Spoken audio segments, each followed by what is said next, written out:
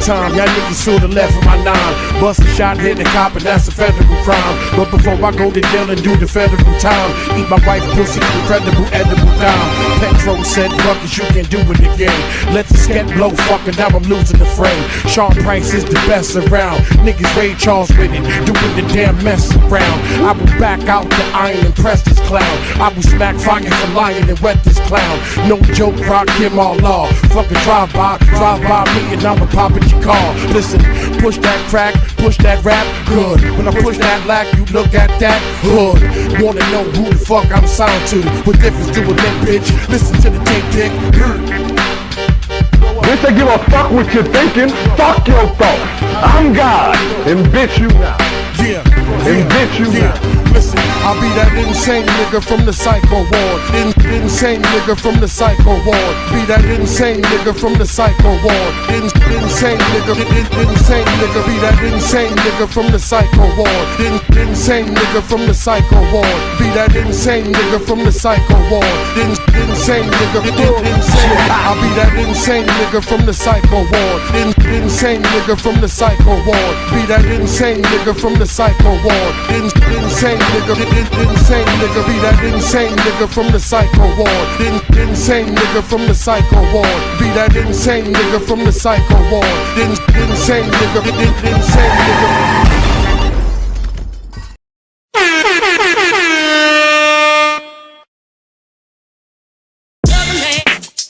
I really want to talk about how we do our music and shit like that, because people don't, y'all seen what I did. Like I told y'all, wait till the end of the show.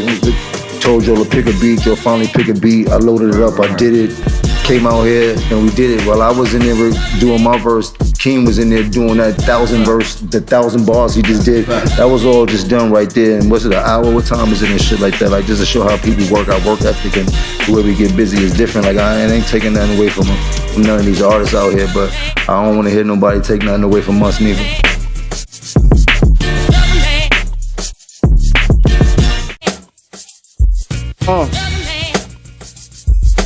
Let's talk our shit one time. A little bit, shit. Doing this bars R95 cause the older one. What else? I used to cop 5 and the plugs used to throw me one. What else? When I was 5, Uncle Ricky used to show me guns. Now I don't drive no whips, now no loaded guns. What else? Shit. Let me dumb it down so I can run it down. Right. One box, that shit come with 100 pounds. Right. One chop, that shit could come with 100 rounds. Niggas left the hood, but we was waiting for you to come around. That big 4x truck, that shit's 100 down. The way they do walk-ups, you might think that they was running down. Yeah.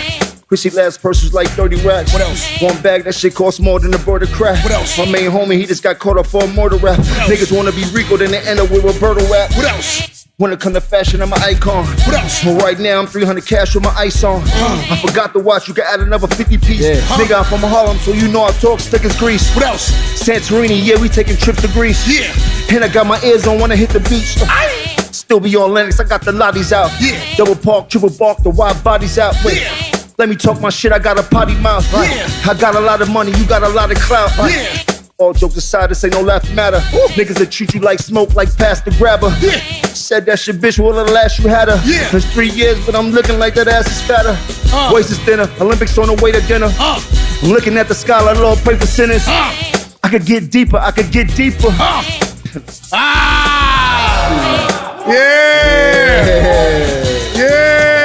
That shit back. Yeah. King, let's get to it, King. You know we ready? It's nice that I could've died, nice that I should've cried. He could've lost his life if that shit'd get put aside. The graveyard be packed up with niggas that's full of pride. Trapping, make sure that lawyer money get put aside. Whatever the price is on the order, I cover that. First you go double that, serve them then double back. Credit cards, I did a couple scams just to double that. Had to get it popping with the plastic like bubble wrap. No stand when I used to set up shop in my living room. Had the fiends ripping up the residue with a broom. Bringing back extras in a pot, just give them room. First name should be John from the shit I did with a spoon. If I don't fuck with them, you ain't gonna never see us speaking. It's because I outgrew niggas don't mean that we beefing. Had a fiend come and test the work for a reason. Take it, then they rub it across they gums like they teething. I do the raw welfare, food stamps, public assistance. The streets fucked my family up, had my mother in prison. Thought I was tripping when my re-up was coming up missing. Shooters and air fry you if you don't come up that chicken. Niggas couldn't even walk around me. Same mouth I fed, they used to talk about me. Put them on their feet, they couldn't walk without me. This shit got me paranoid, I watch whoever talk around me. Think shit wasn't coming to the light, get dark around me. Pussies won't approach us. First one to cross you, be the closest. That's why I keep my distance with the motion. Box screaming masters, we was speaking next to roaches. Not $1 to my name, but we was barely getting focused. But I can't, nigga. From the trenches, we grew up without a chance, nigga. Clothes dirty head, now you like the rant, nigga. Real shit, I ain't come here to rant, nigga. Right. Facts.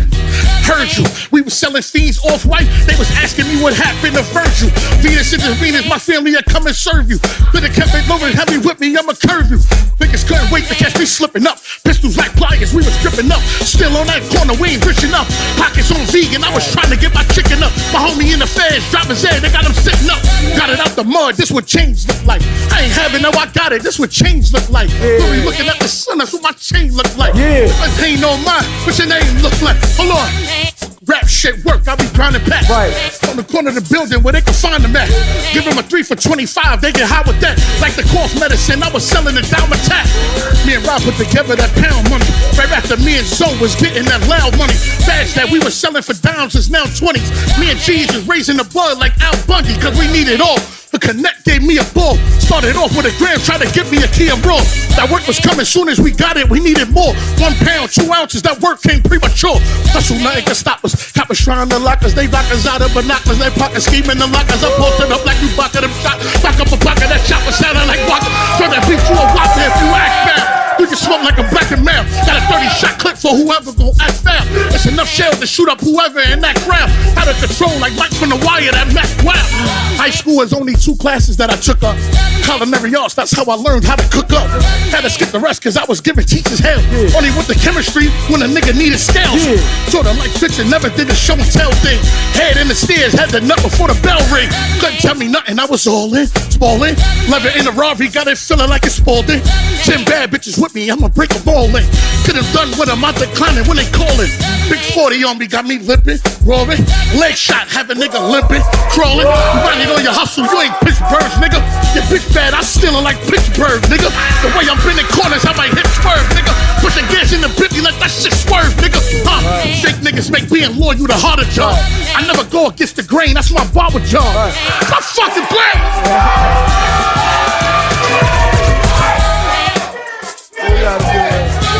Close this shit out. Yo, see, close this shit out, see? Hey, yo, man. Home of the best rappers on the planet. On the planet, man. Home of the best rappers on the planet. Skills over politics. That means bring your pen game. Don't ever get it twisted. It's your boy A.B., man. Man, Jones, Simon, King Streets. Yes, sir. Yes, sir. Live from the bodega. Hey, Alright, here we go. I got it though. I gotta just do it. Play my track. City, yeah. Live. Hey yo, it's all live, nigga. But it's alright. 1, 5, 4, 5, nigga. But it's all tied. Where you from, nigga? That's right. Make it real clear. That's right. We still here. Another year scratching. But this time around loud and got down with the action. Nigga, y'all know what's happening. We full grown, nigga. What you call hell, we call home. So pack your fucking bags and move on, nigga. Hostile takeover. Still got the kill top. Lock and let the steel pop. I take your place, soldier. 9 years running. Been a long time coming. And you can bet your sweet ass I'm coming from all mine, cousin. I'm a Brownsville slugger. With a pounds will slug you. And them hounds will mug you. But the town still love you. Get yours, get raw, get pissed off. We train them up to the big door. Train hard to get your cabin twist off. It's tough law, baby. But you still got to learn how to bust slugs crazy. On the hilltop, but you still got some rough dogs, baby. It's all fundamental. To hold guns and blow guns is essential. Welcome to Brownsville. It's all live, nigga, but it's all right. 1, 5, 4, 5, nigga, but it's all time. Give me that. Where you from, nigga? Make it real clear. The beer, the hair, we still here. Whatever, nigga. I grip it, cock it, pop it till your blood run. Hit the fuck come now. You niggas done caught amnesia. I should grab this fucking bat and beat your ass into a teacher. let them know it's real, son. This ain't no luggage type tripping. MOP first thing. Slip the clip right. Hit up your chest and mom. Show you people flesh and blood. When I join a gun orgy with this 40 X and dub. I put it down with my niggas from the dungeon since the days of pigeon coops, skelly courts, and free lunches. We hit the industry and straight shit it for the hill. Ain't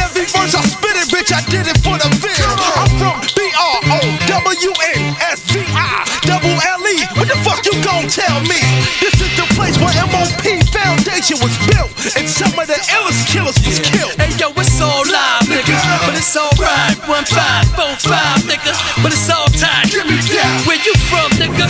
Make it real clear. The real, the head, nigga still here. With Commander Dance now. Should they be alarmed? Should you be alarmed? You better reach your palms. You better grip your arms and step lightly. I pop shots from foes, so don't entice me. It's the return of the realest niggas. M.O.P. First family. Some of the world's most illest niggas. Gorilla niggas with all intention to win, all intention to sin. It's on and poppin' again, nigga. Fuck M.O.P. Whoa, flip, he just playing. It's obvious the man don't understand what he's saying. Maybe he don't see man and P-Long over there posted. Maybe he didn't know Shaq was back then double toasted, ready to smoke shit. D.A.B.A.T.E. We kill him and chill him all goddamn day. Say what you wanna say about it, but don't doubt it. I feel your face full of lead and knock holes through the back of your It's all head. live, nigga, but it's alright. 1-5-4-5, niggas, but it's all time. Give me that. Where you from, nigga? Make it real clear. The real, the head, we still here. It's all live, nigga, but it's alright. 1-5-4-5, niggas, but we all time. Give me that. Where you from, nigga? Make it real clear. The real, the head, we still here.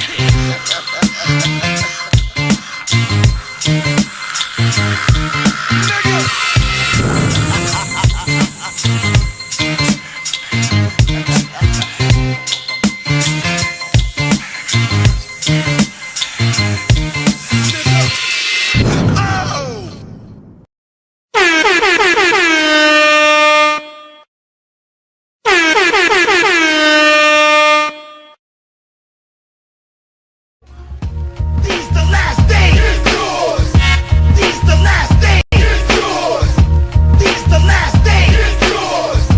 These the last days. It's all about taking my own life into my own hands. RBG, refine, be a grown man. See, that's what I'm doing, cause I know it's inside of me. All I gotta do is just bring it to reality. It's fuck the government, but still I gotta pay the rent. So yeah, I'm for the caper, most definite. Keeping it militant, focused, intelligent. Pimping the system is basic common sense. It's still fuck the bid. Black power ain't dead. All that red, white, and blue shit be going to your head. See, we break bread, it's like a game or a sport. Gotta train every day to keep your team on point. Cause still, to this day, our reparations ain't paid. And you can see it in the poverty around the way. It ain't even our own people on BET. So they gotta get it from somebody, it might as well be me. Besides, a nigga gotta eat when he hungry. You see how they send troops to war for their country. Niggas worldwide need an army of one. It's revolution to the fullest, put the bullets in the gun, nigga. These the last days. These the last days. These the last days. These the last days. These the last days. These the last days. These the last days. These the last days.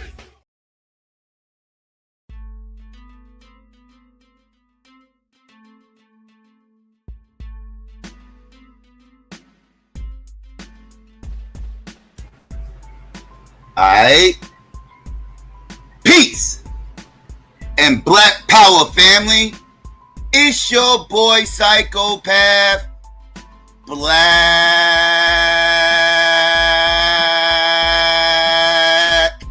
Action. Now I mean, with another Wake and Bake Bill. What's really hood out there, family? You know what I mean? Let me get some ones out there. Make sure everybody can hear me clear before I get into this bill. Got some things I need to talk about today. You need to peel some things back today, family. Now I mean, let me get some shout outs real quick first. Let me see. Shout out to Yessie was good. Shout out to B1 for Life. Shout out to Q Hefner. Shout out to D24Ds. You already know. Oh yes, fantasy football family. I'll get into that in a second. Lewis was good. Let's see. Infinity Link, what's up? Let's see. Sweet D was good, sis. DC, what up? Stephanie was good with you, sis. Builder Blanca, what up? Aisha Baz was good. 764, what up? Who else came up in here? Ryan, what's going on with you? Let's see. Who else? Miss Cardio Queen was good, sis. Mika was going on. Let's see. Frat Brother was good with you. Let's see. Buddha, what up? Black Light was good.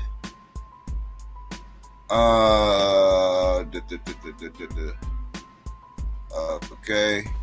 See who else came over here. Rozzy, what up?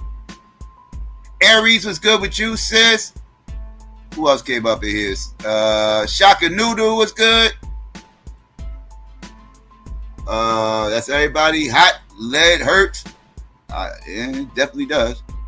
Shout out to you. Sabio, what up? Shout out to everybody else out there might be listening. Come through. If I missed you, my bad. What's good, family? What's hood? Know what I mean? Yeah. I got a lot of shit I gotta talk about, family. Well, yeah, it's a lot of key points that need to be touched on. Coming. Give me 1 second, family. All right. Can y'all stop typing that in the chat? Because I don't know if that's true. Unless y'all got some links or something about RBR. I don't, like, y'all have done that before. And that motherfucker popped up on our stream one day. So if y'all ain't got no evidence of that, can y'all please stop promoting that in the chat, please? Thank you very much. Now, with that being said, yeah, family, I got some stuff I need to go and get into. A lot of shit, actually. Dylan, you know, obviously I want to touch on the political landscape. There's things going on, family. There's things going on. We got the DNC right around the corner on Monday. We'll see how that concert goes. Yes, I said concert because that's the fuck that shit's gonna be. Get ready for the BET Awards 2.0. Y'all thought the BET Awards this year was a shit show? Everybody complained about the BET Awards this year. Wait till y'all see that goddamn DNC. That shit's gonna be the BET Awards 2.0. 2.0. So yes, like be prepared. Be prepared. Right? So and there you go with that. And so with that being said, that's right around the corner. And you know, you got a lot of activity going on. You know, Kamala's supposed to be speaking, and you know, she's supposed to be laying out her plan for America and what she's planning on doing with policies and everything else. And yeah, that's going to be interesting. A couple of things leaked out, but I want to hear it in totality before I, you know, grade it, right? Fully. But yeah, but a couple of things leaked out already. I might touch on that. I might not. I might wait because I want to wait to totality so I can tackle everything. I don't want to just tackle this and then whatever. I digress. There's been a lot of shit going on as far as strategic moves in this election, and I want to discuss some of these things, some of the faux pas, and some of the good moves that probably was made. Right? It was, and one side didn't have any good moves this week. The other side had good and bad things happen this week, right? So we're going to touch on the side that had good and bad things happen this week, and that would be the motherfucking left, right? The left did a thing or two right, and they had a little faux pas in the midst of all that. We're going to touch on all that shit, though, family. So give me 1 second. Let's get ready to go to, let's see. Get ready to go to the living room. All right, there we go. All right. Let's see. All right, there we go, family. We're in the living room. So now let's get ready to touch on a couple of things about the left, right? Now, this situation right here leaked out this week. It's actually not, it shouldn't be surprising news if you've been paying attention to the channel or if you just keep up with politics. But, okay, why is that like that? Okay, let's fix that. There we go. All right. This shouldn't be a surprising move, but this is something that, actually it's not even a move, but this shouldn't even be surprising news, I should say. This shouldn't be surprising news to anybody that's been keeping up with all this stuff. But let's get into this and let's find out a little bit of drama that's going on the left. Right? Again, this isn't major drama, but you know, I just wanted to be highlighted so people can understand what's going on, the temperature of the room. All right, so let's get into it. All right, let's go. Bring this back. There we go. We have new CNN reporting this morning on how President Biden is feeling about things. We are told he is embittered and angry at certain Democrats who pushed him out, but also relieved and not holding a grudge. With us now, CNN White House correspondent Arlette Saenz. Arlette, embittered yet not holding a grudge. How can both things be true? Well, apparently they are, John. And President Biden is still feeling the sting around the whole process that led him to drop out of the 2024 race. And he has made clear to those close to him that he was particularly unhappy with former House Speaker Nancy Pelosi. In fact, the two leaders have yet to speak since Biden bowed out of the race. Now, this new reporting from our White House team really provides some insight into President Biden's headspace at this time. Sources stopped short of using that word grudge, but they did say that Biden would not soon forget those who had pushed publicly and privately for him to exit the race. Now, Biden, as you mentioned, has been alternating between being embittered and relieved about the decision to bow out of the 2024 race, with some saying that he is still processing this entire situation. Now, another source said that while Biden was unhappy in the moment, he hasn't spent time ruminating about the decision. But still, this reporting does highlight some apparent tension between Biden and Pelosi, two Democratic leaders who became friends early on in their political careers and rose in their own ways to lead the Democratic Party. Now, Pelosi was actually asked about her current relationship with Biden in a recent interview with the New Yorker. Take a listen to that moment. Do you think your relationship will be there? I hope so. I pray so. I cry so. You know. You worry about it? I lose sleep on it. Yeah. Yeah. You think he's angry at you? You think he's angry at you? I don't know. We haven't had a conversation. Now, a White House spokesperson pushed back on the idea that Biden is still unhappy with Pelosi, saying that that's not accurate and that the president's attention right now is on the future and not the past. But it is clear that there have been times when the president has been frustrated about those efforts from within his own party to push him out of the 2024 race. Embittered but frustrated, not unhappy or holding a grudge there. Interesting distinctions, to say the least, Arlette. Look, what does the president see as his role in the next 80-some days as part of the presidential campaign?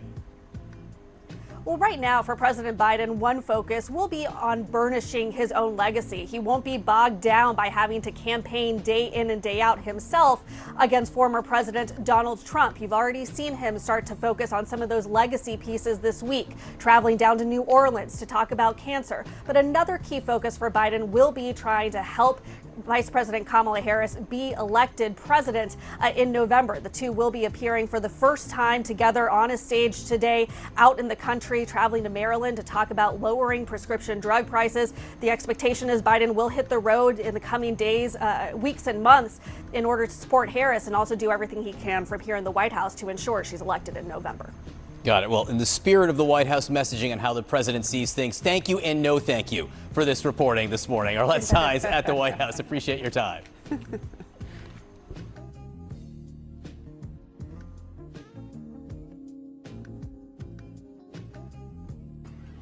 All right, family. That happened.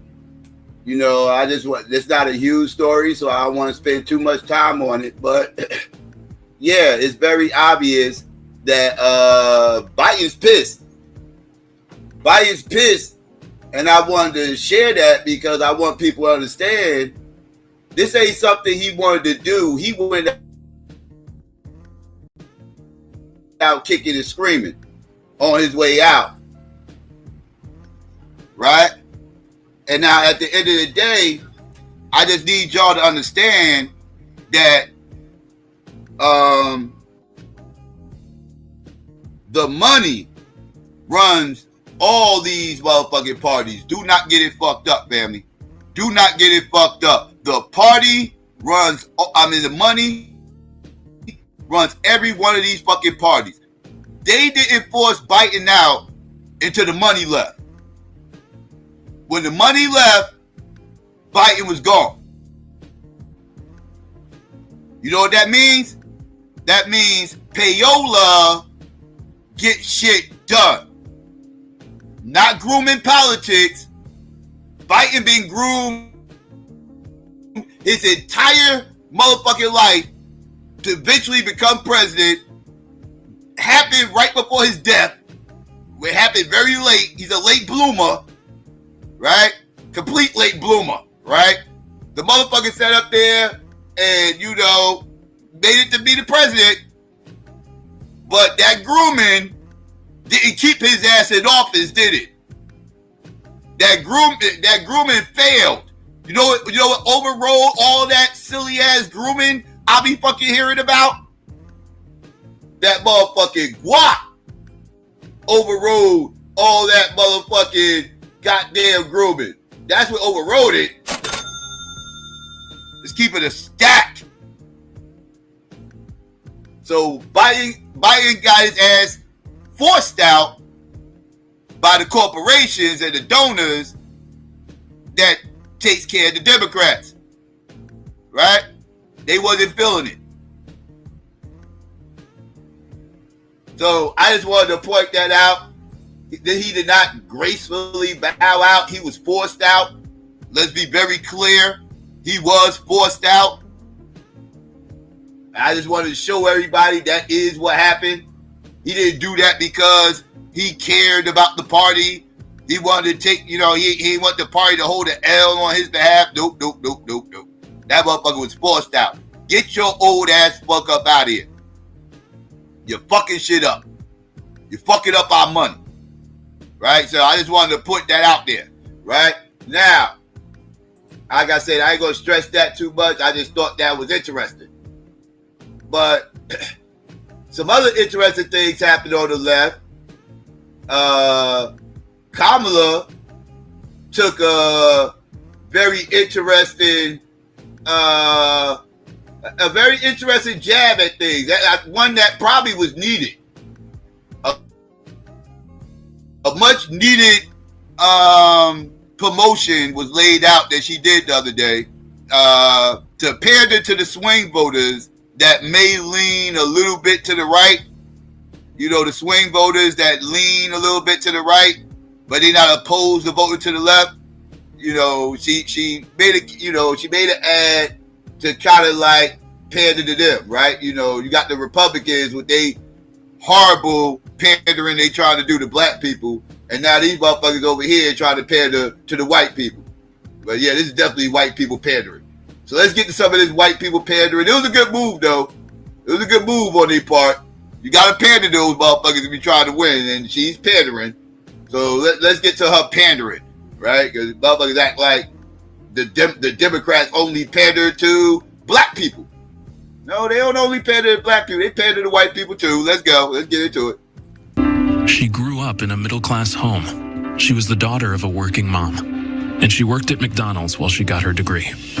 Kamala Harris knows what it's like to be middle class. It's why she's determined to lower healthcare costs and make housing more affordable. Donald Trump has no plan to help the middle class, just more tax cuts for billionaires. Being president is about who you fight for, and she's fighting for people like you. I'm Kamala Harris, and I approve this message. Now that was a solid ad to pander to the downtrodden. This sounds crazy, but downtrodden white middle class, right? Because they swear they're downtrodden, right? That's the only reason why I use that word, because that's what they use, right? So it's air quotations there, family. Trust me. The quote unquote downtrodden, white conservative middle class who's worried about all this motherfucking immigration and all these motherfucking Mexicans coming down here, and they took her June. You know what I mean? These motherfuckers from America, right? Like, so she did a good job pandering to them because there's a lot of truth behind what she said in that commercial. It is. Let's get back into it one more again, because there's a lot of truth there. She grew up in a middle-class home. She was the daughter of a working mom, and she worked at McDonald's while she got her degree. Kamala Harris knows what it's like to be middle class. It's why she's determined to lower healthcare costs and make housing more affordable. Donald Trump has no plan to help the middle class, just more tax cuts for billionaires. Being president is about who you fight for, and she's fighting for people like you. I'm Kamala Harris, and I approve this message.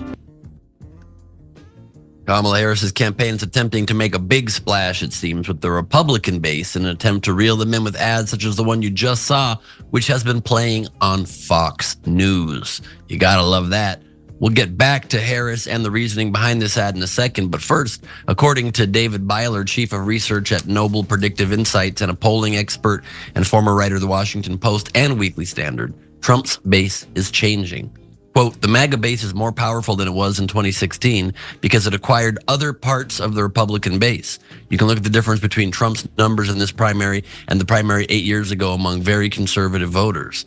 There are groups that believe in conservative ideology, or there are demographic groups like white evangelicals, especially church-attending white evangelicals, who once harbored skepticism toward Trump that have now been folded into the MAGA wing with populists who were already there. But Breyer explained in an interview with the New York Times that there's a stark difference between a supporter of Trump and a supporter of the Republican Party, but they feel stuck with Trump. There's something that pushes them away from the current Trumpian GOP, but they hold conservative beliefs at the same time. A lot of them, I think, come home to Trump by election day just because of polarization. While this interview was published in March before Biden dropped out of the race and a lot changed, it plays into the reasoning as to why Harris is trying to make inroads with certain Republicans and show them another option, hence the ad we just showed. But her messaging seems to be working, and she's getting next level help from unexpected groups. Take a look at this one. Have you been to the cross and said, Lord, I have sinned. I'm sorry for my sin. I'm willing to change my way of life. Have you ever asked God for forgiveness? That's a tough question. I'm not sure I have. I don't bring God into that picture. I don't. I have sinned. Be working, and she's getting next level help from unexpected groups. Take a look at this one. Have you been to the cross and said, Lord, I have sinned. I'm sorry for my sin. I'm willing to change my way of life. Have you ever asked God for forgiveness? That's a tough question. I'm not sure I have. I don't bring God into that picture. I don't.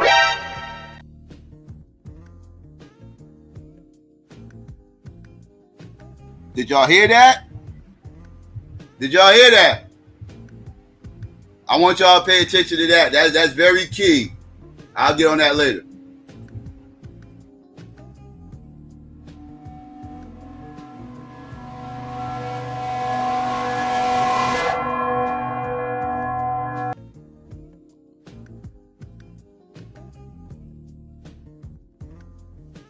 That is a powerful ad. And you know Trump is stumped when he makes that really goofy cartoon face where he goes, that like. I want y'all to pay close attention to what just happened right there. Like, these evangelicals are starting to see through Trump's bullshit. They really are. And this ain't the first time he's made comments like this, because I said in the past, this motherfucker is not a goddamn Christian. I want you motherfuckers to understand this. You know, I'm putting this out here plenty of times. He's a goddamn scammer. He's a charlatan. That motherfucker right here said multiple times he don't believe in God like that. He's not religious like that. He's not a Christian. Let's hear another quote from him. For you Bible thumpers out there, you fucking weirdos. Let's get into it real quick. How many of y'all caught this when this was said? It'll be fixed. It'll be fine. You won't have to vote anymore, my beautiful Christians. I love you, Christians. I'm a Christian. I love you. Get out. Did y'all hear that? He said, I love you, my beautiful Christians. I'm not a Christian, but I fucks with y'all. You know what I mean? Like, I'm not a Christian, though. I'm not one of you motherfuckers. But y'all cool. Oh, my God. Right? Let's go one more game. You know what? It'll be fixed. It'll be fine. You won't have to vote anymore, my beautiful Christians. I love you, Christians. I'm not Christian. I love you. You don't have to vote anymore, my beautiful Christians. I love you, Christians. I'm not Christian. I love you. Get out. More, my beautiful Christians. I love you, Christians. I'm not Christian. I love you. Get out. You got. How many times do he gotta tell you Bible thumping weirdos that he is not a Christian? How many times? Help me understand. You motherfuckers get this motherfucker. If I gotta argue with one more motherfucking weirdo ass Bible thumping trumpet trying to tell me he's some kind of rider for Christianity, y'all get the fuck up out my motherfucking face. Y'all motherfuckers full of shit. Y'all motherfuckers full of shit. Stop it. Ain't nothing Christian about this weirdo. What are you talking about? I hear you motherfuckers go way harder on black people about whether or not they Christian and shit. Let a black woman get caught on that stripper pole and watch how y'all motherfuckers start saying, oh, look, she can't be a true Christian stripping and shit. No true Christian will be on that goddamn stripper pole. That woman can sit up there and do all kinds of church gatherings, never miss a Sunday, pay all her tithes, do this, that, and third, but on Friday nights, once a week, she goes swinging on that pole. They find out, and now she's not a true motherfucking Christian. But this motherfucker gets to say, I don't really fuck with God like that. I ain't no motherfucking Christian. Stop putting that jacket on me. Oh my God. And y'all motherfuckers still sit up here, get on my motherfucking platform, anybody's platform, and start hooting and hollering and espousing Donald Trump's a rider for Christianity. Donald Trump's gonna kill all you antichrist ass motherfuckers off. He got a plan.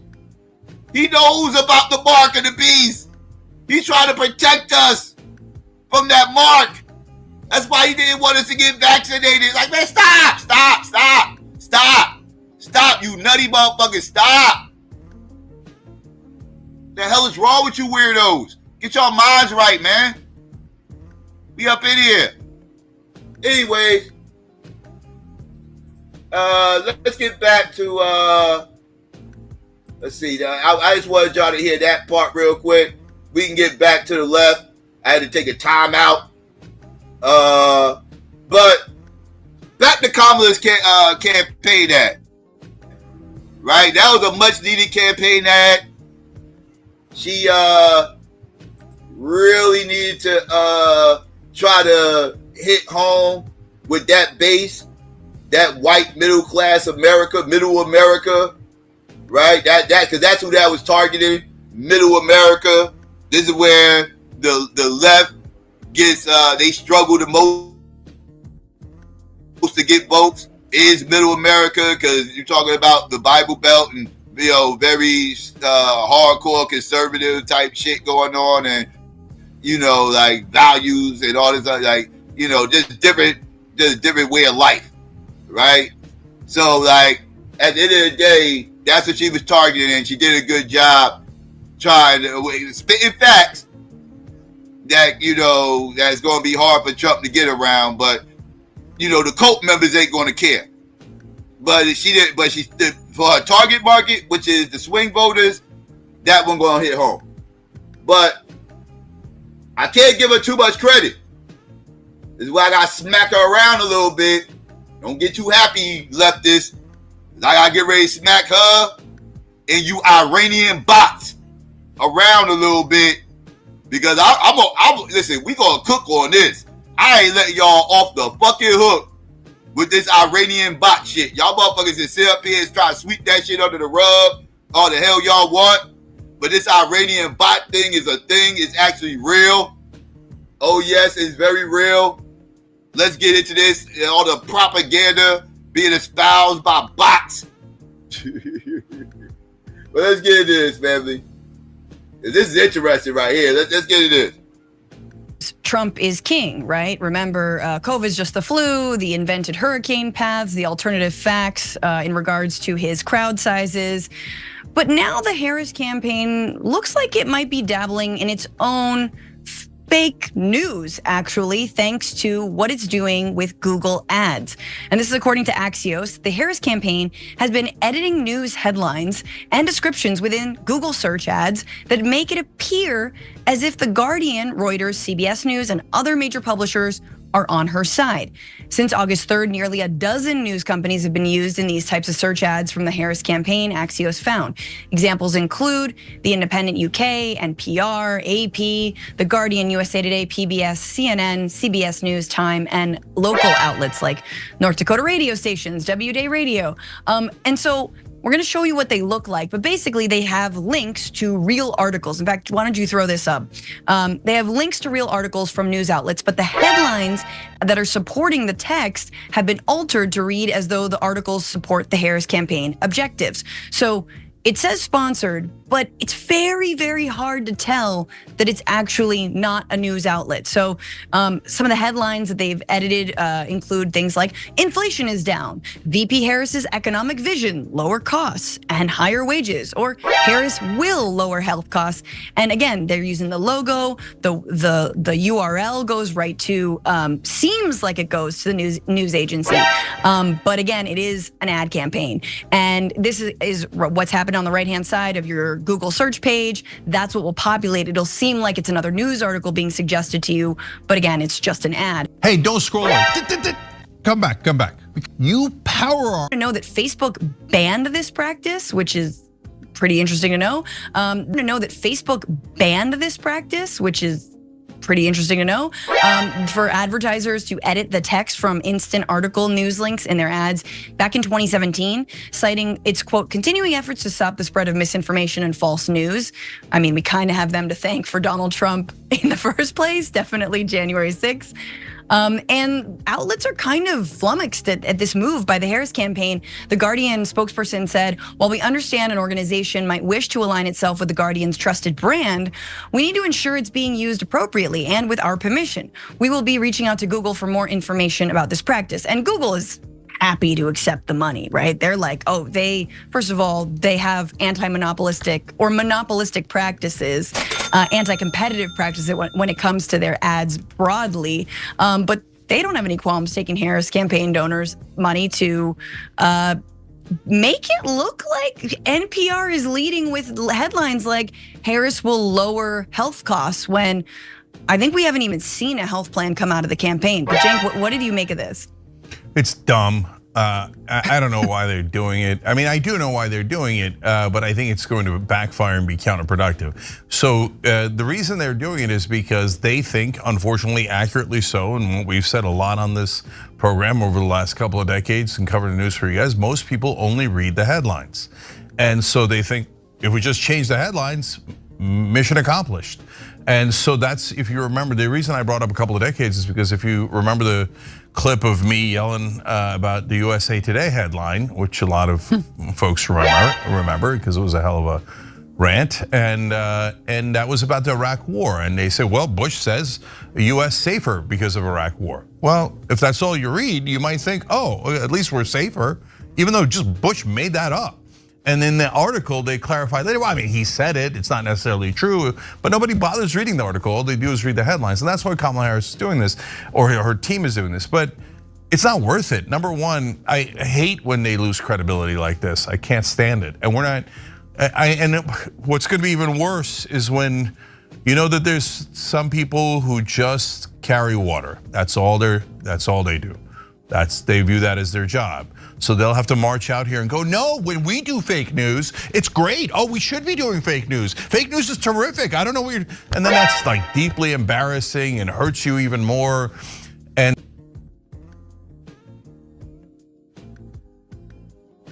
Nah. We not doing that. We not doing that.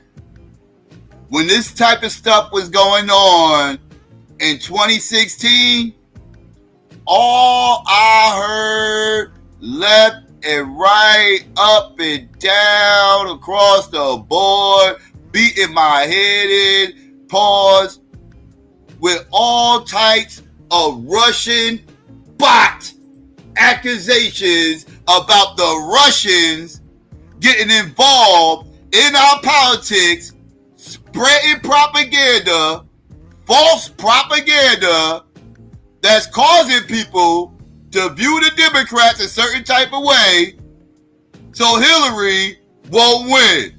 Those y'all are all listening to Russian bots.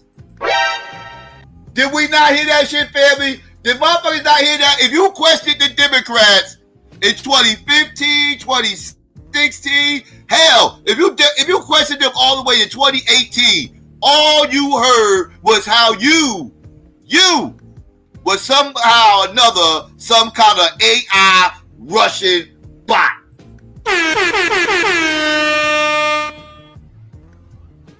Now that you motherfuckers is getting caught with your hands in the motherfucking cookie jar, now you motherfuckers want to start saying, oh, well, you know, we understand why they do this, you know, it's just a marketing tactic because, you know, they understand that people only read the headlines, so it's really not that bad, you know, but they shouldn't do it, but it's not a really big deal because, you know, it's just headlines and this ain't no Iranian bots going on or nothing like that. You got people out here who's going to tell you it's Iranian bots. Yeah, me, motherfucker. It's fucking Iranian bots. And all you blue MAGA motherfuckers is a bunch of goddamn Iranian bots to me right now. And I got evidence to support it. Oh, I'm gonna beat y'all senseless with this Iranian bot shit. You Russian bot loving ass Negroes, I'm gonna beat y'all senseless with y'all Iranian bots. This silly ass shit. Oh, a bunch of goddamn that's Blue Anon. Blue Anon with their goddamn Russian bots. That's what the hell happened. Let's keep it a stack. Know what I mean? Motherfuckers gonna stop playing with me, dog. She get caught doing fuck shit. These motherfuckers act like they wanna act like this ain't Iranian bots. Stop playing with me. Let's continue. See, they go RBR right there. That's why I said stop saying that dumb shit in my fucking chat. They go RBR right there. Anyways, let's continue. No, when we do fake news, it's great. Oh, we should be doing fake news. Fake news is terrific. I don't know what you're, and then that's like deeply embarrassing and hurts you even more. And so, and especially when Trump is calling all mainstream media fake news. And remember, the reason he started that was because Trump was doing this back in 2016. They'd have whole fake articles, right? So why are you doing the same thing Trump did? It's terrible. I hate it. And the Harris team should stop immediately.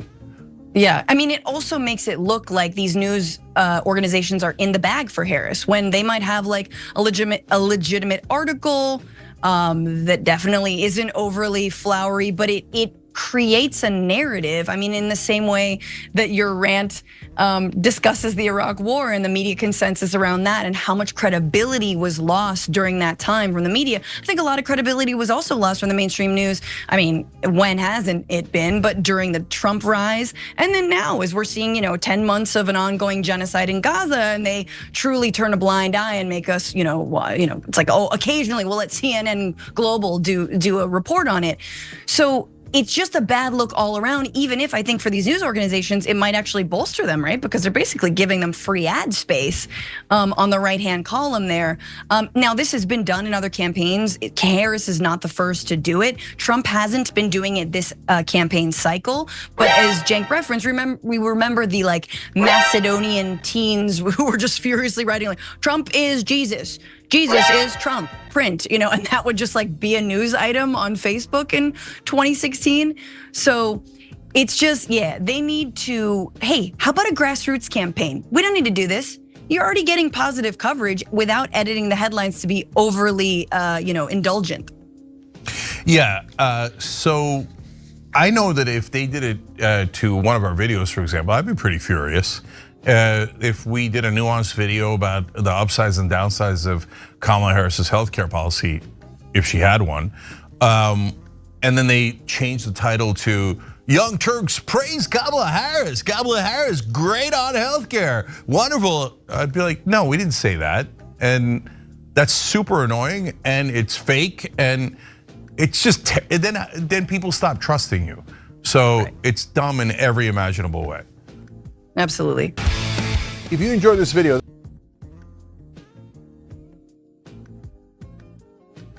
yeah, it's dumb. Yeah, it's dumb. It's killing whatever momentum she got. Now these white wingers can start calling y'all a bunch of Iranian bots and beat y'all senseless with that shit. As they should. They should beat y'all senseless with that Iranian bot shit. The way y'all went full-blown blue and on, just for motherfuckers having a difference of opinion about your precious party. Now everybody gotta be fucking Drago from Rocky. Everybody gotta be some kind of Putin agent. Everybody, you know what I mean? Everybody gotta be from Moscow, following Linden, all this shit. Shit's crazy. Like, so stop playing. Y'all bunch of Iranian bots. That's just that. Deal with it. You motherfuckers are kind of weird. Right? But Trump, on the other hand, let's get it down Trump. And the actual title, I'm done with the left right now. You Democrats, y'all can calm down. I know y'all a little bit pissed right at this moment. Relax. This is where y'all get to sit back and chuckle yourselves. This is when you guys get to laugh at these goddamn white wing weirdos and the original QAnon, right? The original conspirators, right? Before y'all decide to follow suit and be just as kooky as them fuck boys. Anyways, I digress. Let's get back to these weirdos. Because these motherfuckers have had a horrible week. Right? At least Kamala had a few things she could hang her hat on. These motherfuckers have had a bad week. But, oh wait, there was one more thing I wanted to touch on that kind of segues into what I'm about to get ready to get into. And that would be, where is it? I gotta find it. Why isn't it here? It's supposed to be right here. Now I don't see it. Ain't that a bitch? I gotta go find it. Okay. Alrighty then. Give me 1 second, family. Let me. Alright. Give me 1 second. There's one more thing I wanted to show y'all. And it is pertaining slightly to Kamala, but we're going to segue into Donald Trump with this too. So give me a second. Okay, that's what it was. That's what it was. The wrong spot. I'm in the wrong spot. Alright.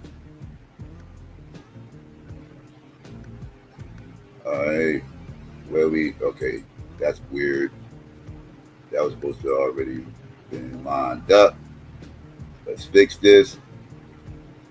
So I can catch y'all up to speed. Give me 1 second, family. It's coming.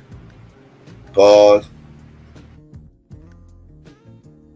Where is it? There we go. There we go. All right. I knew it was something I was missing. All right, there we go. Yeah, this is an interesting conversation amongst pundits on CNN. The Republicans and liberal debate discussing Kamala Harris and Trump's angle in attacking Kamala and whether or not it's justified. Let's listen to this a little bit before we get too deep into the other part of this. Let's go. Nancy Mace for mispronouncing Kamala. Take a look at this video. And Kamala's. You had it right. You almost got it. I will You say almost Kamala's did name it. any way that I want to. No, but Kamala. but you mispronounced her and you also misjudged her. I just did, and I'll do it again. mispronouncing her name. That's a refusal to acknowledge her humanity. If I purposely mispronounced your name, that would not be appropriate. Policies are Joe Biden's policies. She owns You're it. normalizing that kind of viciousness, man. 33 times. She was the deciding vote, and she was. Yep. And then let's take a look at another video because it got worse.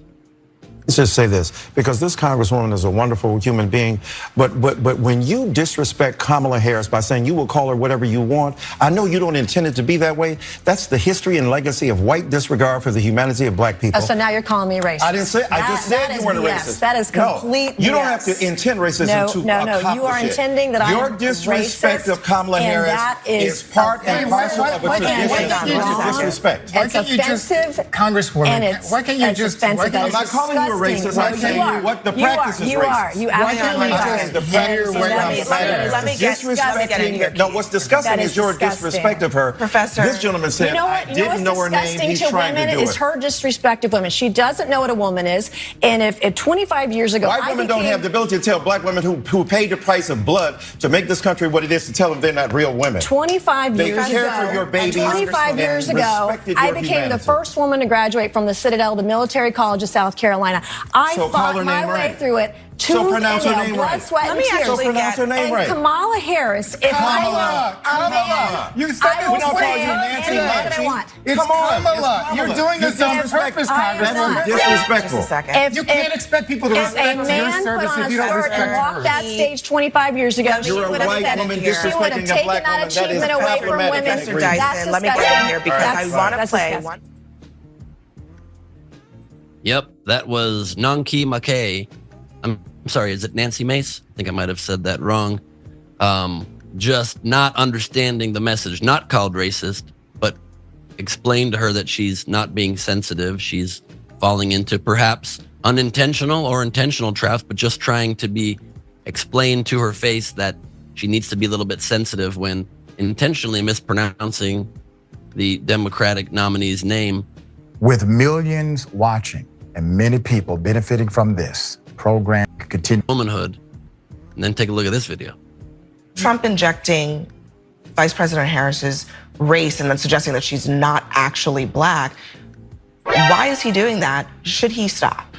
Well, I mean, yes or no? I didn't hear him say it. I didn't hear what he said about her race. I am not going to wait. Vice President. Here we go. Here we fucking go. This is what happens. This is what happens. Y'all see this, right? These weirdos, these one-droppers, sitting here losing their shit again because motherfuckers ain't respecting Kamala or, Kamala, whatever the fuck y'all want to call her. I can't get that name straight either. For the longest time, I didn't know what to call her. Kamala, Kamala, I didn't know how to pronounce that shit for the longest time. So I'm not going to kill a motherfucker for not knowing how to pronounce a name.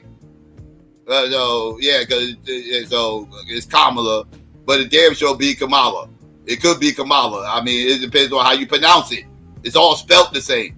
So I'm not going to, But I'm not going. That was a dumb argument, and this is even more stupid. The fact that he said that she ain't black and they still lose their fucking mind. Man, these one-droppers can kick rocks. Kick rocks, one-droppers. Let's go. And then take a look at this video. Trump injecting Vice President Harris's race and then suggesting that she's not actually black.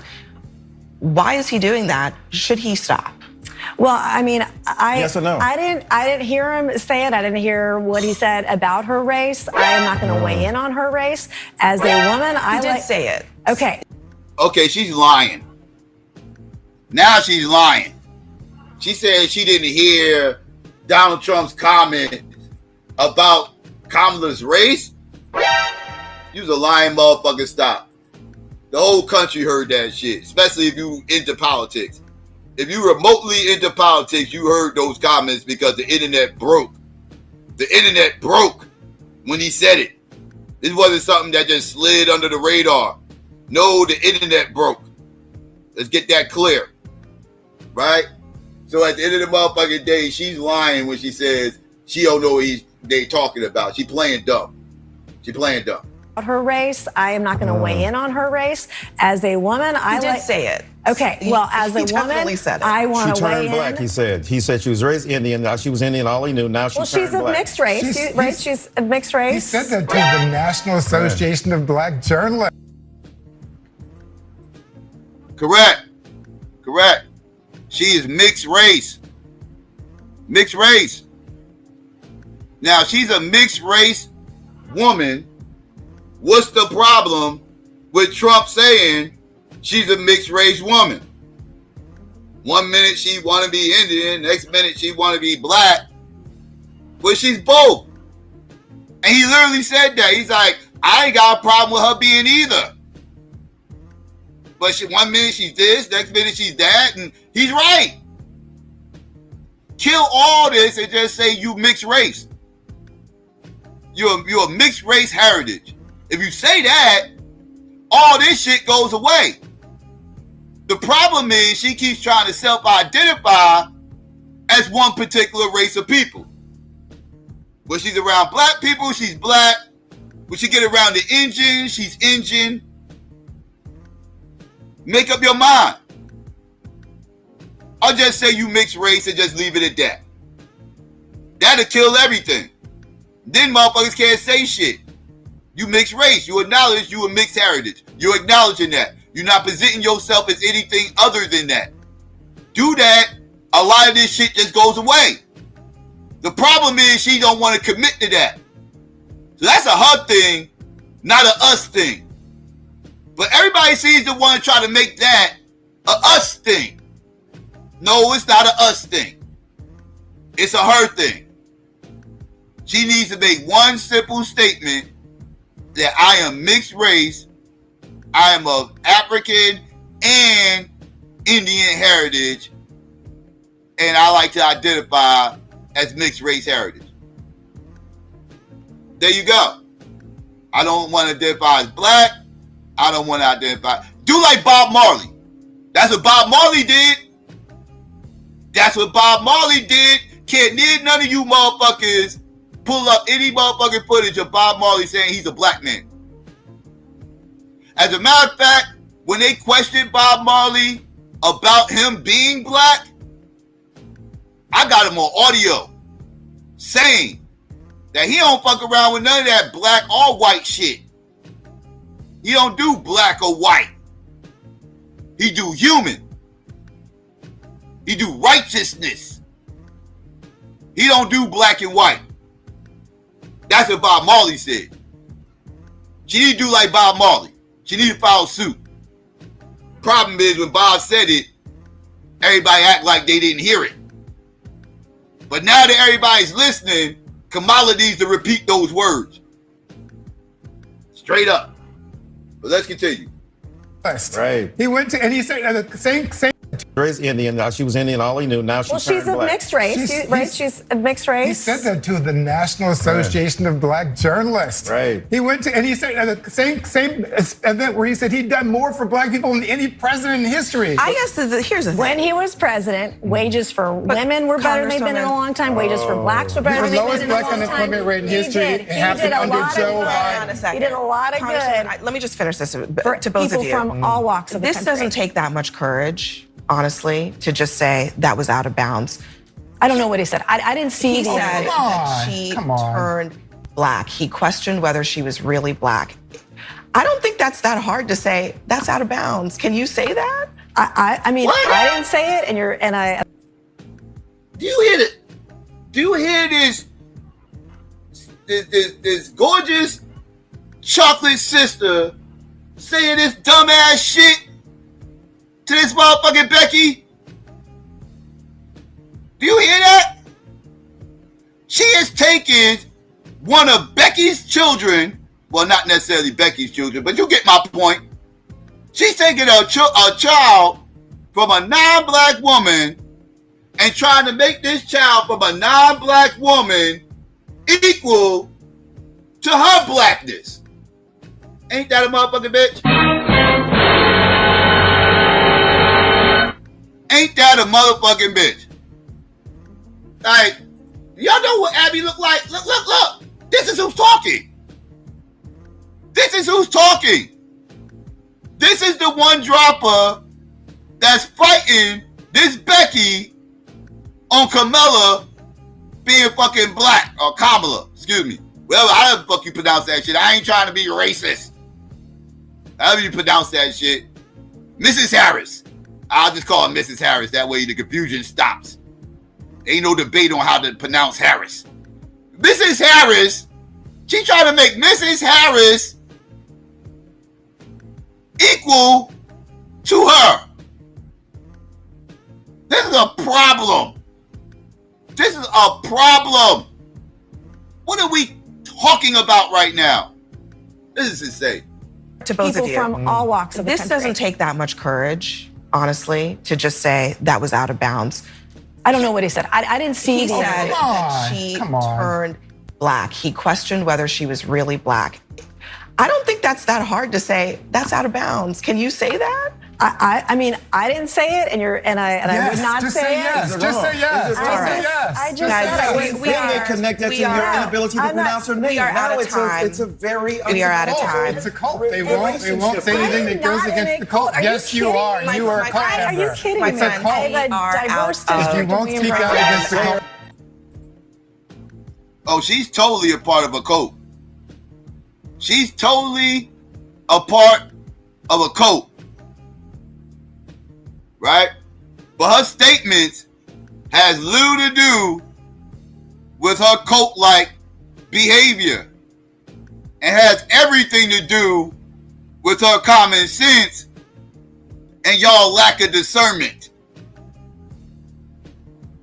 Because this part right here, she ain't wrong about. That's you delusional ass Negroes. That's you delusional as black excellence, mulatto driven movement ass mindset is telling you motherfuckers. You come from a space where mulattoes are uplifted, propped up. You know what I mean? Running shit. You come from that. So y'all worship that. That's why y'all so offended and still talking about it weeks later. Leave it alone. Y'all look dumb. Matter of fact, don't leave it alone. Keep talking about it so the message can keep being spread that black man plus black woman equals black child. Keep forcing the conversation. I actually appreciate it. While you're bullshitting, but let's continue. Cult leader is Donald Trump. We are out of time at the table. The fact that you talk to women this way is ridiculous. You just talked about a black woman that way. In what way? For She being here doesn't at know the what a woman table. is. Thank you for watching at home. No time. The incredible luck that whenever there's something damning that a Republican in Congress these days who supports Donald Trump needs to respond to, they don't know what happened or didn't see that particular clip. That's right, you just witnessed a CNN panel devolving into a shouting match on Thursday after Rep. Nansai Masay? Is that what I'm being told? It's Nancy Mace. Repeatedly mispronounced Vice President Kamala Harris's name. Mace is a Republican from South Carolina. As Mace repeatedly said Harris's name in an attempt to pronounce it right, Democratic strategist Keith Boykin responded, "You had it right. You almost got it." Mace then snaps back, "I will say Kamala's name any way that I want to." Bit entitled, if you ask me, which resulted in the panel becoming quite heated. Let's put Representative Mace's photo up full mast. There she is. And in case you're, again, confused, I believe it is pronounced either Mace or Mace or Mackay. Nobody really knows. There's no way to know, nor do I think she deserves the respect of knowing. If you can pronounce people's names however you like, then I guess that's fair play, goes both ways. Also on Thursday, during a press conference at his Bedminster, New Jersey property, Donald Trump dismissed calls from GOP allies for him to refocus on policy. Dismissed calls for him to focus on policy. Not gonna focus on policy, okay? Not gonna focus on the issues or the country, quote unquote. I'm gonna diss people whenever I want. Saying he was literally, quote, entitled to personal attacks against Vice President Harris. Another entitlement. He's entitled to attack her. That's his right as a old white / orange man. He only decided to become orange in recent years. He used to be white. As polls show her erasing his polling lead and taking the lead in many polls, per The Hill.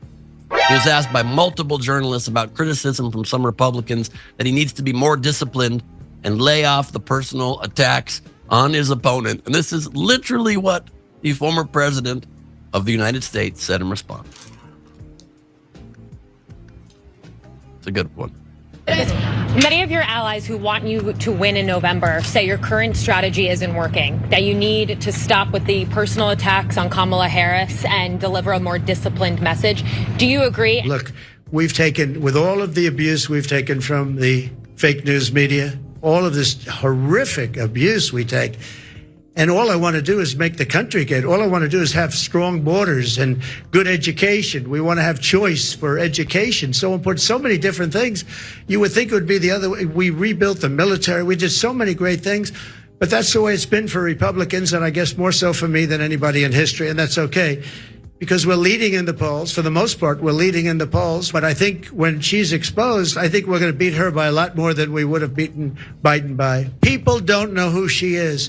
As far as the personal attacks, because of what she's done to the country, I'm very angry at her that she'd weaponized the justice system against me and other people. Very angry at her. I think I'm entitled to personal attacks. I don't have a lot of respect for her. I don't have a lot of respect for her intelligence. And I think she'll be a terrible president. And I think it's very important that we win. And whether the personal attacks are good, bad, I mean, she certainly attacks me personally. She actually called me weird. He's weird. Yep. Yeah, she got that one right. He's entitled to those personal attacks. And I mean, yeah, you can attack your opponent, I suppose. That is what you can do as a strategy. That's not what the question was. Should you keep doing it if you're trying to win? But in a rare moment of Trump running scared, he said in that clip that you just saw, I'm still leading in the polls for the most part. For Trump to acknowledge that in some polls he is not leading is monumental, because this is the guy that pretends to every degree that he's leading every poll. This is the guy that says, I'm beating Joe Biden by 30 points when he's up by 1 point or tied in most polls. So for him to acknowledge that, this guy is being beaten pretty badly. And that's just a fact. He's trying now to find something to pin against the Biden-Harris administration that will stick. And thus far, nothing is sticking, and he's struggling. He's trying to figure it out. Trump has struggled to deliver a consistent message targeting Harris, even as Republicans argue they have a strong case against her on the economy and immigration. While the former president has at times focused on the issues, he has also attacked the vice president's biracial heritage, her laugh, and her intelligence. Polling published Wednesday from the nonpartisan Cook Political Report showed Harris leading Trump in 5 out of 7 battleground states likely to decide November's election. Harris leading Trump in 5 out of 7: Arizona, Michigan, Wisconsin, North Carolina, and Pennsylvania. Trump led Harris only in Nevada, while the two candidates were tied in Georgia. What a swing just 3 or 4 weeks into the creation of the Harris campaign. Bringing walls on just a couple of weeks ago and turning the political landscape on its head. And so Trump is running scared. And there y'all go, family. There y'all go. Trump is starting to fall on his face. Trump had all the momentum about a month ago. The day Trump got shot at and nicked in his ear, he had all the momentum in the world. Then you had the RNC right afterwards. Everybody was riled up. You had the iconic picture and all this shit and everything else. He had the world eating at the palm of his hands. And I said then, that motherfucker right there, if he just shuts the fuck up, he can ride this shit out all the way to the presidency. But nope. Donald Trump constantly puts his foot in his own goddamn mouth. So that's why I said it is too early to give him this, the victory right now. Once Kamala got into the race, when it was still biting, the Democrats was toast. Now that Kamala's there, she kind of rejuvenized a certain base of voters. So, yeah, now mind you, it's still early when you're dealing with these polls. You don't want to get too wrapped up in polls in August for a November election, but it tells you what the temperature of the room is, right? It's a good way to gauge what the temperature of the room is at the time, and Donald Trump is in trouble. Because I pointed out last week some of the infighting that was going on within the Republican Party, right? And it's a lot of it. And a lot of it is coming from his core base. Donald Trump's core base is not happy with him. Now, I just pointed out, before I get into that, in fact, fuck that. But I just pointed out how Donald Trump is falling out of graces with the whole Christian movement, right? Christian nationalists are starting to get a little bit torn on Donald Trump. They starting to see the bullshit for what it is. They starting to see him as a charlatan, right? Starting to see that he talks out of both sides of his mouth. He's losing some of his core base.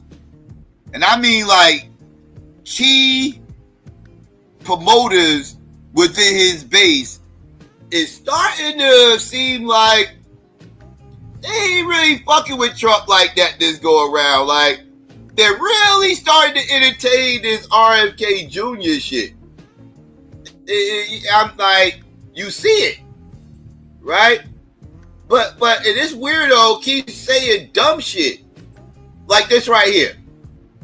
This right here was a dumb move if you're Donald Trump.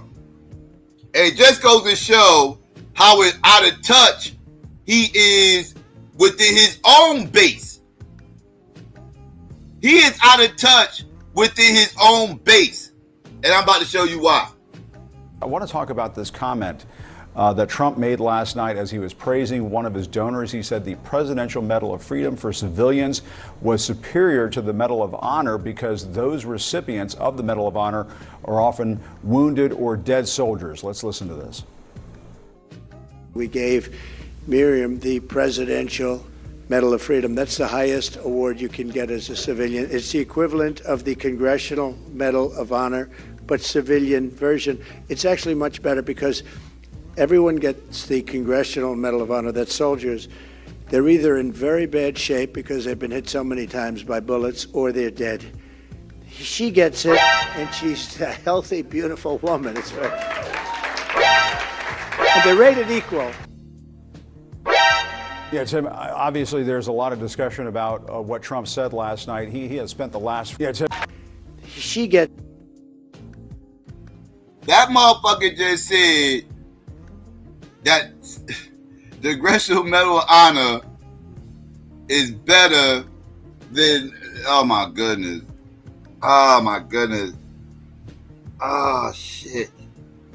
Does he not know that his core base is very, very pro-military? Why would he say that civilian medals are rated the same as a military medal of honor for being shot up at, either or even possibly dead? That's insane. And he said it's better because they're still breathing and the other motherfucker's dead. That shit is crazy. I'm not even a military dude, but I see the disrespect in that motherfucking statement. That shit is insane. If I was a military motherfucker, I would be pissed right now. Let's say that again. We gave Miriam the Presidential Medal of Freedom. That's the highest award you can get as a civilian. It's the equivalent of the Congressional Medal of Honor, but civilian version. It's actually much better because everyone gets the Congressional Medal of Honor. That's soldiers. They're either in very bad shape because they've been hit so many times by bullets, or they're dead. She gets it, and she's a healthy, beautiful woman. It's right. And they're rated equal. Yeah, Tim, obviously there's a lot of discussion about what Trump said last night. He has spent the last 4 years, as you know, saying he never called fallen soldiers, quote, suckers and losers, even though it's been confirmed by CNN. But here he is on camera expressing pretty much the same sentiment, saying the Presidential Medal of Freedom is superior to the Medal of Honor because Medal of Honor recipients are often wounded or dead. What did you make of that?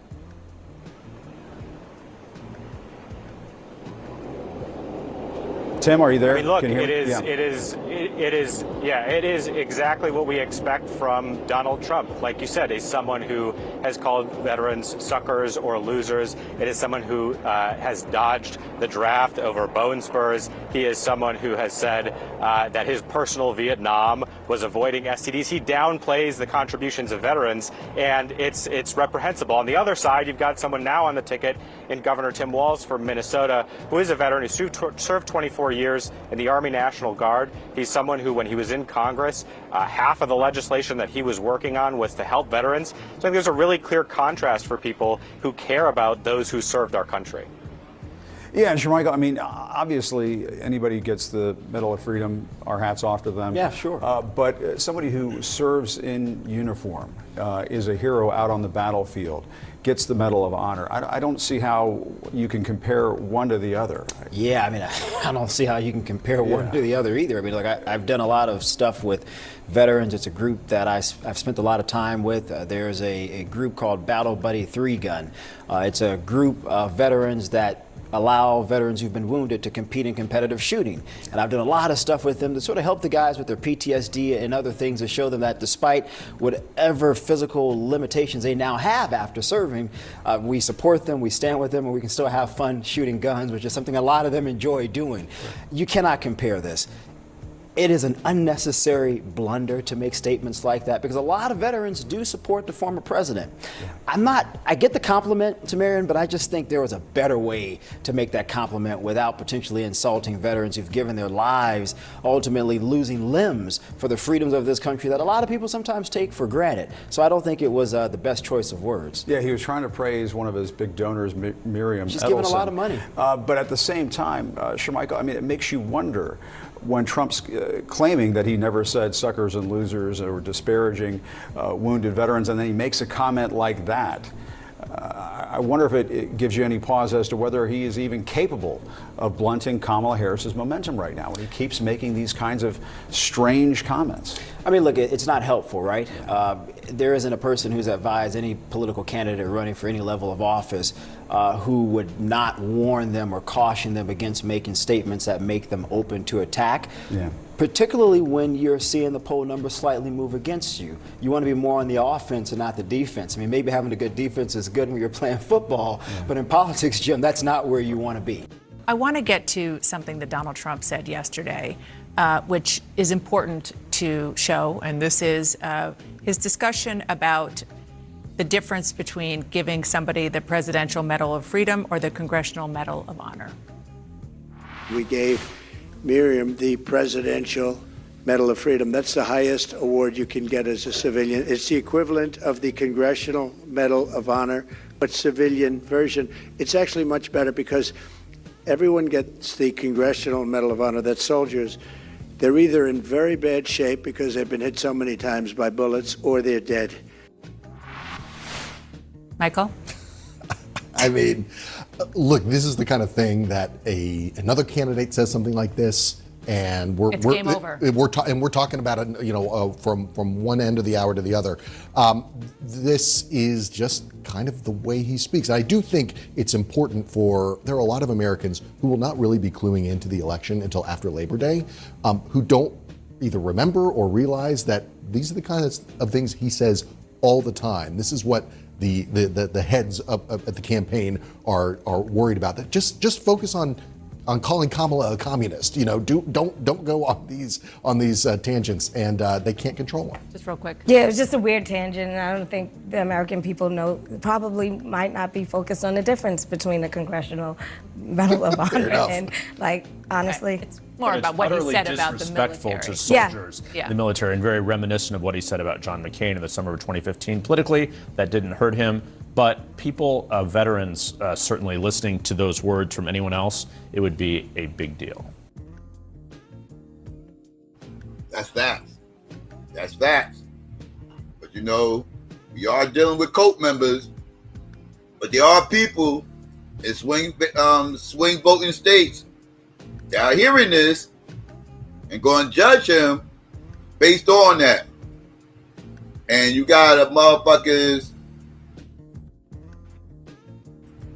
Some of the main people that have been paying attention to Donald Trump moves and not necessarily feeling them, again, is some of his core base. One of his main core bases, right? Two of them, right? The whacktivists and the motherfucking conspirators are not happy with Donald Trump right now.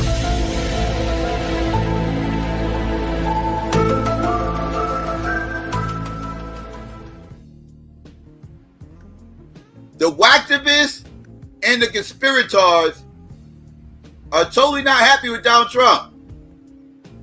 Let's get into this real quick. Back into administration and teach these guys a lesson. And then I think something happened. Someone came along at some point, and I think perhaps that deal was done. And they said, look, you won't go to jail. Trump Tower will stay standing. Your kids will be safe in America. Everything's going to be okay.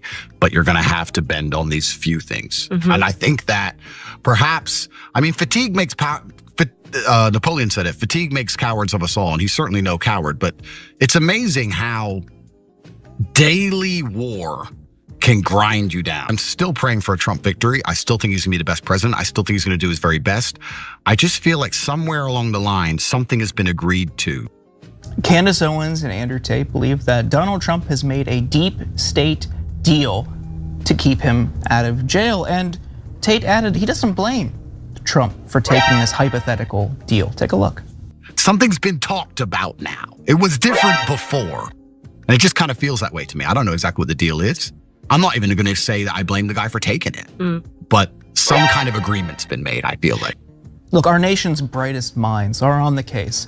And earlier in the conversation, Candace.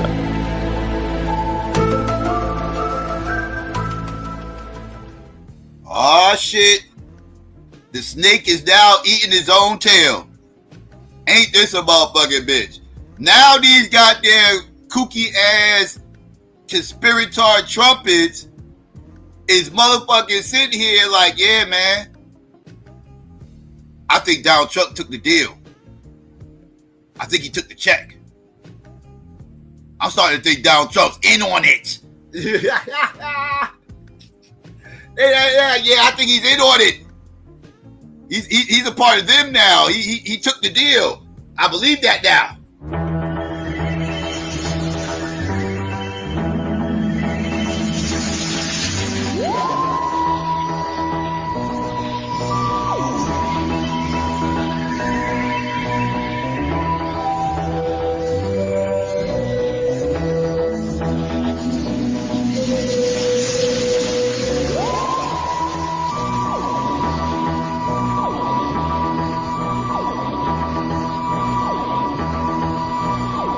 hypothetical deal. Take a look.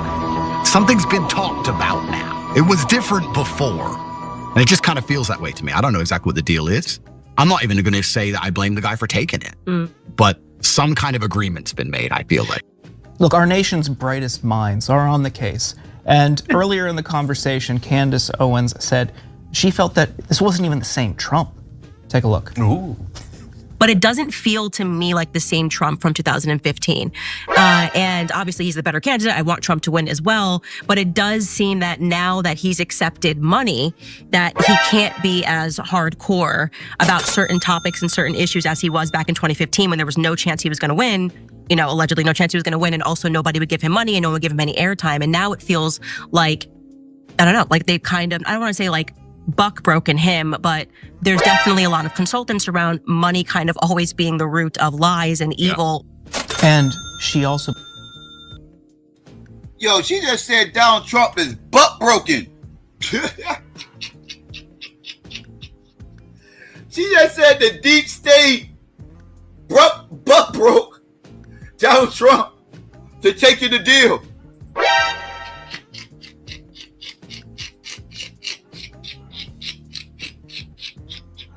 Boy, you kooky motherfuckers never cease to motherfucking entertain me. I'll say that much.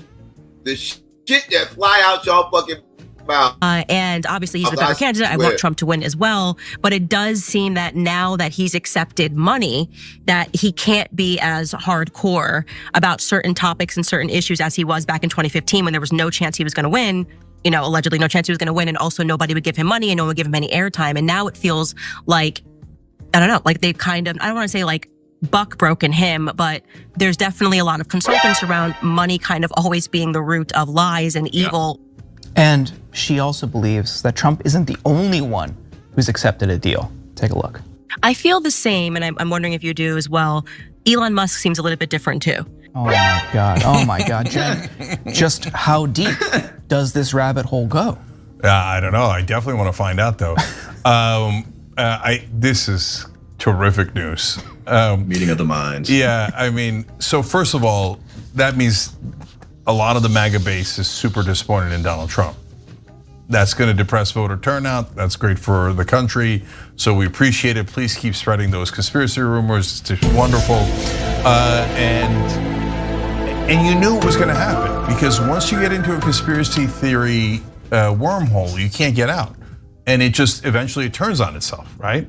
So Donald Trump is the master of these conspiracy theories. He started the birther one against Obama, that he wasn't born in this country. He believes every conspiracy theory, like the one he just came out with, the lunatic one where he thinks that there's no actual people at Kamala Harris's rallies, that it's all AI.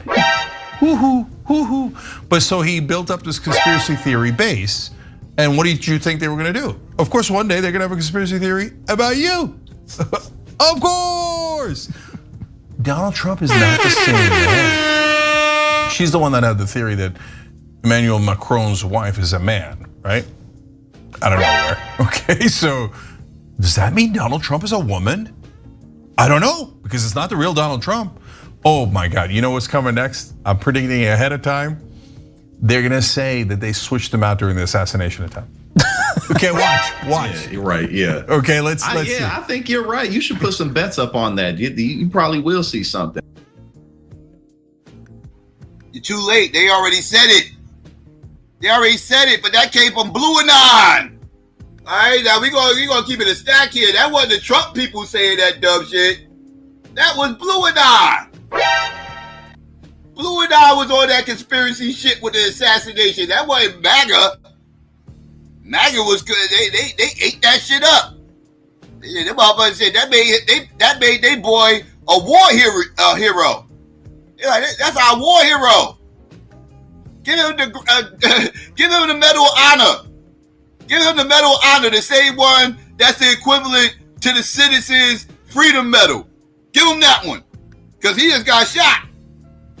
He deserves a Purple Heart. You know what I mean? So no, that wasn't red MAGA. That was blue MAGA with all that dumbass conspiratorial shit. Talk about crisis actors and all this other crazy madness. So let's get it clear. If we gonna pin conspiracies on people. Let's pin the right conspiracy on the right people. I'm just saying. Say that they switched him out during the assassination attempt. Okay, watch. Yeah, you're right. Yeah. Okay, let's see. I think you're right. You should put some bets up on that. You probably will see something. I mean, it's always switching out. Like they did that with Diddy with his mugshot and stuff like that. So yeah, that's coming. And you know who's going to do it? Precedent for it. Yeah. Who? The new Elon Musk, whoever he is. Yeah. Exactly. That tracks.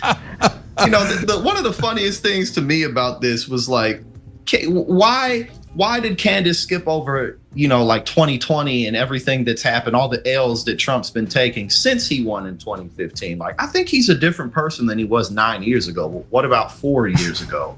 What about 3 years ago? I guess that doesn't count because they're having to erase reality from their minds and go back to a time when Donald Trump was untested. And most importantly, I think it's really important for people to remember that one of the biggest reasons Donald Trump won, he had, you know, his policy and stuff, and he was electrifying, but it's because he was going against Hillary Clinton.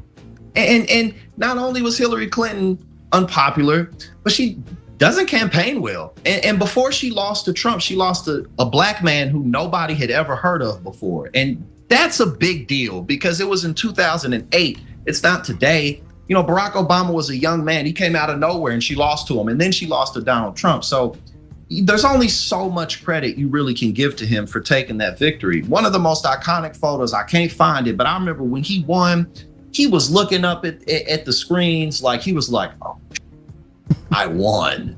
Like, he's never wanted this job. He's not interested in doing this, and he's acting like he's not now.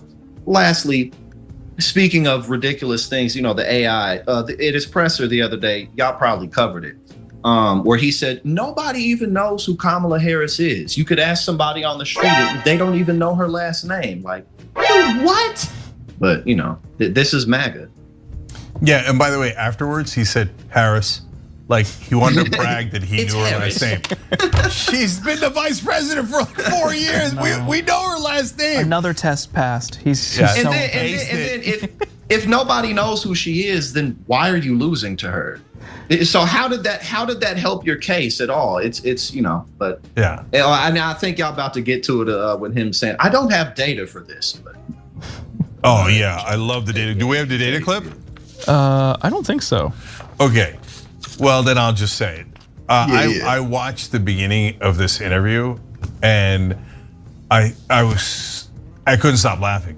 It was the funniest thing I've ever seen. So this is like at some point in the middle of the interview that they get into how the deep state has switched out Trump or whatever insane thing that they think, right? And by the way, I'd like to know why they think the deep state and Trump have a deal. Like, what are they like? Which Trump policy are they upset about? I don't know. But I think they noticed that he's taking campaign contributions. Really? That is some good detective work on you guys' part. But that explains the beginning of the video because Candace Owens said, this is like one of the greatest clips I've ever seen. I've watched it over and over again. And then they showed a clip of Andrew Tate railing against data. And he's like, nobody believes in data. Data's for stupid people. Really intelligent people like me don't need data. And I was like, yeah, you sound super smart. And then he's like, everybody knows that all data is fake. How would you know that if all data is fake? How would you prove it?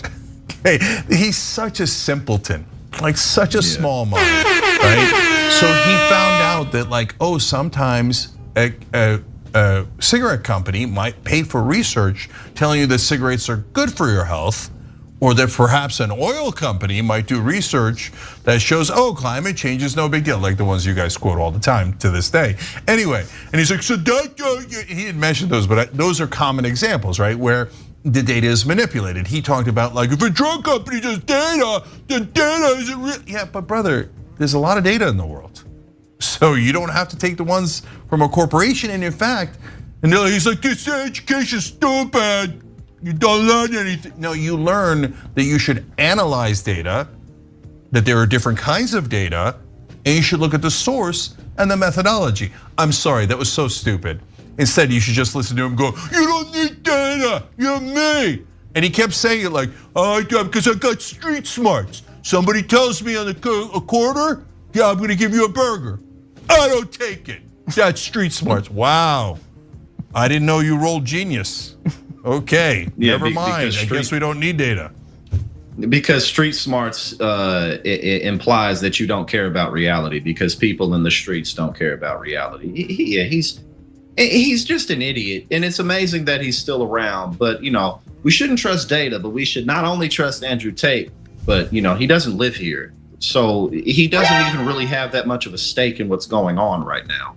And he has much bigger problems to worry about. Romania's still, working things out. But the biggest thing to me, I forgot to mention this before, what's different about Trump's policies now compared to 2015? I don't know. I mean, in a lot of ways, they're more extreme. You're talking about the biggest mass deportation anyone's ever seen. On his website, he is talking about deporting American citizens for supporting Palestinian lives. What's less extreme about it? I don't know. What are you talking about, Candace? Yeah, actually, but you might be onto something there. Candace Owens in particular might have caught feelings about his Israel policies, because yeah, because she's against Israel, no problem. She goes way further than that, right? But Donald Trump is kissing Miriam Adelson's ass in public, saying, "I will serve Israel and Israel only." And if you dare. And there it goes. There it goes. He finally figured it out. He finally put 1 and 1 together and came up with 2. And I'm not talking about 1 times 1 either. I'm talking about 1 plus 1, goddammit. He finally figured it out. But guess what?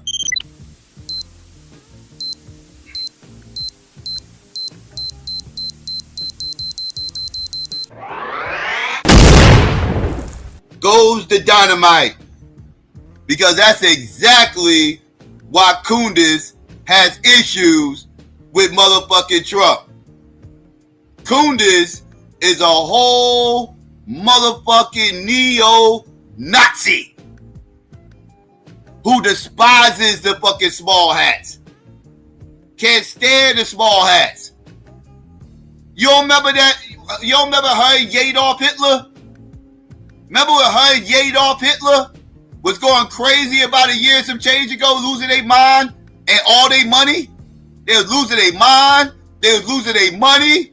They was losing their jobs. They was losing everything. Right? I know y'all remember that shit last year. Or was that 2 years ago?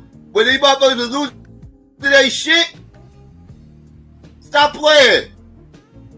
Motherfuckers lost their minds. They lost their money. And they took her June. That's what happened. And that was all over their hate of the fucking small hats. They was like, fuck this, we're going to scorch the earth.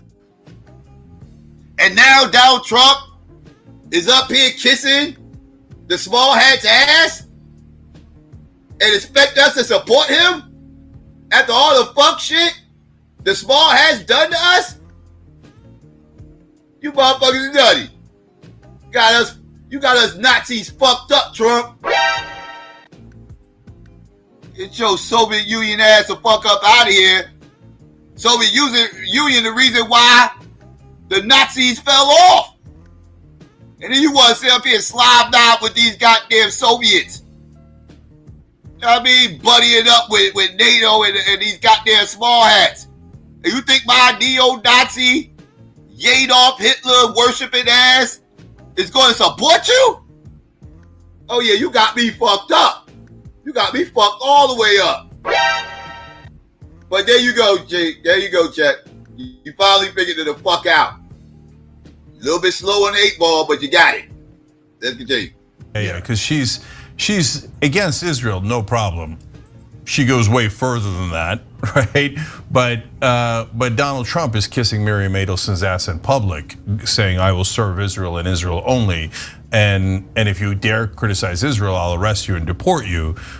And well, mission accomplished already for Tate, but Candace Owens maybe doesn't want to get deported, so that might be what's aggrieving her. But look, again, if you think he's bad because he took campaign contributions from the Adelsons and then is doing what they wanted, how about when he says to the oil companies, give me money, I will do whatever you command of me?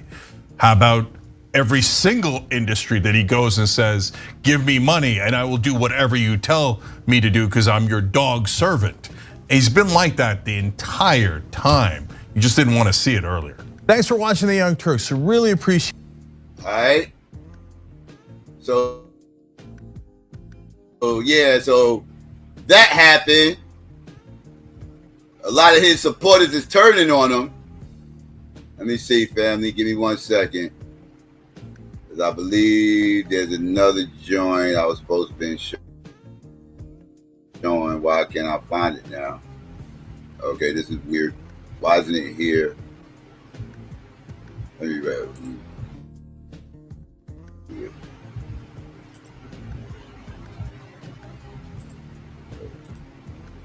I know that shit was supposed to be there. Go. All right. I found it.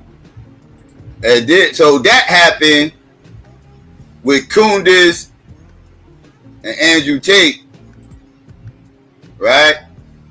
And then we had another situation happen the other day. Let's get into this situation. All right, give me 1 second. This motherfucker like a goddamn, he looked zesty as hell on that fucking bed. Pause. That motherfucker look mad zesty right there. But for those who don't know, this is Nick Fuentes, a very prominent white supremacist online who's been a staunch Trump supporter, right, in the past. Another motherfucking major component to getting him voted in. Let's hear what he has to say. Weird looking motherfucker. White supremacist Nick Fuentes, once Trump ally, now wages war on Donald Trump. Here it is. Depending on how things go in the coming weeks, we will begin deploying on the ground in the state of Michigan. That's where it will start. I'm headquartered in Chicago. If things don't get better, we will put boots on the ground in the state of Michigan. We will engage in other guerrilla political tactics in Michigan, which I will not disclose at this time.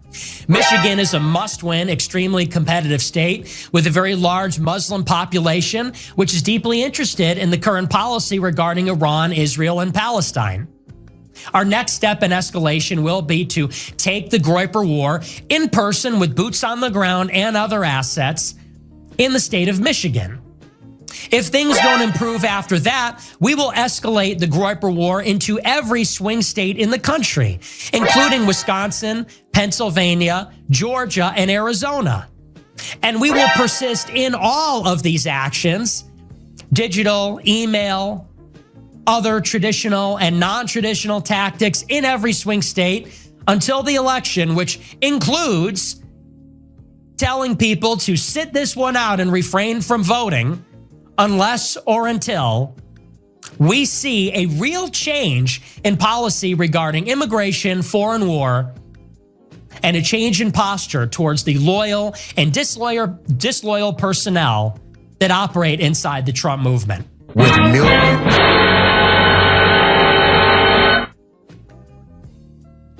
Well, I'll be damned.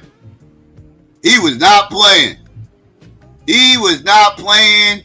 He laid out some harsh demands for Trump and his motherfucking contingency. He is not happy with, and I'm gonna tell you what he's not happy with. The same thing Kunduz Owens is not happy with.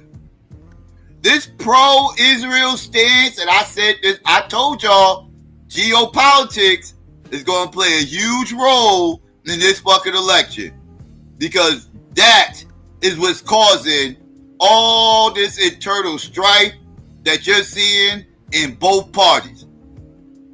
And this Republican Party, these white supremacists are not happy that Donald Trump and the rest of the Republicans are very, very pro-Israel and is on a Zionist shit. And these motherfuckers is like, what the fuck is this? The small hats are our enemies, right? While Donald Trump is kissing their ass threatening to deport anybody that has anything negative to say about Israel. Right? Now y'all motherfuckers look dumb. Because now you dumb motherfuckers out there realizing that y'all been had. Y'all been fooled. Y'all been hoodwinked. Bamboozled. Run amok. Plymouth Rock ain't land on you, motherfucker. You landed on Plymouth Rock. And your dumbass thought you was in India. Until you realize Kamala is actually a black woman. And you're in America around all these copper people because you know black people has always been here. Before you pilgrims. Let's keep it a buck.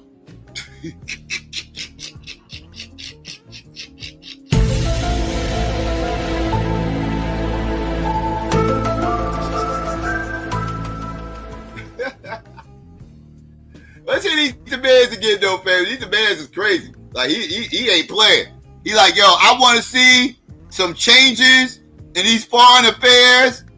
I need you, like, you better get up on here and say, fuck Israel. You better get on your soapbox saying, fuck those small hats. I hope those Palestinians have their way with them. You better say that or else we gonna sit this shit out. We gonna sit it out. Who knew?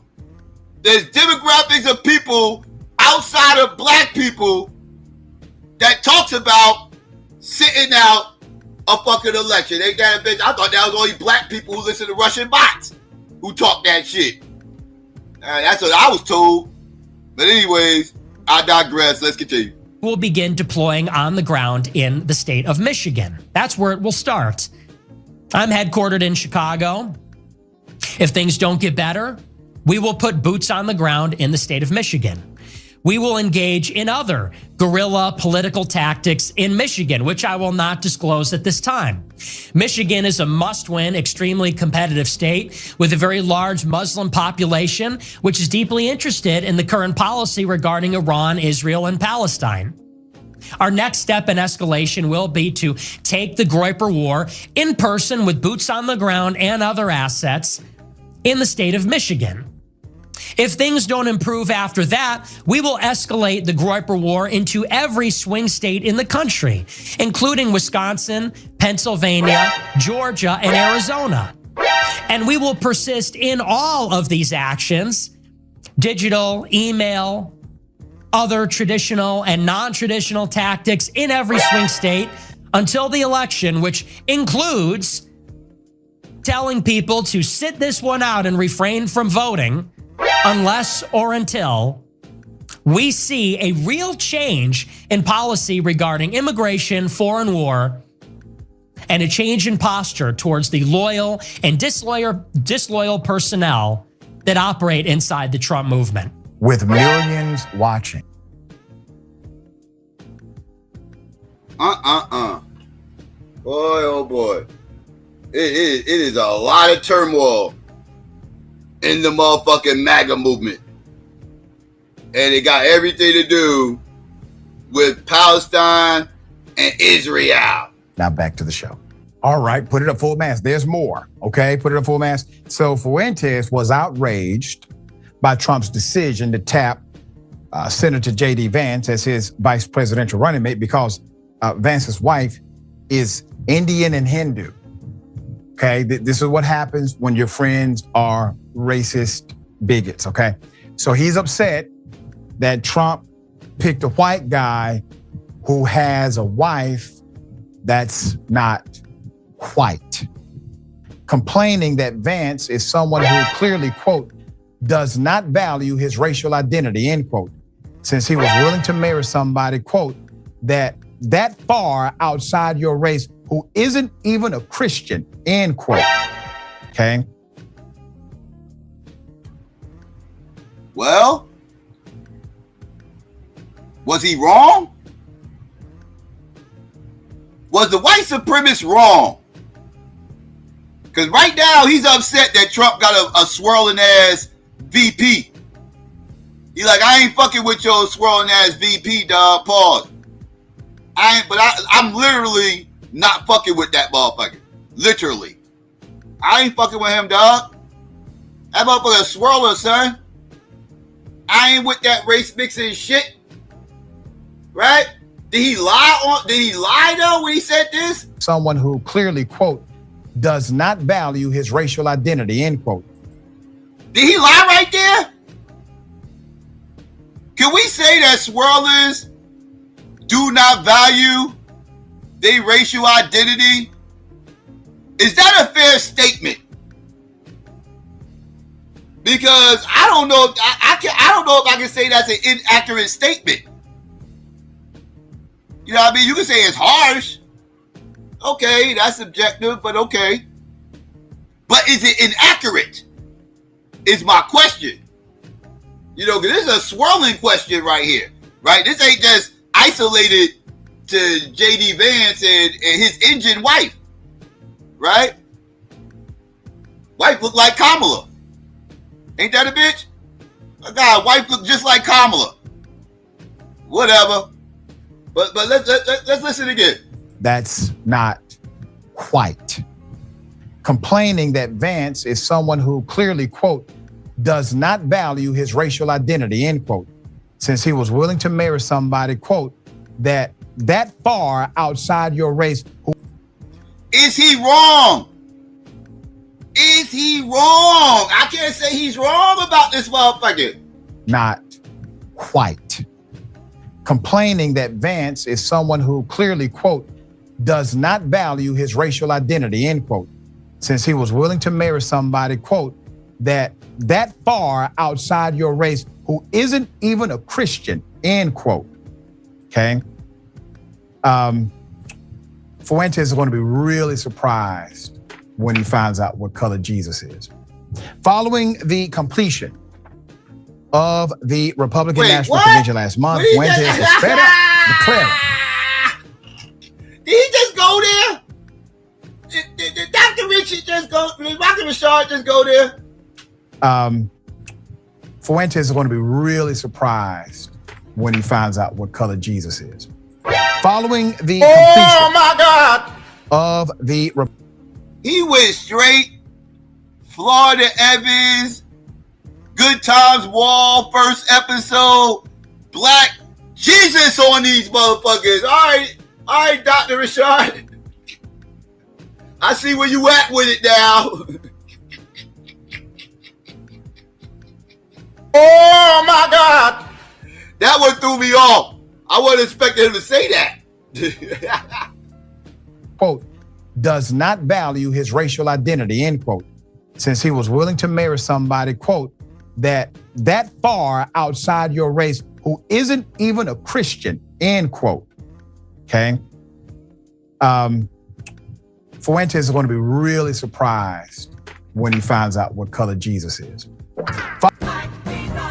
Following the completion of the Republican National Convention last month, Fuentes was fed up, declaring that he would not vote for Trump and that, quote, you could not bribe me to care about the election. But all of that changed last week when Fuentes reversed course and decided that instead of sitting out this election, he was going to actively work to undermine the Trump campaign in retaliation to allegedly abandoning the issues that Fuentes cares about. For what it is worth, Fuentes has a history of impulsively announcing ambitious campaigns that never materialize.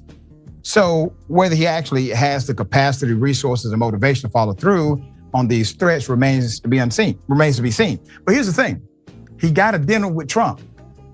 Remember? He got a dinner with Trump. So what's really happening here? He has a dinner with Trump in the early stages of Trump's re-election campaign. He gets invited, they roll out the red carpet for an absolute racist, proud racist, white supremacist, holds white supremacist rallies, conferences. And they had a discussion. What do you think they're discussing? They're discussing white supremacy, and that's what they're discussing. They're discussing white supremacy. And when Donald Trump chooses a vice presidential running mate, who has a Indian wife. Well, wait a minute. That's not part of the plan, Trump. That's not what we discussed at dinner. We discussed white supremacy, white power. What happened to that, Trump? What happened to all of the white power policy who had? That's facts. That's facts. He's spitting facts right now. That's real spit. That's real spit. Because, yeah, Nick Fuentes did have lunch or dinner or something. He was chilling with Trump. I'm about covered that story. He had a whole meeting and sit down with Donald Trump. I'm like, look at this. The president of the United States is having meetings with one of the most notorious white supremacists online. This is insane. As a Indian wife. Well, wait a minute. That's not part of the plan, Trump. That's not what we discussed at dinner. We discussed white supremacy, white power. What happened to that, Trump? What happened to all of the white power policies we were going to bring to the Republican Party? And you know good and damn well Trump agreed with everything this man said, because that's how Trump rolls. That's how he does. As long as you're in the room with him and you have something that he wants, like, I don't know, bigots who are willing to vote for him, and you act as if you can deliver these bigots, he will be a bigot. If you're going to deliver racists, he will be racist. But all of a sudden, Fuentes is now actively against Trump because Trump is not racist enough. Sharing thoughts. Well, here's what I'll say. Fuentes is the only consistent person here. And yes, he's a raging, disgusting bigot. He's a racist, but he's following the plan, guys. Yeah. So he's got to undermine Trump and his running mate, who has chosen to be in an interracial marriage and produce mixed race kids.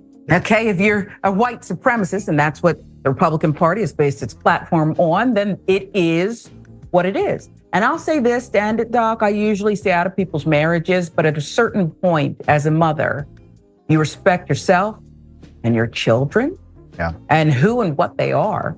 I don't know what you're doing, Usha. I don't know what you're doing. Yeah, so a lot more to come from that, I'm sure. So yeah, family, all this wild shit is going on in the Donald Trump camp. He's falling in the polls. He's falling from his supporters. He's taking L's. He's lost momentum. He's saying dumb shit again, which is typical of him, right? So it's not looking good for the Trump camp right now. If you're in the Donald Trump camp right now, your horse is behind. Boss. Your horse is behind right now. He's losing his race as of today. Now, could that change? Yeah, like I said, man, look how much changed in the last month. In the last month, you motherfuckers was a shoe-in. You motherfuckers, it was like, yeah, you guys will go ahead and just vote now, just get it over with. This is gonna be a slow, painful death. That's what it was a month ago. Now look at you motherfuckers. Now you motherfuckers got a slight lead and y'all starting to pull away, right? So yeah, but can that change? Hell yeah, that shit can change. Things can happen. It's still early. But as of right now, yeah, Donald Trump got to take this L this week. This has been a bad week for the Republicans. They getting called out on their bullshit by their own party, right? So that's not a good week. Not a good week. And they down right now. And if you're a goddamn Republican, you need to be concerned. You need to be concerned because, yeah, Donald Trump ain't the type. He's not a from the behind runner, right? Pause. Right? He's a front runner. Donald Trump is a front runner. He's not somebody who really likes to play catch up, right? He's not good at playing catch up, right? So he can't be letting Kamala just get huge leads on him and shit, because then he's gonna lose. It's a wrap. So like, yeah, so he's a front runner and he needs to stay in front and right now he is not in front. So if you're a Republican, you need to be concerned, and y'all better hope for something bad to happen in the next 2 weeks, that y'all can hang y'all hat on or something. I don't know. Y'all need something. Y'all need a shot in the arm, because y'all been out the news cycle outside of anything bad. Only time y'all been in the news cycle recently is been all bad. It's been all bad. Nothing good. So yeah, that's that. So yes, like I said, it's still early in the polls. I don't like, giving too much shit with the polls or whatever. But yeah, I was going to review this one video, but that's going to take some time. I'll probably do that on another show. I'll push that off to another show. That one probably deserves its own show. So yeah, so I'm gonna go ahead and end all that right there. Give me 1 second, and I'll get ready to throw the link out there, family. Give me 1 second. Give me 1 second. Let's do this real quick. All right, grab that. Okay. All right. So I'm about to get ready to drop the link, family. Give me 1 second.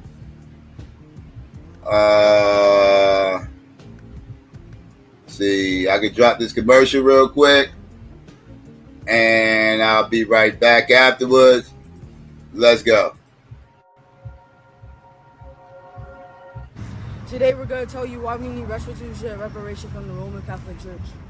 So, let's talk about how the Roman Catholic Church contributed in the transatlantic slave trade. First, they instructed Portugal and Spain to invade, murder, and subdue all sub-Saharan Africans. They identified us as black Gentiles, which took away our rights, and they created laws that told people how to treat black people unfairly. Let's also not forget how the Roman Catholic Church benefited from the transatlantic slave trade. 1, they had a huge increase in tithes. 2, they had a big gain of political power. Let's also not forget how my ancestors' land was acquired by the Roman Catholic Church to build more Catholic churches like this one. And let me tell you how my ancestors were affected during the transatlantic slave trade. 1, they violated our rights and privileges. 2, they stole our lands and our resources. 3, they destroyed our family culture and our family structure. And you can't forget how black people are still affected by the transatlantic slave trade to this day. 1, we don't have access to our own land. 2, we can't trace back our own family lineage. And 3, we can't connect with our own people because our identity is lost. And after hearing all of that, we're here to tell you that we need restitution and reparation from the Roman Catholic Church. Right now. Right now.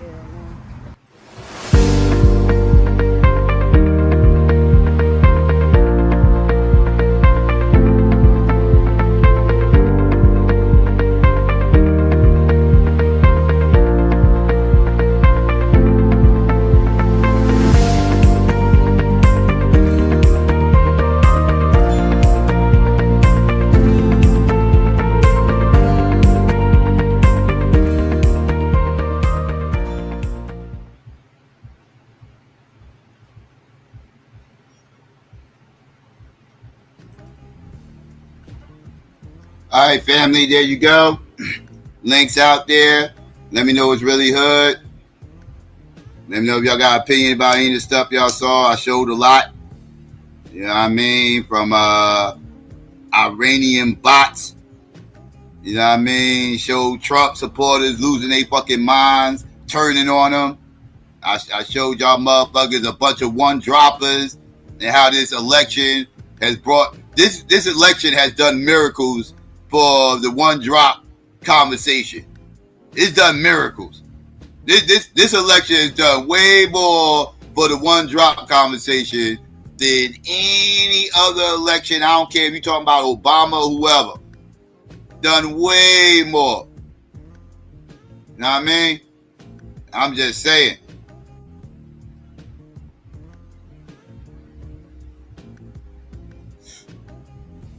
You got VP over here with his swirling ass trying to make more Kamalas.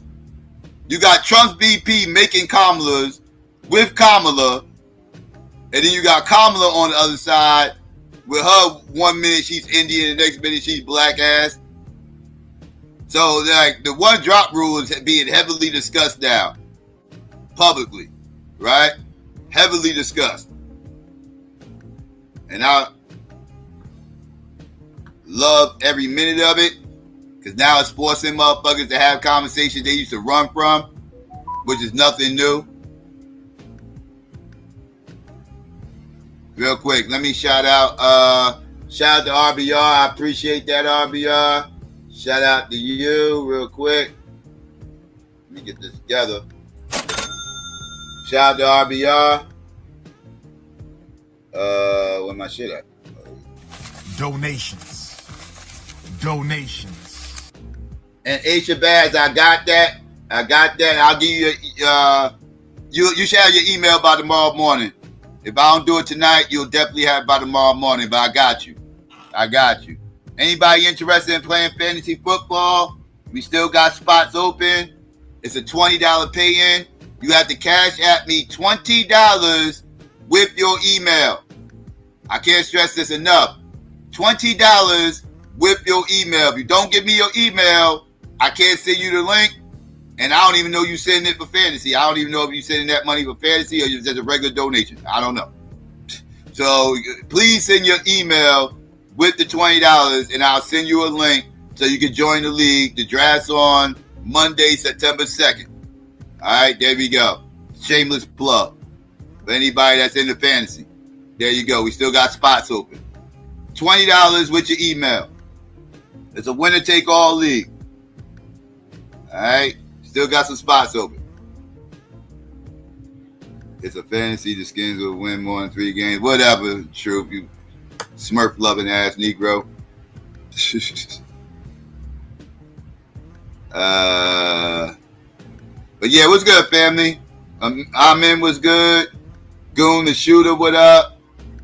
Let's see. Leela, what's going on? Let's see. Who else up in here? JB was good. New Kim, what's going on? Anybody else coming here? Tim Black, what up? Aries was good, sis. I don't know if I said what's up to you earlier. Nappy was good. Unsunken One, what up? Who else came in here? Jay Haru was good. Let's see. Sabio. I think I said what's up to him earlier, but just in case I didn't. Regular Joe was good. Achille, what up? Who else came up in here? See, J Cal was good. Shout out to everybody else out there might be listening. Come through. If I missed you, my bad. But yeah, we in the building, family. Yeah. Bomb, what's going on with you? But yep, Donald Trump's in trouble, family. He's in trouble. He's losing his core base, and if you lose your core base, you fucked. You're fucked. You lose your core base. That's why I keep telling y'all motherfuckers we need to start respecting our vote a little bit more. We don't put enough respect in our vote. 1 minute we told our vote means everything, and the next minute we told our vote means nothing. So motherfuckers need to make up their fucking minds, right? 1 minute they say our vote means everything. We need to register and vote for their candidate. You need to register and vote for my candidate. Your vote means everything. We need to vote. We need to vote. We need to vote. And the next minute, these motherfuckers make it seem like the vote don't matter. Oh, your vote don't matter. Don't even. Like, it's weird. It's weird. Again, that's two-party thought, right?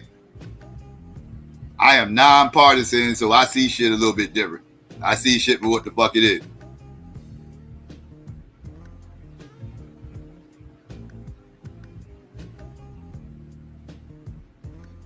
Leave your whole child out of it. Yeah, Trump be hating on the DMV. He be hating on the DMV. I told him stop. He need to stop that. That's not cool. PG County's my shit. I mean, shout out to Bad News out in Virginia. Shout, like, I got peoples all out there, man. My skin fans out there, man. Shout out to all my skin fans out there, man. I always get love whenever I go out there. Second motherfuckers find out I'm coming out there, motherfuckers be like, yo, you gotta come to my tailgate, I'll be all over the place, man. Back when I used to go to the games, I used to have to get out there like 9 o'clock in the morning. Get out there like 9 o'clock in the morning. I'm tailgating for 3 hours and some change before the game even starts. I'm out there tailgating, doing it up. Third party vote is Jill Stein. Jill Stein ain't running this year, is she? I don't think she's running this year. But yeah, Jill Stein would be a third party vote, yes. She ran in 2016.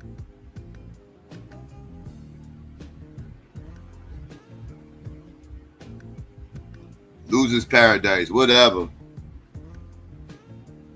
My team is shit. I don't know what you talking about. I'm old enough to remember all my team's Super Bowls. Every last one of them. So you can say whatever.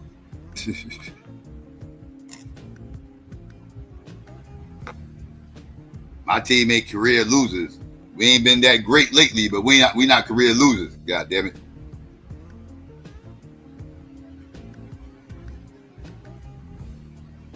RG3 got fired yesterday. Good, that coon ass nigga. That's a coon ass nigga. Coon ass weird nigga. I used to go to bat for that motherfucker. Pause. I used to go to bat for that motherfucker like a son of a bitch. Boy, I regret defending that motherfucker. I don't regret defending that motherfucker. It used to be a war in Redskins Nation when RG3 was there. Between who should start between him and Kirk Cousins. And all this is around the time of Trump's phenomenon is like right about to kick off. Around this time when it was this big debate about RG3 and Kirk Cousins back in like 2014. Oh yeah, it was pretty. Yeah, it started getting ugly within Redskin Nation. There was a lot of arguing going on, a lot of racist narratives being thrown around. And of course, I'm on the black man's side, right? And yeah, the white man won that battle. White man won that battle, but I was fighting, damn it. I was fighting hard, Paul. Just for that coon ass nigga to turn around and start doing coon ass. I regret defending that son of a bitch.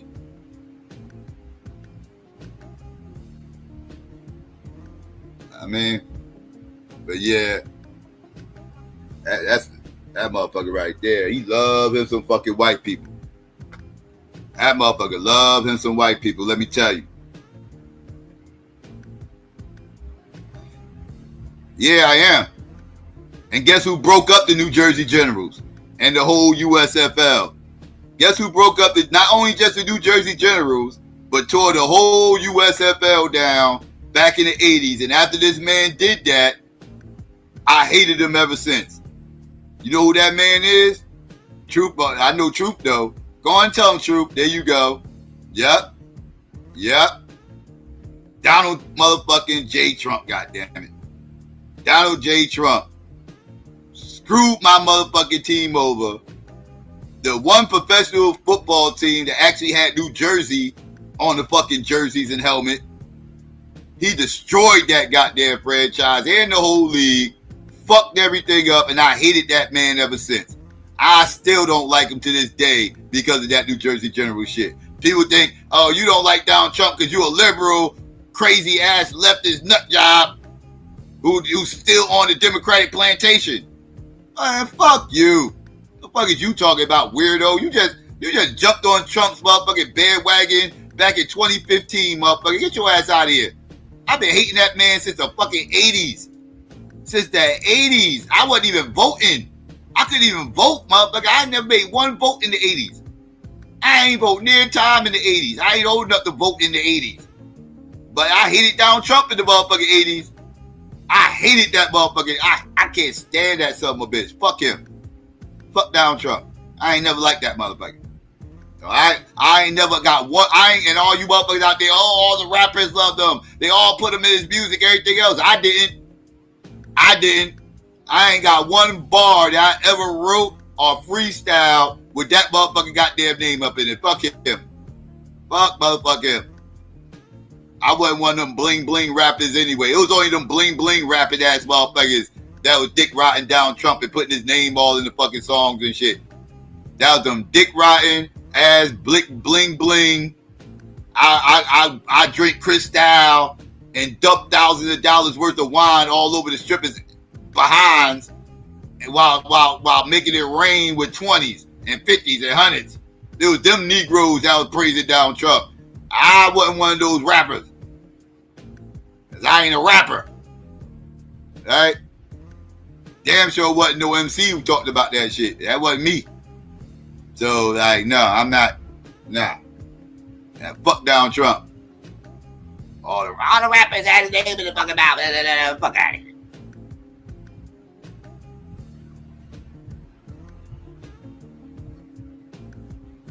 Oh yeah, Central Park 5 too. The general shit happened before the Central Park 5. But yeah, Central Park 5 as well. That came afterwards, but yeah. Not too long after. About a year or two after. But yeah. But about a year or two before the Central Park 5, he fucked the USFL up.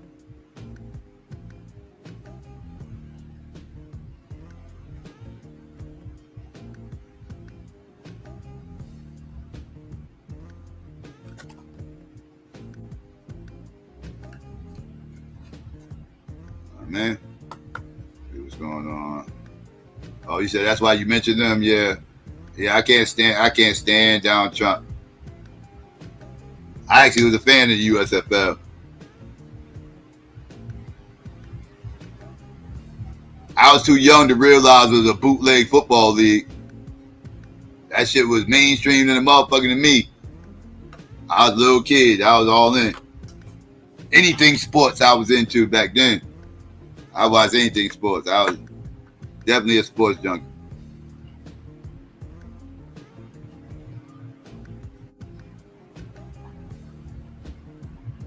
I read that a lot of New Yorkers don't like Trump. Yes, a lot don't.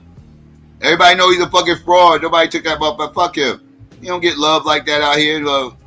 Since he became president, it's a different story. But before that, fuck down Trump. Nobody thinking about that weirdo.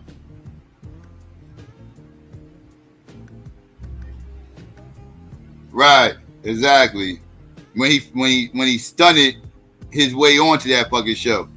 Donald Trump was never as rich as he wanted you to believe. Donald Trump is a good bullshitter. That's what he is. Donald Trump is an excellent bullshitter who was born with a silver spoon in his mouth. But he's an excellent bullshitter. And he bullshitted his way to being president.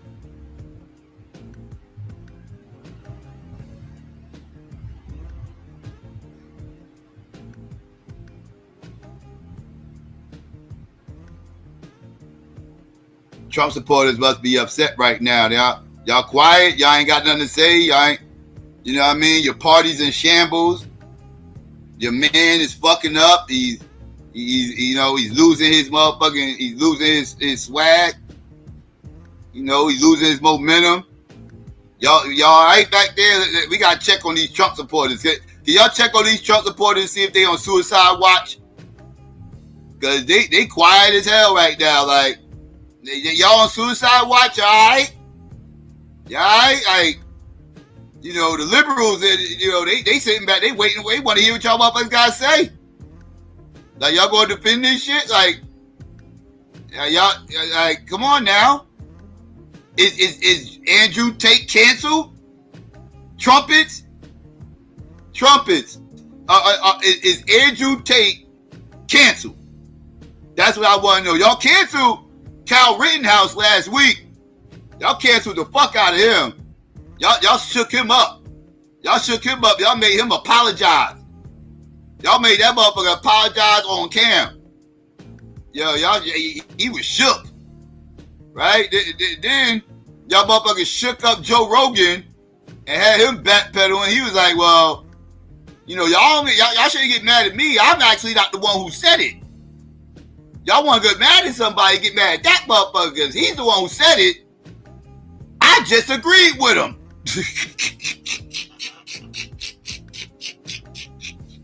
I mean, now you got Nick Valentes putting out ultimatums. Candace Owens. Is Candace Owens canceled? Is Candace Owens canceled? Y'all can't cancel her. She already got canceled by Ben Shapiro. She a whole motherfucking wild card right now. She's flying off half cocked. She done went rogue and started talking shit about everybody. It's just interesting. Y'all party is imploding for the world to see. I'm just saying. You got Madon up here. What's going on, Madon? How you? Yo, what's poppin', Psycho? What's happening, man? I can't call this. What's the word? Oh man, you funny as hell, bro. You know, but we in the Trump party, we're not worried. You know what I mean? We just had an exclusive viral interview with Elon. What happened with the interview with Elon? I didn't see that one yet. What happened? Oh, he was basically just talking about him and Elon was talking about the economy, how Biden administration have drove the country into the ground, how Kamala policies messed up San Francisco, and that's why Elon said he took his businesses out of California and moved them to Texas, a more more understanding state, so to speak. So yeah, it was a good interview though. Okay, I'm gonna check it out. That's crazy because Trump ain't even on Twitter like that. He acting all cool and everything else. He ain't even on Twitter like that. He on that other shit, whatever that shit is, Social Blade or whatever the fuck they call that shit. Yeah, him and they made, well, I guess they kissed and made up. Him and Elon paused. Well, Elon's not the one who kicked him off Twitter. That was before Elon brought it. He got kicked off Twitter before Elon brought it. Oh yeah, that's right. I don't know why I think Elon had it and kicked him off. That's right. You're right. Yeah, Elon brought, and that's one of the reasons why I think Elon brought it was because Trump got kicked off of it. Yeah. And then, Trump said he was going, they trying to ban TikTok. So, Trump's like, nah, we're not going to ban TikTok. Shit like that. So, but I mean, I think this always, around this time of the year, this is when it's like everybody's laundry comes out within the political parties and shit. So I think, that's going to happen. And, his polls number might drop, hers may rise. I think it's going to go up and down to November. So I'm just sitting back watching the show and see what's going to happen. Yeah, it's still early to call. It's going to be a lot of swinging back and forth as far as momentum and everything. But Trump can't afford Kamala to get too far in front. And right now she's leading. He can't afford for her to get too far in front. So he needs to do something to shake this shit up.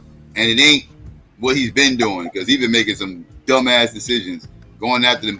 But he ain't intentionally go after the military, but he just so dumb and just says he just says dumb shit that puts him in a like. Why would he say that Medal of Freedom is the same as a decoration of honor from the military? Like that's a little bit weird. Nah, I feel you, man. I think Trump just got to do like he got to go back to what he did a few months ago. He just started back going to the hood. He came to New York. I think he went to Harlem, or Brooklyn. It was one of the two. He went to the Bronx. Neither. He went to the Bronx. Okay, the Bronx. Okay, he went to the Bronx. I think he just got to start. If he want the black vote, he got to start, going to these areas where predominantly blacks at. I mean, he went to Atlanta. So I guess he got to go to like Charlotte, North Carolina, like or somewhere where predominantly blacks are at, But yeah, his talking points are getting old. I can't lie on that. It's like he's starting to repeat all the same old points. So I mean, even though I support him, I'm not gonna sit back and turn a blind eye like he running out of talking space. Yeah, because his talking points are just. It's mainly immigration. They took our jobs. That's the main thing he talks about. And he's speaking out against inflation. That's the main two things that he's talking about: immigration, inflation. That's what he's running. Yeah. Yo, what up, Psycho? Peace. What's going on, Sabia? That's what I thought he was gonna play when he was talking about the veterans and shit. Like that right there, I think he lost a lot of his base. He lost because he got a lot of veterans. And he talking about them. He talking about John McCain. He said John McCain was weak. He said that in the past. Yeah. He never respected the military. He's never respected the military. Yeah, he's never respected them like that. It's like he's never respected Christians. He's never respected Christians. He never respected the military. But these motherfuckers are all his cult members. They all love him. But he never showed them motherfuckers no respect, ever. Now they starting to see the truth, and they don't know how to respond to it. Like, oh, this man ain't never been Christian. I've been telling y'all that for years. He ain't never been Christian. Trump wasn't a Christian. That don't bother me. I don't care what his faith is. Hold on. Don't interrupt me, Madonna, because the other day you was just saying he was the savior. So stop all the lying. You lie so much. You can't even keep track of it. Bro. You don't have to be. But anyway, you interrupted me. All I'm saying is that I've been saying this shit about Trump for years. Like, it's crazy that all of a sudden you can say shit. He can pop up in the hood, have a few hood rappers with some felonies on his on him. Perform for him, get shot, and now he's the representative for Black Republicans. That shit weird as hell. What you mean, bro? I've been supporting Trump since 2016. I'm not talking about you. Why you hit dogs holler? Oh, I thought you was talking to me. My bad. I'm talking about all you niggas that jumped on the Trump bandwagon all of a sudden, thinking this man is the savior for y'all. This man don't represent y'all. He never represented y'all. Well, that's the same fake news MSNBC pushed. You pushing the same fake news narrative they push. Black people has always had a level of respect for Trump, even in the 80s. That's the lie, and the truth ain't in you, nigga. A lie, bro. Just look at you gotta look at you gotta check the past, bro, to understand the future. Yo, this nigga's slow. Have you ever seen anything about Trump's life? Because he heard 5 rappers shout out Donald Trump. He think niggas respect it. What? Because they said a line like, I want Trump, I want money like Trump, I want Trump money, I want to live like Donald Trump or something. He think these niggas respected Trump. Nigga, this nigga's retarded. This shit is retarded. I don't understand how we allow ourselves to fall under these spells so quickly, so easily. This shit is like a Simpson cartoon. In reality, shit. Oh, please don't mention the Simpson cartoon. Then we got into conspiracies. Psycho, you stupid as shit. Those Simpson conspiracies are so annoying, bro. Like, I love them Simpson conspiracies. Like, will y'all stop? Like, this shit is like insane. Yeah, that's what Sabio is basing his understanding of Trump off of Simpsons. Like, bro, you relying on a cartoon to give you who Donald Trump is instead of looking at documentaries. Well, instead of looking at documentaries that shows you what Trump did from middle school all the way up to his grown life. I mean, the information is out. That nigga was a flunky. That nigga had people writing his papers and shit. What is you talking about? He would pay people, nigga. What is you talking about? Donald Trump was a dumbass. He got blessed with some money that his daddy left and blew it. Nigga went and got another loan from his daddy, blew that loan. Nigga, you better, I know his history, nigga. Very well. I've been following that dumbass nigga. I've been paying attention to his dumbass. Trump was a bully in school. You know what I mean? He was a bully in school. Trump wasn't a bully. He had bodyguards. That nigga had bodyguards. What are you talking about, stupid? Check out. No, there's a documentary out there that talks about his life and when he was in love. How much he paid the motherfuckers to say that dumb shit? I don't believe that motherfucker. That motherfucker never been tough in his life. I mean, I can see where, like, the way he debates, right, and how he talks shit. Like the documentary I was watching, I think it was last year. That was talking about his life growing up and how he was a bully in school, and he was like, you know, he He got in trouble in school a lot. So to me, it just reflects who today's Donald Trump is. So I'm like, okay, he was bullied. See how during his debates, while he, he used the kind of verbiage he used during debates. I go, okay, yeah, that's bully verbiage. You know, you trying to dominate the conversation, and you love the confrontation. Like you can tell, Trump's best moments is when he's interacting with other people when it's controversy. And that's your best moments too, because you can make up shit. It sounds smart to Trump supporters. Well, I mean, hey man, Trump is not my great white hope. I'm just, we're gonna want either him get the White House, so either or. Trump I'm just is your planning. great white hope, nigga. You just said what Trump is, your great white hope. Bro, so you somebody. Because on Q show you was saying he the savior the other night. Don't think I forgot. I ain't forgot, nigga. You were saying Trump was Jesus and all that shit. Stop the cap. What was you saying, Psycho? Now I was going to ask: are you somebody who fuck with Donald Trump? Or are you somebody who's just a Republican and you just going to vote that way because you're conservative? Nah, I'm not a Republican. I just support Donald Trump. That's it. No Republican Party or none of that. I just support Donald Trump. So Donald Trump got kicked out the party, but still ran as an independent.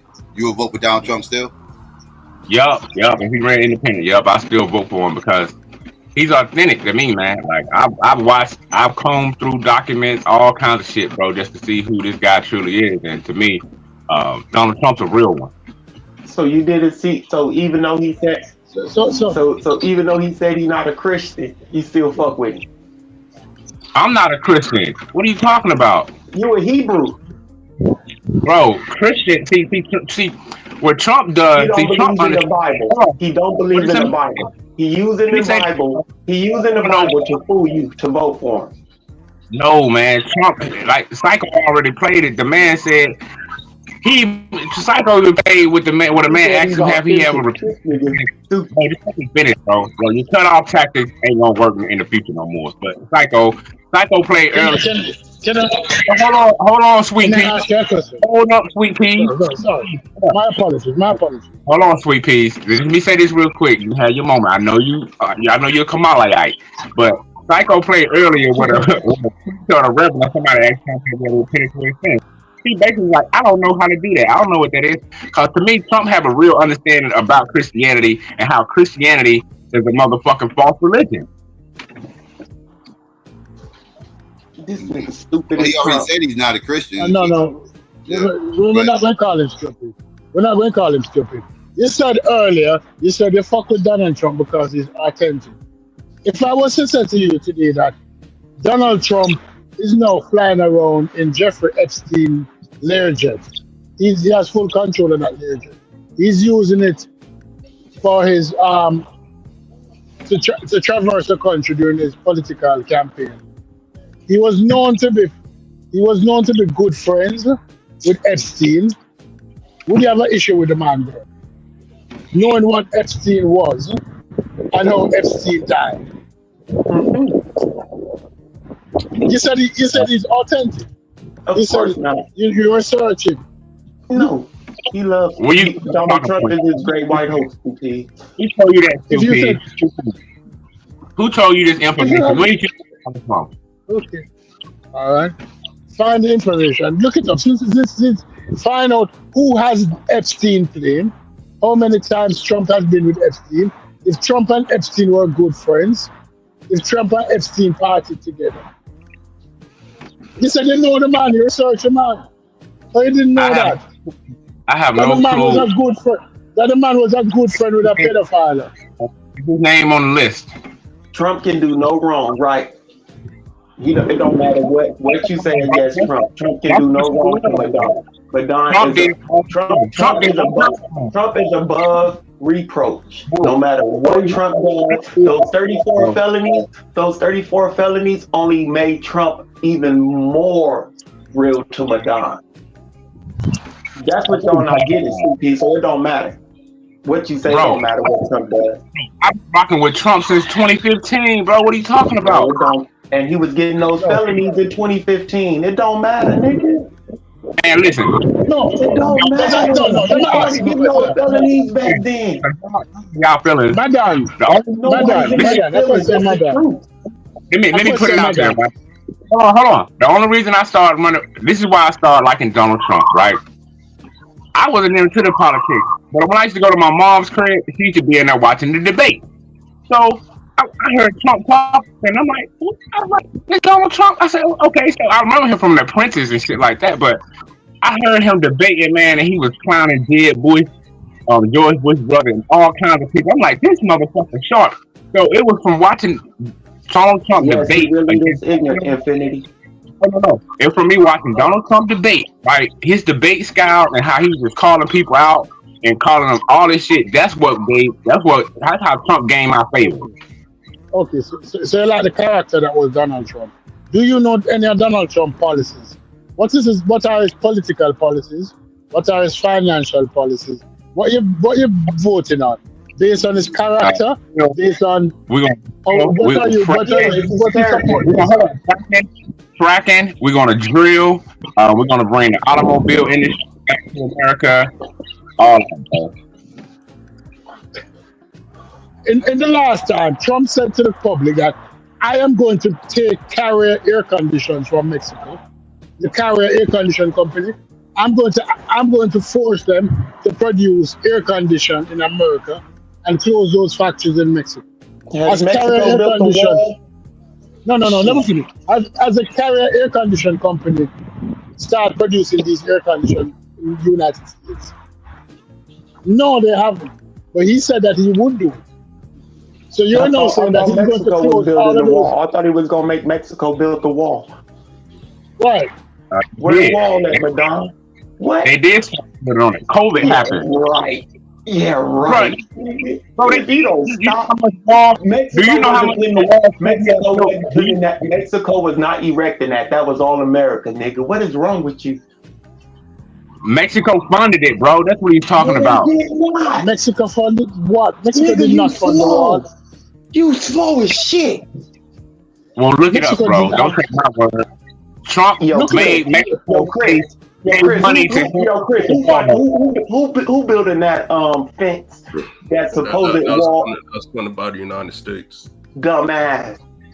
You dumb. Bro, he just dumb. You got a real Trump supporter on the panel who just told you America funded the wall. You don't pay attention to shit. You just repeat stupid shit. You dumb. Bro, you just a hater, bro. Don't hate the game. You dumb. I'm actually trying to put you up on game. Chris just told you who built the wall, and you still want to argue. Bro, we know America ignorant. We know you're ignorant. Trump forced Mexico. You're ignorant. You're dumb. Fuck ignorant. I'm not finna keep being nice. This nigga dumb. All you do is ramble and get in your emotions, bro, but you don't know a goddamn thing. Nigga, I just told you who built the wall. We know Americans built the wall, but Mexico put fundings to the wall. No, they did not. Yes, they did. Trump forced them, bro. They did not. No, they did not. No matter what you think, Mexico didn't put one penny toward that motherfucking fence or whatever that shit is. They supposedly built it. Okay, have you ever seen the wall? Been taken down. What is wrong with you? Have you ever seen the wall? Every time they put it up, it's not even a wall. Nigga. You haven't. Let me know you haven't even seen it. Oh, I have seen it. Nigga, I've seen it numerous times. It's not even, Chris, is it a wall? Chris, is it a wall? Because you say just by what you just said, you just said it was a fence or something. Let me know you don't know what the fuck it looked like. Chris, is it a wall? The one that I seen that was completed, it looked like a big ass fence. That has some stuff in blueprints that look more like a wall. I don't know if that got built, but yeah, that's along the board, and that shit is not. You can pull it up. I can pull it up right now, Madon, and I guarantee you won't see a fucking fence line. Like a goddamn wall. Nigga, Part of that it's a shit fence. like a wall. Nigga, it's a fence. It's a long ass gate. Nigga, what is wrong with you? Bro, that's after they We're not going to be. got out of office and they I'm not talk. finna keep. Yeah, that shit wasn't no wall. It wasn't no wall. It was a fence. Thank you. Quit. I'm not finna keep arguing with you, you moron. You're a moron. Part of that shit Just is like to be a wall. Hold on, brother. Let me see. We're not going to debate whether that's offense or not. But I really want to ask you this. Do you seriously believe that Mexico financed that Yeah, wall? them dumb motherfuckers believed it. Yeah, they believed that shit. Trump said it and they believed it. And they believed it. If we need to rebut one thing, Mexico did not finance that endeavor. Nothing. Mexico did not pay a dollar, a penny, nothing Why would towards they? that. Why would they? Right? Ain't like So we people need to bringing their rebut. tech out to go into Mexico. Motherfucker's crazy, yo. Hey, Psycho, You're going to argue with me. I missed your Why you ain't giving all them that like he was giving me, Madonna? Hold on, Chris. Why you not? Hold on. No. Hold on. I want you to give Psycho and Stupid the same pushback he was giving me, nigga. Go. I just said I seen part of the wall, bro, and it don't look like a fucking fence. No, it's totally a fence. I was examining that whole wall while it was supposed to be made, because that's what he made it seem like he was going to build a wall. And I was curious to see what this wall would be like. Would it be impossible to climb over, dig under? Like what kind of? I was thinking some kind of brick wall. Me too. I was expecting something like that. And when they showed, they said, well, the wall has been started and it's completed in certain areas and everything else. So they was building it simultaneously in different states, and it was all supposed to met up. And when they were showing the wall, all I could see was fences. Like they were just gating shit up. Yeah, like they were just gating up the border. Like this is the wall. This is what they was huffing and puffing about, a long ass gate. Let me see if I can find it. Part of it looked like a wall, bro. It was. I'm telling you. See if you can find it. Hey, Psycho, I missed your intro on what Trump do this time. Oh man, the base is turning on him. For real? Your base. The base space? Yo, the political party. His base, his core base, is turning on him. Candace Owens is calling him out. Andrew Tate is calling him out. They said he took the bag. He took the money, and now he's a part of the deep state. This is what they're saying. This is what they're putting out there. And his base believes in that deep state Illuminati stuff, and they're saying he's now a part of the Illuminati. This is what they're saying. Nick Fuentes is pissed off because of his position about Israel. He said he's going to deport anybody who has any smoke for Israel in this country. He's going to be willing to deport them because they're anti-American. And Nick Fuentes is a whole white supremacist who hates the small hats, can't stand the small hats. They only pro-Palestine because they anti-small hats. Same thing with Candace Owens. That's why that's why she was very pro-Palestine, and because she's anti-small hat, and that's why her and Ben Shapiro got into it, and it had that falling out because of her position on Palestine. So they got issues with Trump and his position. At least the white supremacists got issues with his position with Israel. So they're pissed off at him. And then you got the Joe Rogan shit. Those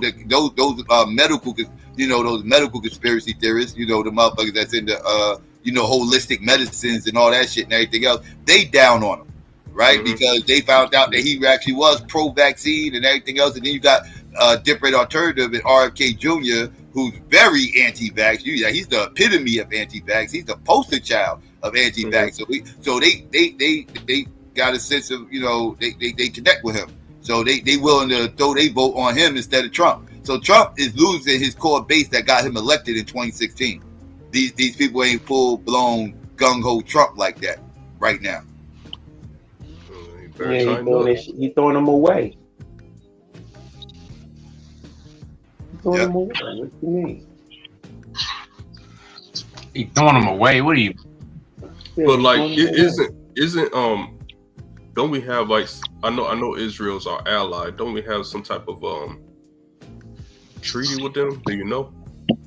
Oh, this country would never go against Israel.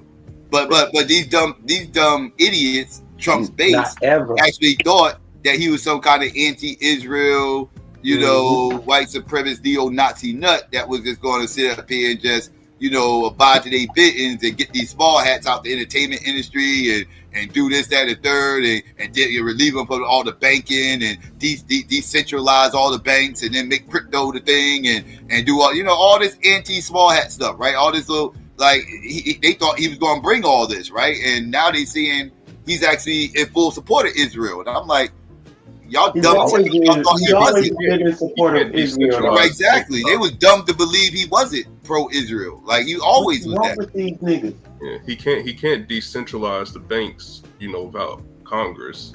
So well, you got to tell them weirdos that shit. Don't tell. Yeah, you got. Yeah. Right. Don't tell us that. We know. Just read the damn Constitution. They constitutionalists. They identify as constitutionalists. They will use the Constitution to make their arguments. Yes, you talk about these some weirdos, man. The Constitution, Chris. A lot of these motherfuckers are sovereign citizens. You know, they think they know the law better than anybody. You think Madonna really read the Constitution, Chris? I think Madonna read the Constitution in high school. I don't think he recently read it. I don't think he read it in high school. I'm gonna just keep it G. Well, what does the Constitution have to do with Donald Trump? Well, if you run for president, the Constitution actually matters. It has everything to do with Donald Trump. What the hell? Now, Psycho, check this out, right? If you listen to Trump, whether he's lying or not in his interviews, right? He speak on how he's trying to protect the Constitution and Kamala and them is trying to destroy it. Maybe that's a lie or not. Either way, I want to hear a person who was behind January 6th telling me they respect the Constitution. I'm calling cap. He don't respect that Constitution. He don't respect the Constitution. What the hell wrong with you? What about the cops? What about the cops that was letting the people in the building like Trump talked about? Oh shit! Why is he lying about this nigga slow? I think both parties. I think video. Trump don't respect the Constitution. The video. Trump showed the video. Trump, bro. Trump showed the video where the police was letting people in. Just that part, Miz. Just stop, bro. Just stop. He makes himself sound dumb. That's a fact. The police letting those riders in the building, bro. That's a fact. Why was they doing that? Just like Trump said, why was the police letting them in the building? Trump said the same shit. Like, and he showed the video. Intelligence not They showed the video. Hold on, they showed the video where the police was letting people in the building. Can you explain that, Sabio? They weren't letting people in the building, yo. What the fuck is wrong with you? It's on video, bro. It's on video. What do you mean? In the middle of an election, while they're counting the votes. Hold on, Madonna. This is what you're telling me. You're telling me that the security, the police officer, the Capitol Police, during the election, was that a random people in the building? Nigga, is you crazy?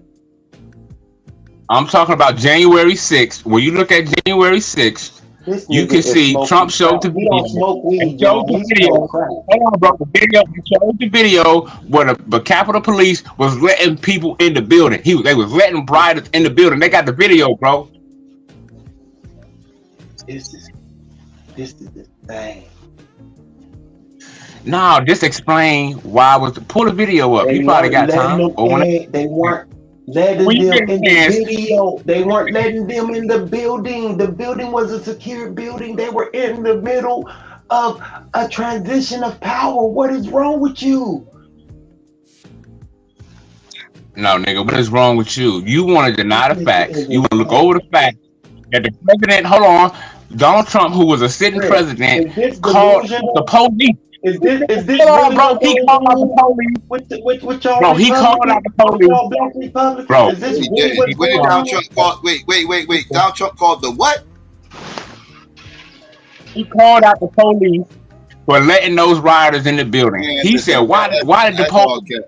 That's all. Listen, that motherfucker not only sent Madonna. That motherfucker not only sent those motherfuckers down there to run up in the Capitol. he refused to call the National Guard in when all that chaos was going on. He didn't call the National Guard till like 2 or 3 hours after all the chaos was over with.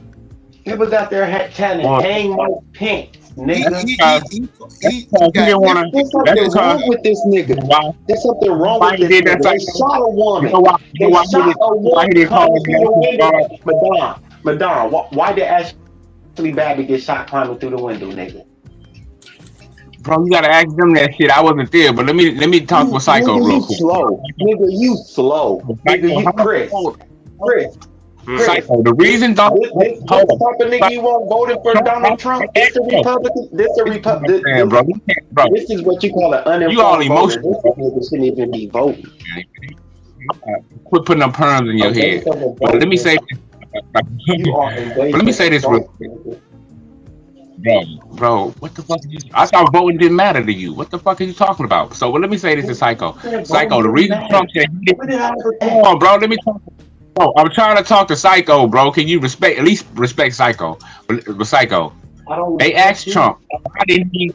They asked Trump, Psycho, real quick, Psycho. They asked Trump, why didn't you call in the National Guard and stuff like that to stop the rioters? He said, I was trying to protect the Constitution. Our Constitution give you right to assembly and protest and stuff like that. He said he didn't want to. He felt like he did. He would have been violating the Constitution. Protesting down the street what they was doing, making all hooting and hollering and making all that noise is one thing. Marching to the Capitol and going in the Capitol with nooses, screaming, "Where's Nancy Pelosi? Where's motherfucking Mike Pence? Hang Mike Pence!" This, that, and the third. This, that. Yeah, bro. What are we talking about here? That's not protesting. That is a mob. That is a mob out to do damage. That's protesting. No, that's not protesting. That's just like protesting. Stand y'all asses outside of the spot with your signs and all this other stuff, like going up and down. We ain't taking this shit. Blah blah blah. Waving their little picket signs, whatever. That's protest. What they did, that was treason. Nah, that was protest at its prime. That's real protest. That's real protesting because it's almost like treason. So why do all them people get locked up for treason? Well, a lot of them is getting locked up. What are you talking about? A lot of them people getting locked up. All them cases are done. Yeah. The thing about the treason thing, I know people say that.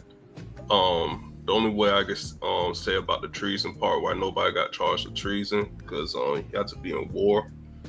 I do have a concern about, the whole National Guard thing. Trump did request for the National Guard, but Nancy Pelosi and the mayor of DC denied it because they had the right, to actually implement it. So I wonder why they did that. I haven't seen on YouTube about cops letting the protesters in. Yeah, I did see a senator that they accused because they got him off footage, him opening the door. A senator opening the door.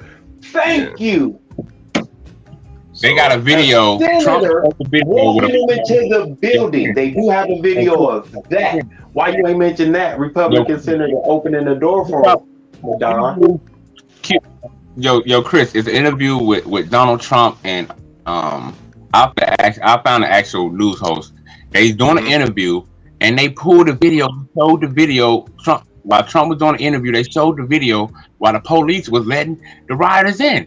And he was like, "Why was the police letting them in?" That's what Trump asked the interview. I'm gonna find it and I heard people saying that. I just haven't seen the footage. But I did hear people saying that. I just don't know that the footage. It was the Republican, the senator. The footage is out there. That's what he was talking. That's what he's talking about. That's what he's talking about, and they got it mixed up with the cop. But that's what he's talking about, Chris. No. You can see these are armed policemen. You can see these people with police gear. Go get the video, Madonna. That's a video you should have saved. Bro, it's on YouTube, bro. Trump interview Trump on YouTube. We hear you talking, That's evidence for you. So if that video's out there, you should have it. Well, all you got to do is like type in Donald Trump speaking on I'm not gonna do your work. police. Hold on. All you probably got to do, Chris, is type in Donald Trump speaking on Capitol Police letting rioters into the building. It might the interview probably come up, but it's out there. I'll type it All them black people would have got shot, Leela. If that would have been a bunch of black people out there, they all would have got shot. Yep.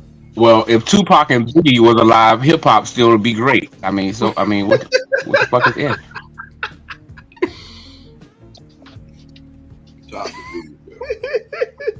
How you even respond to that? Right. That shit's stupid. People say stupid shit. Just to try to sound smart. Yeah, no, I'm saying you're using if. You dumb. Stop using if. I was responding to a comment. I was responding to a comment in the chat, nigga. I wasn't talking to you. So for you to even respond to what I was responding to Leela wrote, lets me know that you're trying anything. Because you died on just about every Trump talking point you presented because you didn't know anything about Trump. I seen, bro. You only like Trump because of the things you said. He got shot. He got those felonies, and he got black people that support him. He used those. You said that made him hood. You said that made him black. That gave him his black. No, I did not. Nigga, you never heard me say that. Oh, nigga, stop lying. Hey, Madonna, which video? No, only thing I said just like other people said, when Trump got shot, that made him damn near a martyr, bro. I didn't say that it made him black. That gave him his black card, nigga. That made him hood. Madonna, no, what I said what made Trump hood. No, what I said, hold on. Real quick, what I said was made Trump hood was how he was checking those sisters at the black journalist thing. But go ahead, Chris. Yeah, I was just asking for clarification for which video. Was it an interview or him giving a speech? Do you know? It was an interview. He was talking to some interviewer, and the interviewer asked him why about January. I think it was a man or I can't remember. Was it a man or a woman? I think it might have been a woman or a man. I can't remember. I'm trying to think. It might have been a woman. I can't remember. But the interview was I think it was last month. Mm-hmm. It was Sean Hannity interview, and it wasn't last month. It was a long time ago. Where they were trying to justify that he wasn't the one. Other people were letting people in. It was a Fox interview. It was a Fox interview. Listen, I don't have a problem with you defending Donald Trump. And I realize that everybody has to learn. And some people have to learn a lesson. But Donald Trump is going to be a lesson for a lot of us black people who jump on the coattail. I said, Master, look after us. Master is going to look after us. Everybody has to learn, and some people is a lesson. But I don't know how much years it's going to take us to get back from that lesson. Clarence Thomas, or whatever his name is, the Supreme Court Justice, is a lesson that not all black folks are kin folks. And he has been there for 40 years. And he's done everything to undermine everything that must pass to protect black people. So Donald Trump is a lesson that we have to learn. Fuck Clarence Thomas. I've been saying fuck Clarence Thomas since I was 14 years old. Fuck that nigga. I hope he died. I've been wanting him to die for years. He was like one of the most quietest Supreme Court judges. Man, that nigga is a clown. That nigga ain't never supported anything that has to do with us. You better check his track record, nigga. Man, did you read his opinion on the Second Amendment? Well, that New York thing? Fuck his opinion about anything. What was his opinion on the Second Amendment? Basically, to make a long story short, that you do have the right to bear arms and to protect yourself. But I can pull it up. We can read it right now if you want to do that. He wrote an opinion. He wrote the descending opinion. Which opinion he wrote? Fuck him and Jenny Thomas. That fat, ugly white people. Damn. Because he has never wrote. He has always wrote a descending opinion. I mean, I don't know everything that he wrote. I'm just, specifically talking about the Second Amendment one when it had to do with New York. No, he's going to support the Second Amendment because it's a right wing. Right wingers love to support the Second Amendment. They love to speak about the Second Amendment. I do not listen. I do not support the right to carry around a fully automatic 50 millimeter sniper rifle. Because for the most part. You know you vote for Kamala just because they said she was making this thing. That's the only reason. It's not Kamala. Let's be reasonable on the Second Amendment. Did the founding father, in your opinion, ever thought about the advancement of weapons?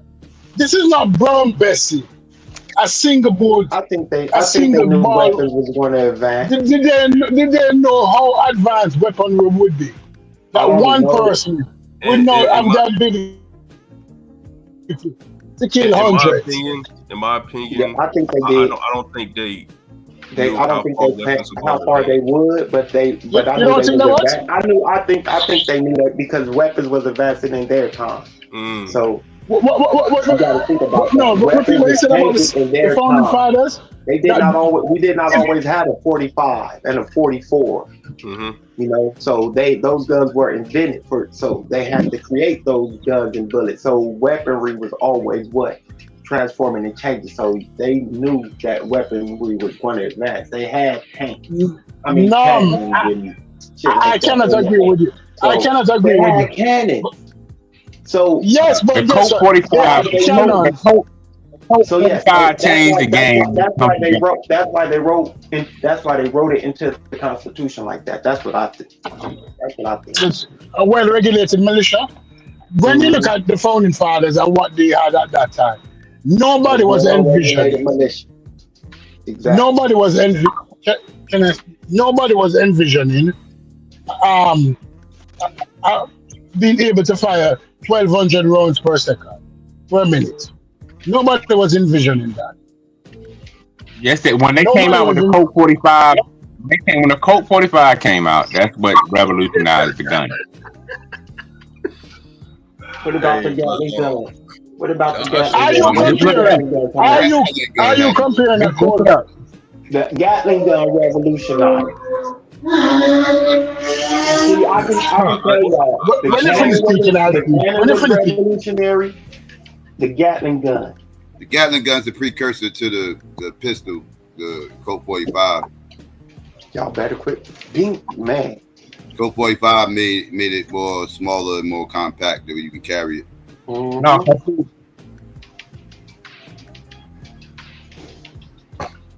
And you able to pack more around. Hey, I have Clarence Thomas' second amendment opinions. It's 4 pages. If you want to read it. Say it again. Oh shit! You got I said I brought up Clarence Thomas. Nah, but that's what Trump. I'm trying to. Thomas what? You know when he did the opinion on the Second Amendment. You know that had to do with New York. I got that pulled up. I'll put the link in the back chat. Okay. Clarence Thomas is pro Second Amendment, right? Yeah. He's very pro Second Amendment, yeah. Yeah, he's a Republican. He's a pro Second Amendment. I think everybody should be pro Second Amendment. That's my opinion. Why so much hate? I don't trip on that. Me either. And I know Stu P said something about fully automatic weapons. For the most part, you know, citizens can't have it unless you have a special license for it. And you basically gotta keep that shit in your house. but it's hard to get that special type of license. I think. Yeah, but you know when that came about. No. Let's be honest. You know when that regulation came about. No, I don't know when that regulation came out. I just know you just have a special license. It came out in the 90s, not in the late 80s, as a response to drug dealer having fully automatic weapons. That's when it came out to regulate that. Before that, people had what was that little gun that everybody had? Tech 9. Remember the Tech 9? That was a fully automatic 9mm. Remember the Uzi? It was a fully automatic 9mm. Mac 10s, Mac 12, and the Mac 10, and it was a response out of fear that they started to regulate fully automatic weapons. But in some states, they're trying to remove that regulation now. That regulation came about because, as a response, because drug dealers or so-called thugs had fully automatic weapons in the street, and that came about. They were trying to protect law enforcement.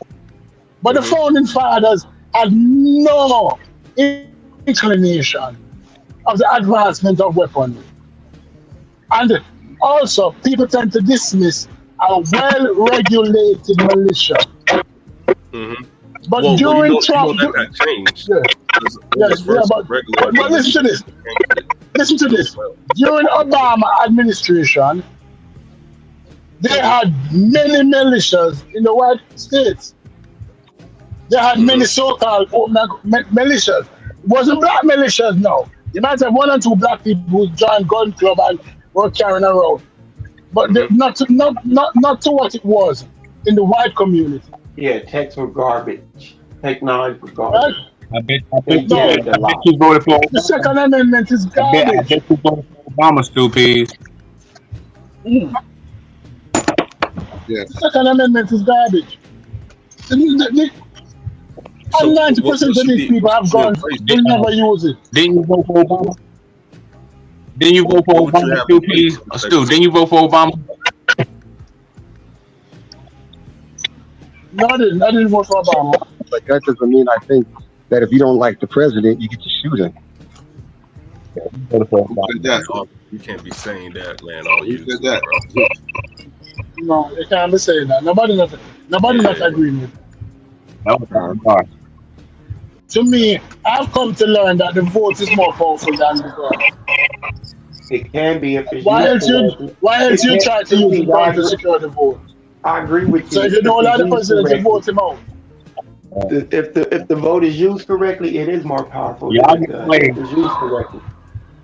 Correctly or incorrectly, the vote is more powerful. When January, by the time January come around, I want to try to keep this same energy about Donald Trump, because when he in office and he started to change the spectrum in the face of America for black people, I want y'all to keep this same energy. It's so gonna change. The person who just talked.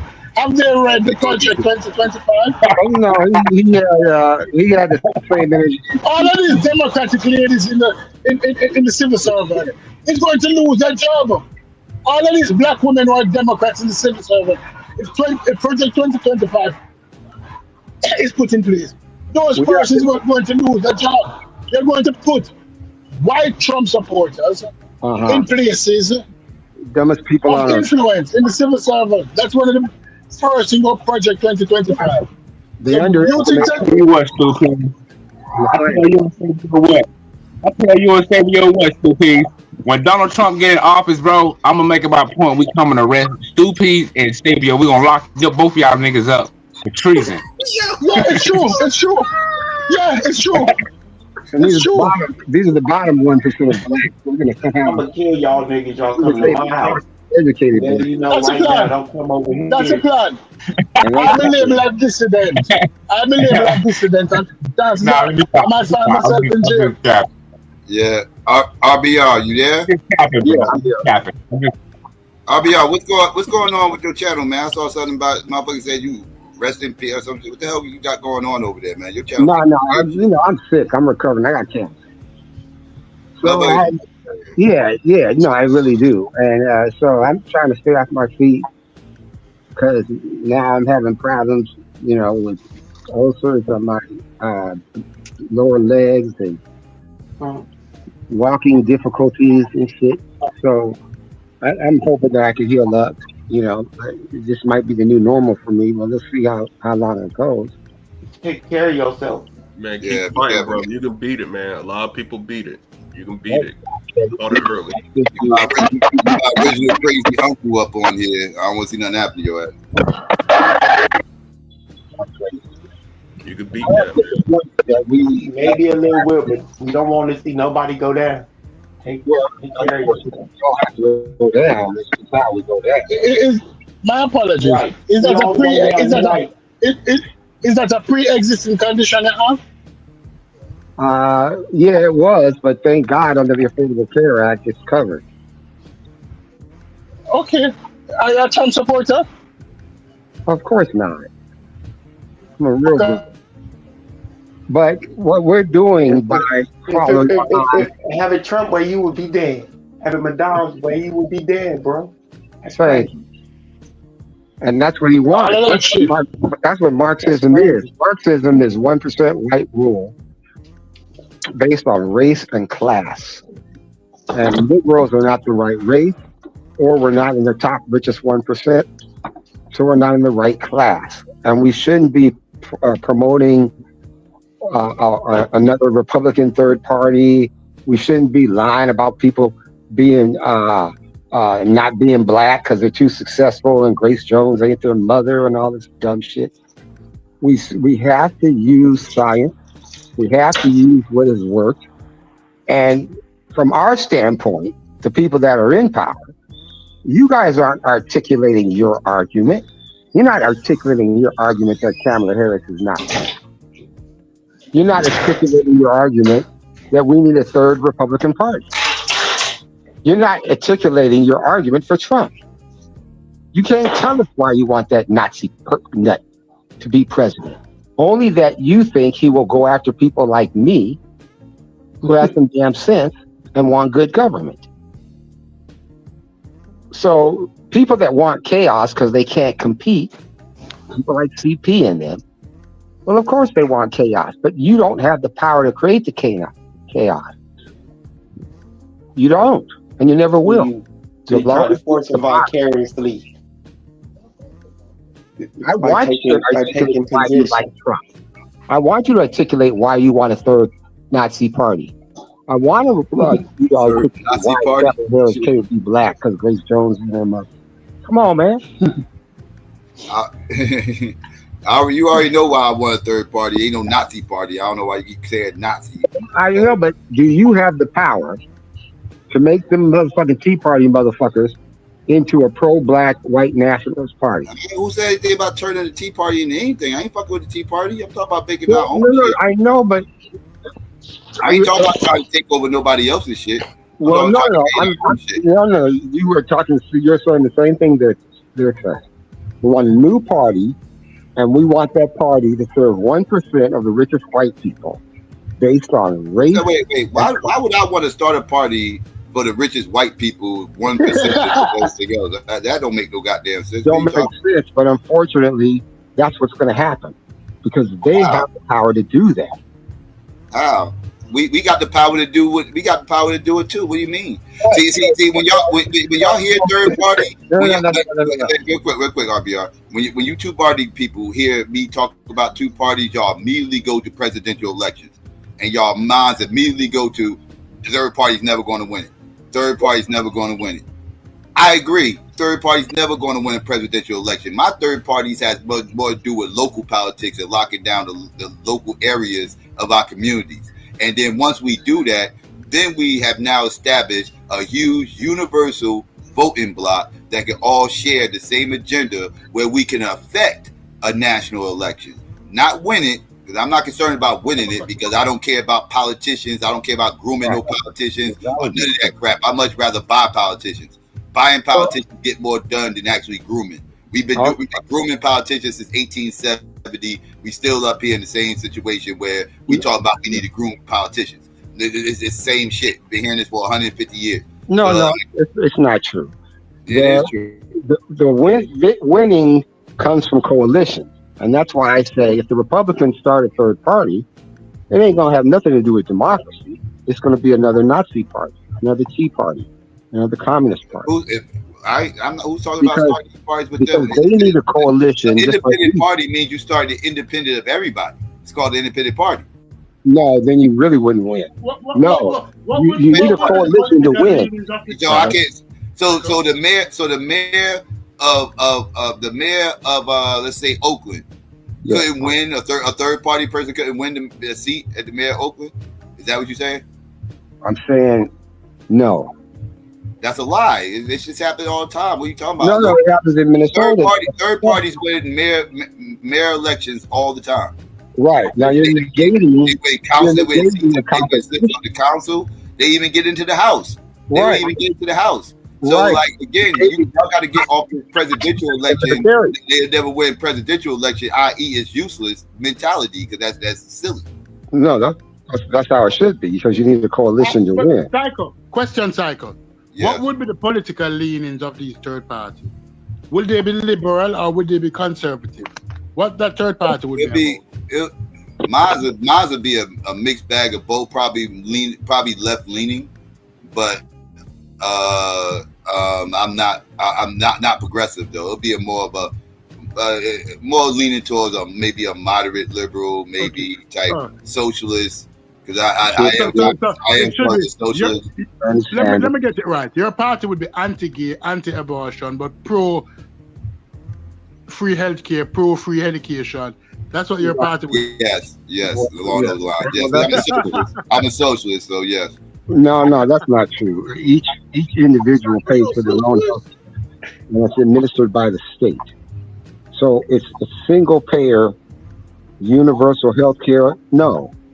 You have to be working, you have to have an income, and you have to pay for it yourself. And that's not free. When you have to pay, it's not free by definition. No, but it's free in Europe and it's free in Psycho, can I ask you a question?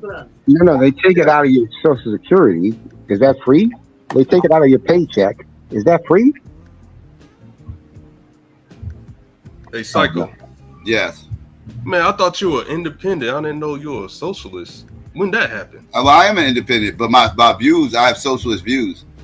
But I believe in social programs, like you're saying, and free healthcare and stuff like that. I definitely believe in that. Not forget, I'm a nationalist at heart. Like I am a nationalist. My ultimate goal is to see my people have their own nation eventually. It ain't gonna happen in my lifetime, but that'll be my ultimate goal for us. So yes, and whatever form of government that we decide to run would be, if I had to do it, it would be more of a mixed bag type of government, similar to what we have now. But it would be, with socialist, capitalist, mixed bag type of governance system. So it wouldn't be too much different from that. But I am more. It would probably be more socialist leaning than capitalist. Right. Well, I think that one of the things that it's not our fault that the Republicans have hijacked the democracy to call it capitalism. So they hang you off the balcony and shake you down for your royalties and then say that's capitalism. They invade the Ukraine and steal all your shit and kill all the people, and then they say that's capitalism. It's not capitalism. Capitalism is ruthless. Honestly, no, it really ain't no real capitalist.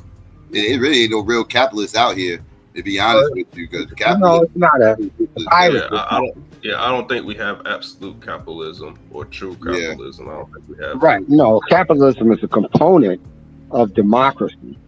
And Republicans don't like democracy because democracy is a coalition of different races, cultures, ethnicities, and genders, and sexual orientation and all that shit. And they just want 1% white rule based on race and class. But that's the only thing that works. So when we go back through history, and this is what I don't understand, if you build a third party and nobody wants to fuck with it, shouldn't that tell you something about whether or not it's a coalition building political model. I mean, we do have third parties. You know, they win locally. I don't know if they win nationally. No, they won governor seats. You know, mayors, senators, councilmen, mayors, and stuff like that. Never president, but they have affected presidential elections. Yes, they can fuck up an election. Yeah, so definitely they can swing votes, and like Bill Clinton would have lost if it wasn't for Ross Perot. You know, but I forgot the old boy name that pretty much helped Bush win. Independent. Ross Perot was a Republican who didn't get on the Republican ticket. Right. And he that's what helped Bill Clinton get in, because he split the Republican vote. And that's what helped Bill Clinton get in. That's why I say he affected that election. Right. He made it. We don't mind that. He split. We don't mind that, but we don't want Ted Kennedy's ass. That screwed them over. And Bill Clinton was able to win because of it. Right. And what's that dude? Nader did the same thing. Yeah, he was an idiot. So what I'm saying is, I don't think it's weak, but you could tell me how you guys feel. I don't think it's weak if we join a coalition, as long as we are in charge of the coalition. That ain't happening. Or else they in coalition. Well, see, they don't want Kamala. Why? Because Kamala's black. Do they have a say? No. Why? Because there's too many black people. We're 20% of the electorate. So they can not like Kamala all they fucking want. Too bad. She's the nominee. She's going to be the fucking president. Now, is it bad for us to join the Kamala Harris coalition? No, you should. Third party, you should commit to nobody. And they won't win, psycho. You be willing to work with people, but you can't commit to nobody. Listen, I am not a Kamala fan. Right? But I cannot sit back and let Trump win. Right? It's not the lesser two evil. It's that anybody except Trump. Well, that's a Republican line, but at least you're on the right track. No. But the thing is that, what does Trump bring to the table? Trump is an elitist. He's an elitist. Yeah, he's a Marxist. He represents the 1%. That's his major thing. Trump don't give a F about me or you. Hey, RBO, are the founders of Black Lives Matter, are they Marxist? Yes. Yes, self-identified. Yeah, but as like RBR said, like Marxists are like white supremacists or something like that, and I was just like, they want 1% white rule based on racial class. So do you think not what Marxism is? But but do you think those Black Lives Matter founders, they want 1% white rule? No. Now they do have a coalition, but it's a coalition that we wouldn't want to belong to. There's the white boys. I can't hear you. You know, it's mainstream. Candace Owens. Nah, we good. Listen, there's Black Lives Matter. Let's be sure about the Black Lives Matter founder. Well, the Black Lives Matter was Occupy Wall Street. The Black Lives Matter founder are gay before they are black. No, they won't. Their gayness supersede their blackness. Oh, no, the Tea Party was first. No, I'm not talking about who. Tea Party has nothing to do with Bill. Yeah. Yes, it does. There you go again. The opposition party to win has to form a coalition. So they put black in front of it. Black Lives Matter. I see Black Lives Matter. Yeah, you can't kill us because we black. But am I going to join a coalition of a bunch of fucking lesbians who hate black men and didn't want Obama to be president because he was a black man? Come on. I mean, no, they supported Obama. They supported Obama, so that's cap. Yeah. And you know, they got different chapters. You might not have to agree with the founders, but there's different chapters of Black Lives Matter. You might agree with chapter 1, or you might agree. Yeah, with they all have one universal tenets though that they have on their website. That's what caused the initial outrage against Black Lives Matter when they started talking about tearing down the nuclear family. That's when people started knowing there was some gay undertones with this organization. Because why would you put that as one of your tenets? Tearing down the nuclear family, really? That's one of your goals? That's one of your missions? That's a problem. Yep. And then they got called out for it. Then they took it down from their tenets. Then they took it down and shit. But they took it down the website? I didn't know that. Yeah, they eventually, they took it down like about a month later. Like once people started really picking up on what they said, reading it, and people talking about it, then they decided to change. They decided to change it. It's not on it. Well, you know, they kind of defunct anyway now. They done. But right before they went out of business, so to speak, yeah, they had changed it. Like I thought they like went out of business when they found out that one of the founders got them a damn mansion, the house and all that. That's what did them in. Yeah, when all that scandal came out.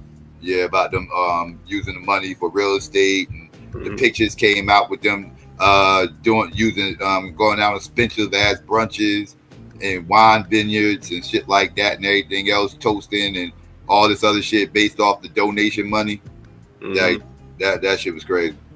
That shit. And then all the parents of the victims all was complaining, like, you know, like they abandoned them, right? Like they still making money off their name. And yeah, that shit was disgusting. They didn't contribute any money to the victims. Right. They made millions of dollars. But these gay people we know that they put the gayness before the blackness. All of them. Because they're protecting the gayness first. Came with this slogan. And they made a truckload of money. You have the right slogan, you'll make some money. ADOS, FBA, you'll make some money. Black Lives Matter. Yep. You'll make some money. And they took the money and they turned white. They went to all the white activities. They bought mansions in white neighborhoods. Yep. Right. Hey, One Love says Chris now asked who tutored the BML lady, Kamala. Do y'all know anything about that? What you say? Say again. He said One Love says Chris Hill now asked who tutored the BML lady, ? Kamala. Oh, I don't know. Don't get me in line. I don't know. I know it was doing some forms of activism before the whole BLM thing. That's when they decided to attach that's when they decided to steal the hashtag and make it an organization. But they already was doing they already had some boots to the ground doing some activities locally or whatever, and that's when they grabbed the hashtag and made a national organization and just ran with it. So I don't know who taught them this stuff or whatever. Don't get me the line. Nobody didn't teach them anything. No, Most of these donations came from white people. Who's that? Who's doing it? Whose conscience was bothered. And they donate a ton of the money. These people never see this money before. They didn't have any plans. They didn't know what to do with the money. Yeah, they have no idea. I'm a student. I didn't know that. No, I wasn't time as a student. One Love say he got the proof. He'll show it later though. I guess. Well, I heard on the clip that Psycho played earlier.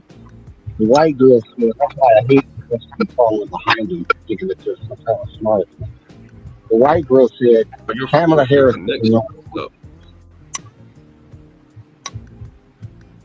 And nobody said anything. The white girl said Kamala Harris doesn't know what a woman is.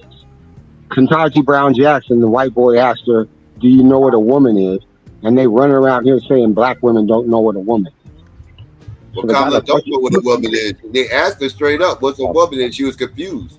She ain't know how to answer that question, which is embarrassing that a grown ass woman can't answer a question about what a fucking grown ass woman is.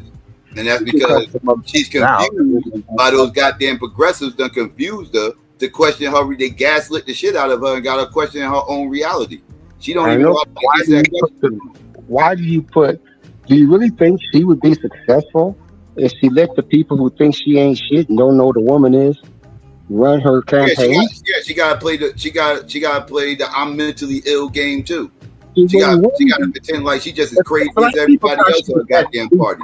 She gotta play dumb when that question is popped up. That's a very simple question that a 3-year-old can answer. Yeah. But because she got to satisfy her constituency, then now she got to. All right, Psycho, let's play that game. Let me ask you the question then. Mm-hmm. Psycho, what is a woman? A woman is an adult female. What's a female? A female is somebody with the X chromosomes. So you're saying that a woman is somebody with double X chromosomes? Yes.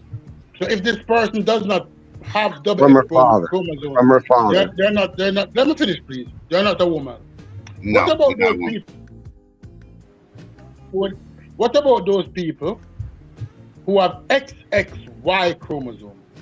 Do you know that there are people on this earth who have XXY? Those are like hermaphrodites, right? Yep. What? No. Hermaphrodite is somebody who has both sexual organs. Yeah, female with male XXY and present as female. Their genitalia look like. Ain't that what's going on with this boxer? Isn't that the same thing that's going on with this boxer, Olympic boxer?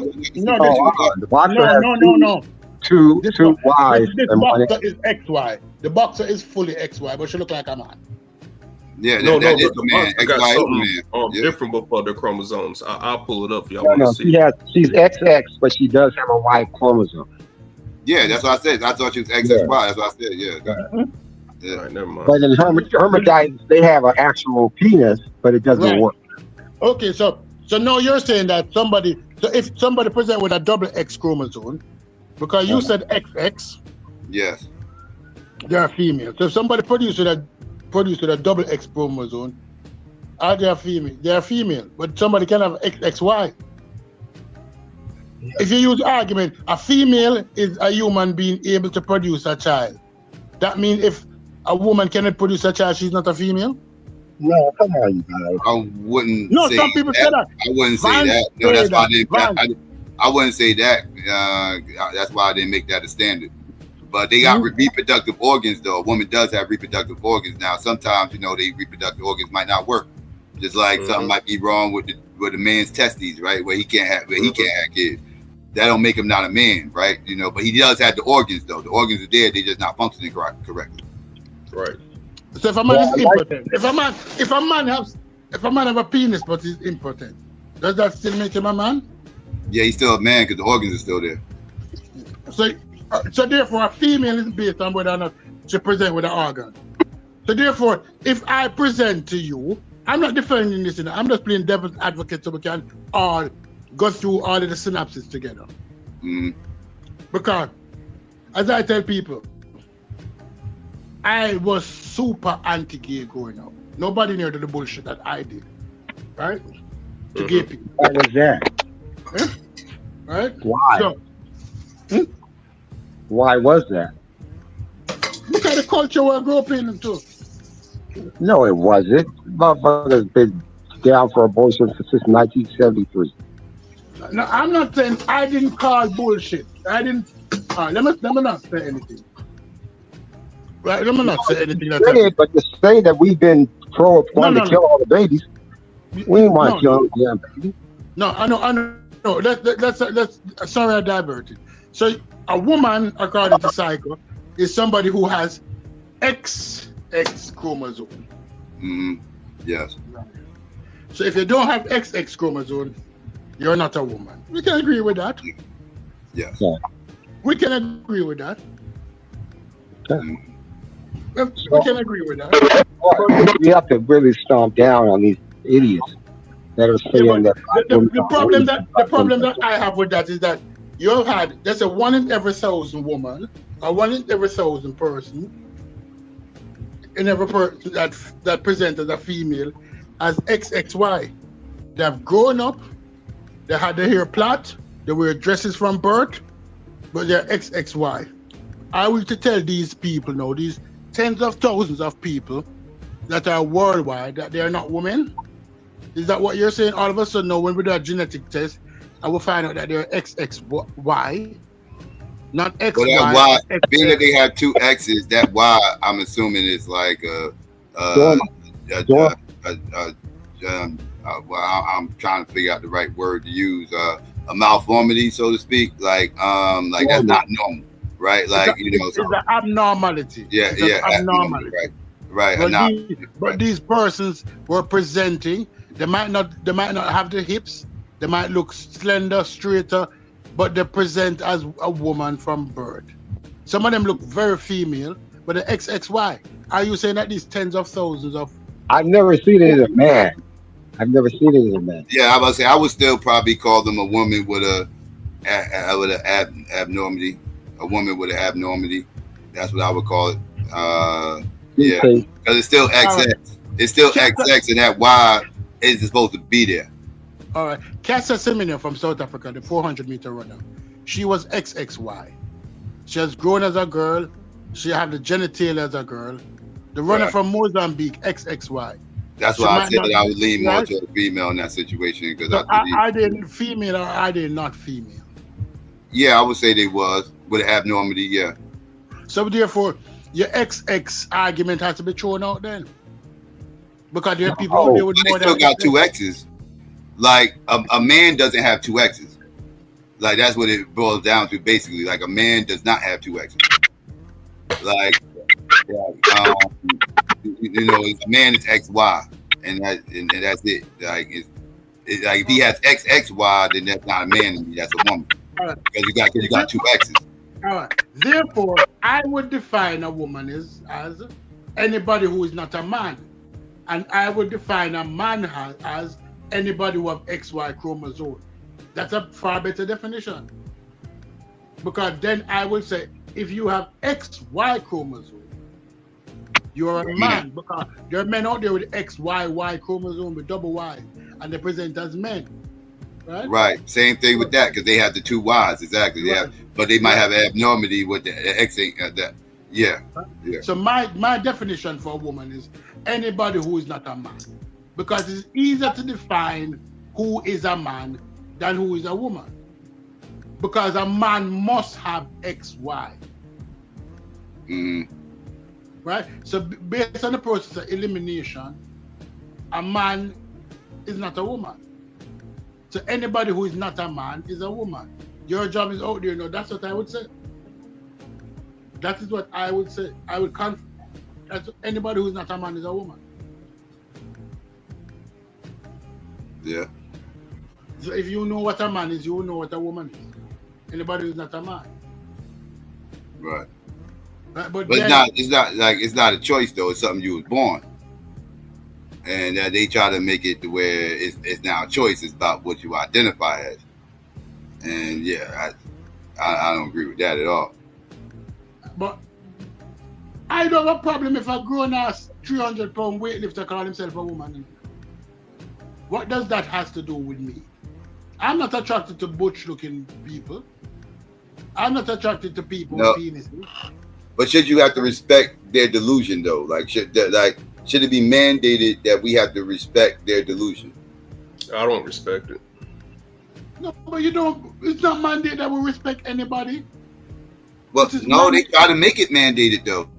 They trying to make it mandated. They trying to make it to where we have to abide to the delusion. We have to ask them what pronouns they prefer, or else we can get in trouble, right? Because we have straight privilege.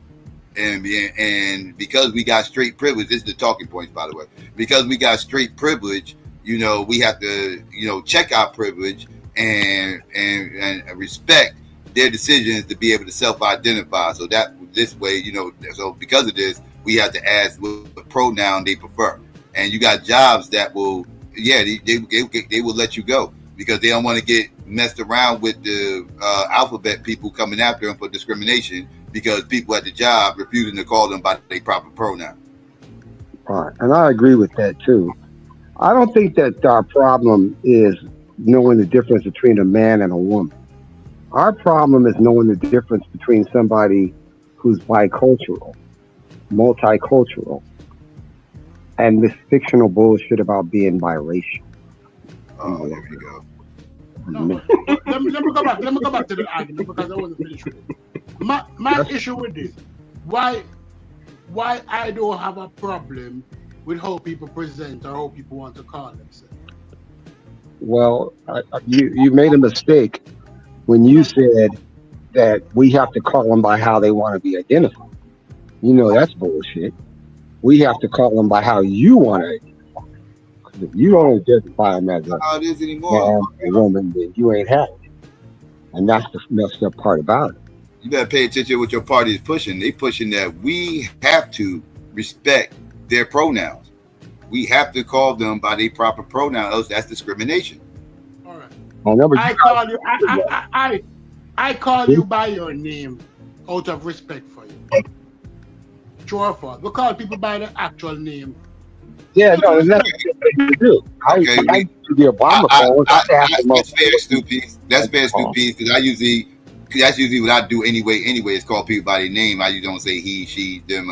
Unless I'm representing for somebody else. Unless I'm talking to somebody else about somebody, I'm not usually using a pronoun. So like I usually call people by their names. But what about this though? What if Bruce all of a sudden comes to work one day and he's Caitlin?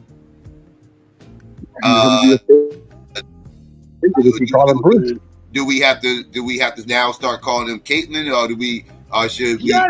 Yes. And that motherfucker gonna take me a while to adjust. That motherfucker still Bruce to me with a dress. When a woman that's get Bruce married, with an old fucking dress to me. Like I still call Bruce to this day. Like when I was growing up, Bruce Jenner was on the goddamn Wheaties box. When a woman get married, he was a face of American sports. And when I was coming up, he was on the Wheaties box. That don't matter. When Miss Brown get married and she's now Smith, and she come into the workplace, and she said to the workplace, "My name is now Mrs. Smith." Are you still calling her Miss Brown? Isn't it disrespectful to call her Miss Brown when she's now Mrs. Smith? Okay, but I'm still, but the name's still Brown though. I'm just changing the Mr. and Mrs. part, like, but the name's still Brown. So that's but her name is no longer Brown. Not only do I gotta drop the Mr. with Bruce, I also gotta drop Bruce. So now I gotta call him Miss Caitlin. I went from Mr. Bruce to Miss Caitlin. Right, because that is his name now. People change their name all the while they have to call him. When Ali changed his name to Muhammad Ali from Cassius Clay, and the box, what was the name of that box? I knew you from your small, you were always Clay. You were always Clay. And Ali had to teach him a lesson in the ring. Call me by my name. Go and watch a Call Me By My Name fight from Ali. When Ali beat the shit out of somebody that he could have taken down in the second round. Yeah. He could have taken him down in the second round, but he beat the shit out of him because it was disrespectful that you did not call him by his name that he asked you to call him for. So we call people by their name, people change their name all the time. So tell the fruitcakes to step in the ring then if they don't like it. They don't like that. If Bruce don't like that, I don't want to call him Caitlin. Tell him to step in the ring. I'll beat the dress off the paws. Right? Let's get to Malcolm X. When Malcolm X changed his name, didn't we give Malcolm X the respect and call him by his new name? Mm-hmm. Yeah, I respect it. Well, I never know Malcolm as anything other than Malcolm, but before that he was Detroit Red. Yeah. Right. So people has changed their name all the time, and we call them by the new name. It don't take anything out of us. It don't take there's no skin off your back. Right. Well, it's better for society if we can move beyond the labels and all the bullshit and all the superficial bullshit. Again, it goes back to what I was saying. The word of the day is coalition. So we can't just be out there by ourselves begging everybody to come come on over to our place. No, we need a whole coalition, as many people as possible. And so it's better if we include as many people as possible and stop letting this gender shit and this multicultural bullshit stop us from moving forward. Like it hurts me that Psycho can't look into history and see how successful Black people have become, even though maybe light-skinned people might have been first. And he acknowledges that. And it should be acknowledged. The Booker T and Du and them motherfuckers, man, it was like, what Harris said, he wasn't just black. He was just black. So, he's talking about Jackie Robinson. So what I'm saying is, Psycho, you don't see it? You don't my thing is with what Psycho is saying is that about black and mixed race and all of that. If we look at many of after slavery, that time after slavery, what is it called? Immediately following slavery. Jim Crow. Reconstruction. Yeah, Reconstruction. During Reconstruction, the first black people, open and close quotation for the word black and music, in any country that had apprenticeship or Reconstruction, that period directly after slavery, the first set of most successful black people, the majority were of mixed race. That's not true. I know that's the story, but I just don't think it's true. Why? It is true. It is true. It's true. Well, when we look at, there's a lot of let's look at. I know we're listening to. And then afterwards, you had a decrease in mulattoes once slavery was over. You had a decrease in mulattoes for a while until recently you got a large uptick in mulattoes again. But there was a decrease in mulattoes after slavery because there was less contact with white people. Mr. Jenny, less reproduction because the white man didn't have that readily available farm. Right, exactly. So the community darkened up some over the next decades and everything else. But like I said, now it's starting to lighten back up again. And this one's by choice. This one wasn't by force. So yeah, that's my concern. But I'm saying it wouldn't matter. Now, when we look at after slavery, black people went into sharecropping and basically did what they were doing as slaves. They were just supposed to get paid for it, Sometimes they got. But we're not talking about those shares. We're talking about the labor. See, that's what I'm saying. What you just said was the only people that could continue to work in the fields were the light-skinned black people. That's not what I said. I said the most successful and notable black people. Right. Not those persons. The most successful and notable black people. You're talking about the average everyday black person just a second ago, yeah. Well, you would have to define that because 85% of the GDP of what is North America came through slavery. Yeah, and it couldn't just be the light-skinned motherfuckers because they wouldn't have made a dollar. I'm not talking about. We're having a different conversation. We're on a different line. I'm saying that the fight now is to preserve blackness, but the blackness that was always encouraged. What was it that lady name who starred in Gone with the Wind? What's her name? Hattie McDaniel. Hattie McDaniel. Yeah. And the NAACP. Mm-hmm. The president of the NAACP at the time, a quadroon Negro, had his own. He actually was a hexaroon. He was a hexaroon. He was 116 black. 116 black.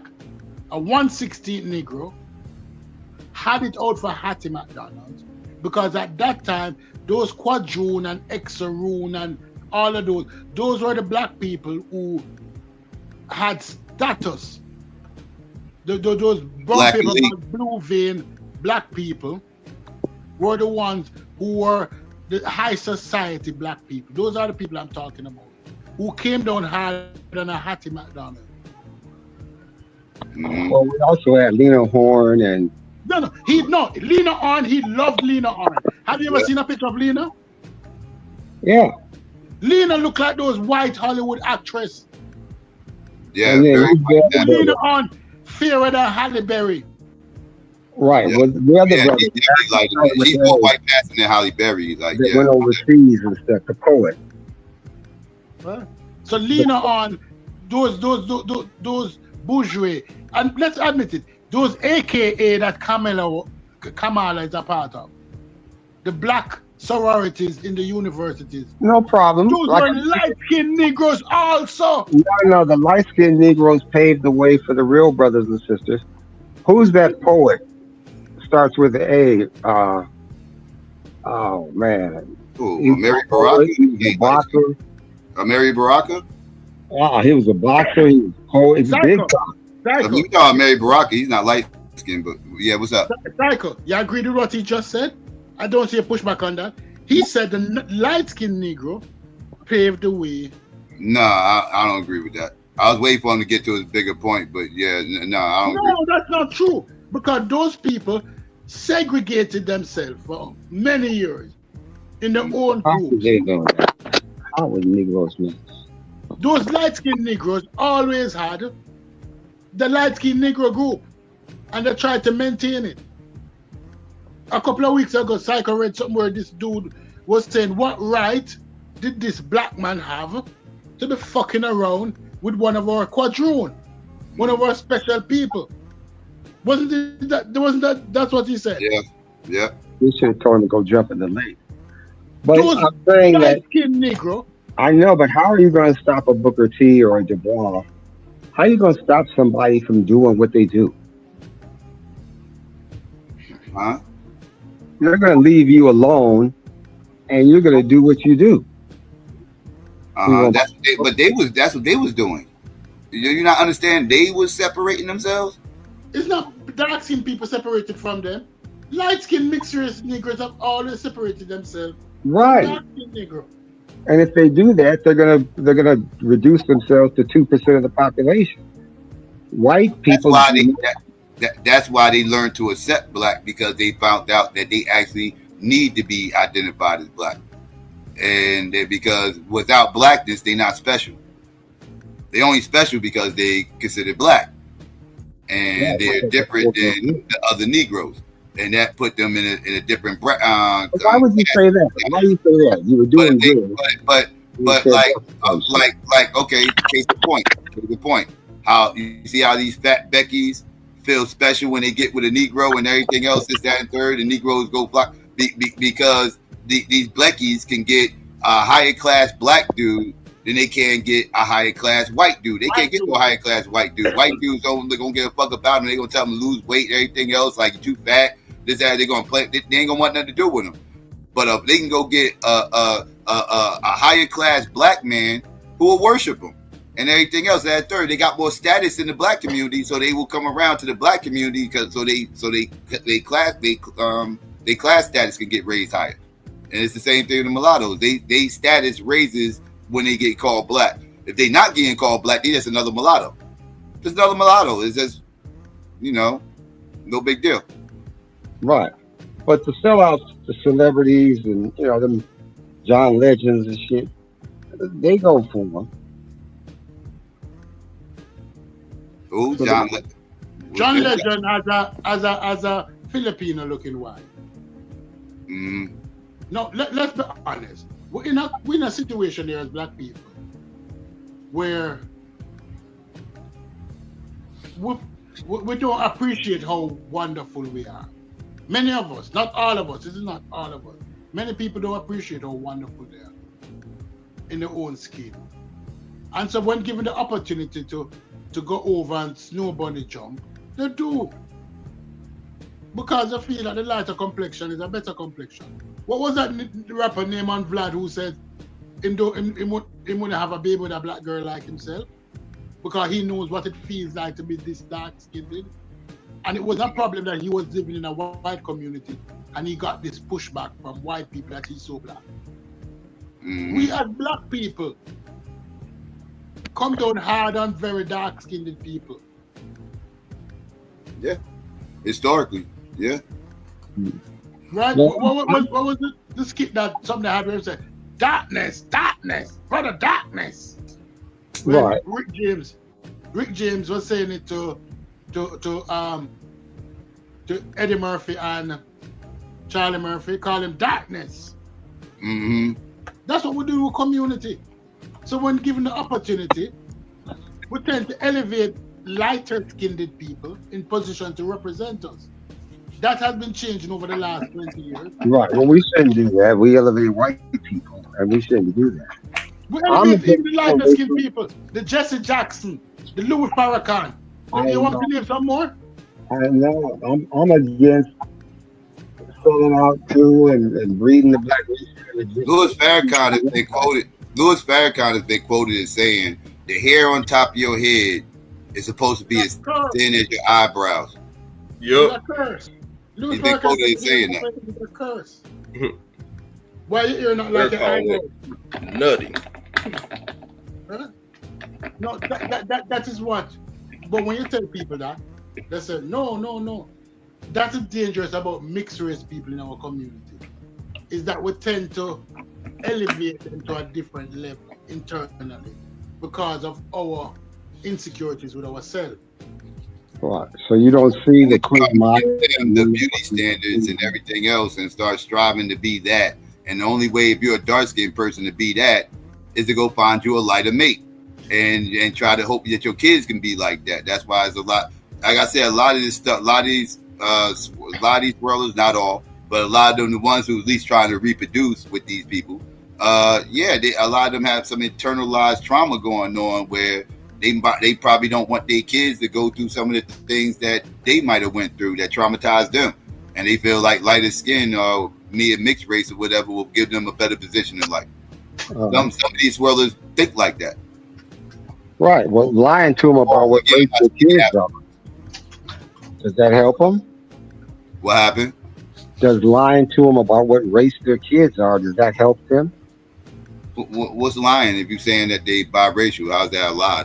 If they half black and half white, and you say they biracial, you're not lying to them. You're being honest with them. They biracial. If they're bicultural and you lying on them being biracial, the bicultural means that ain't even a real. No. See, it's so important, Psycho, because I'm bicultural, multicultural, and so are you. Right. You're a whole black man. You bicultural. So are you. I know, but now he's getting into the black stereotype. Biracial, bicultural, that's two different things. Culture and race ain't the same thing. No, it's not the same. But it has to. You're black. Biracial people can be culturally black. Biracial people can be culturally black, right? I'm not saying they can't culturally. Some people can only learn one goddamn culture, and that's black. Your phone is like that shit is bad. Seriously. Yeah, but Psycho, I said all the while, when you go to a black cookout or a black party or a black family reunion, and that black boy who bring the white girl and have two mixed race babies, those mixed race babies are treated like princesses by the grandmothers. And I dare anybody to tell me that's a lie. I've seen it. I'll be lying if I say I didn't see it. I've seen it. Those little mixed race girls are treated like princesses. So what you saying that the non-mixed kids don't get treated well by the grandparents? That's what you saying? They get treated, but they don't get the same level. My bad. Let me come in. Hold on, real quick, Stu Peace. Let me come in like a gentleman. Peace to the panel. Psycho, what it do, bro? Peace. What it do? Good My bad. And again, my bad, Stu Peace. My bad. I was just asking. So the non-mixed kids don't get treated well by the grandma, or you see like a hyper love for the mixed babies in comparison to the black babies or black babies? A very preferential treatment of those mixed race kids when compared to the black kids. Mm-hmm. I think that depends on where you live at. Am I lying on that? I think it depends on where you live at. I think it depends on where you live at. I'll agree with you because I don't see everything. So if your history is different than mine and you say it's dependent, I'll have to go with you on that. See, like, because all right, for instance, right, Stu Peas, like me and Psycho both live in New Jersey, right? And New Jersey is a very small state in comparison to the rest of the country. Very, very small state. But the differences between where he live at and where I live at are grand. Am I wrong, Psycho? Yes, it's some cultural differences there. Yeah, as far as like certain rhetoric that we use, like certain words and everything. Words. Like, like up here we call our sandwiches subs. Down there they call them hoagies. Right. You know, stuff like that. Like in music, fashion, Let me correct myself on this. Let me give it a caveat. If the only time it is different, if that family has many mixed race people, it might change the outcome. But if that mixed race child is the only one or one of a few, that child is given preferential treatment. See, well, I'm not going to disagree with you. The only point I was trying to make is like where I live at. If a mixed race kid, or if your brother got kids by a white girl, the grandma don't treat the half breed kid. She don't mistreat them, but she kind of want to give them their toughness. She kind of want to be like I don't want to baby you in front of the other kids because then they gonna pick on you and fuck with you, right? But it's the same thing. Well, let me finish real quick. And you can have it. But if you go out to like Long Island, or if you go deeper South Jersey, your point may be right. Because it's a different relationship, a different culture when it comes to white people and their adherence to white shit. Where I live at, white people don't dominate the life. They don't dominate the culture. So it's kind of like a really black culture. So even if you come with a half-breed baby, yeah, grandma might be, oh, look at my baby, but she's gonna kind of nudge the baby to, maybe that was just my mom and my aunts, I don't know, kind of nudge the baby to get out and get dirty with the other little kids, because if you stand out, they're gonna fuck with you and pick on you, then that's a whole bigger issue. So I don't know, maybe it's just where you at. Well, it's always wrong to favor people based on their skin tone, no matter where you live. But what Psycho said, and it disturbs me and hurts my heart, that learning white culture, learning Asian culture is not the same as having a Asian mother or a white mother. And that's crazy, because that's all it's for. See, RBR, you say that because out in the Pacific Northwest, there are a lot of Asians and you guys can't avoid it. Think about somebody like me and Psycho who probably went to You don't see I've never known any of me or any of my friends or anybody I know has ever messed with an Asian girl. Well, you gotta go to Chinatown, you gotta man. think about it like see this. that out here, bro. You don't gotta think about it like this. We Go live to in the a Fashion New Jersey. Institute of New York. That's where Let me finish, RBR, because you guys on the West Coast and other regions gotta understand something. New Jersey is a very segregated place. Yeah. Very, very, very segregated. I'm gonna tell you, you don't see dudes messing with Becky like that out here too much. That maybe certain areas, but you might see that. You might see some brothers messing with these Latinas or whatever. I've never, ever, in all the years of me living in Jersey, seen a black man with an Asian chick. Ever. Never seen it. I've seen my Jamaican friends have Asian moms, or I've seen like that, but I've never. None of my friends came home with an Asian girl. Exactly. Like I only know like 3 or 4 people with babies by white girls, and I know a lot of motherfucking people. Exactly. That's why. Like I said, I just don't see that. Now I see a lot of dudes with Puerto Rican baby mamas because they with us. You know That's why I said Latinas is about the most swirling you're gonna probably see out here is with those Latinas. Probably that's about it. So RBR, when you say this thing about Asian culture and all that, we're not forced to learn it or accept it. We're not forced to. And I'm gonna tell you what usually happens, RBR. In our instances, if we have any Asians or anything in our community, they're usually proprietors that have a store or a Chinese because they got a store. Yeah, they did. And guess what happens, RBR? Their kids become black, and then that store gets closed down, or they leave the hood because now their kids are acting like us. So it goes in the reverse. Yeah, but let me tell you another thing too. These Asian girls are very specific in their selection of black guys. That one that was on The View, not The View, the program like The View, who married to the rapper. The talk. What's the rapper name? Jenny Ma. That was with Jeezy. Yeah, Jeezy. She only chose Jeezy because he was rich. These Asian girls not choosing poor black guys. They want white men. They want white men worship very them, rich black men. Yes, white men worship Asian women too, by the way. Man, in Georgia, man, Asian women like black people. I'm not They gonna like say it's they don't like us up here. entertainment. We just can't take them home. Asian? Like they don't take us home. Like we ain't gonna say they don't like us, so they just can't take us home. So it Yeah, just makes everything move. they'll listen to our music, you know, they'll play basketball and everything else, but you know, yeah, they really ain't, they ain't fucking with motherfuckers like that. Man, that shit changing in Georgia, Psycho. Man. Let's be fair. Yeah. Which Asians we're talking about? We're not talking about the Koreans.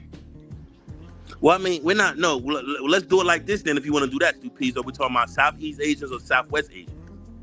Oh, well, the Filipino Asians we like black men. That's two different things. Now, a Southwest Asian is Saudi Arabia, Iran, Iraq, that Kuwait, whatever. Southeast Asian is Philippine, Thailander, Chinese, Japanese, Korean. So which ones are you talking about? Southeast Asian or Southwest Asian?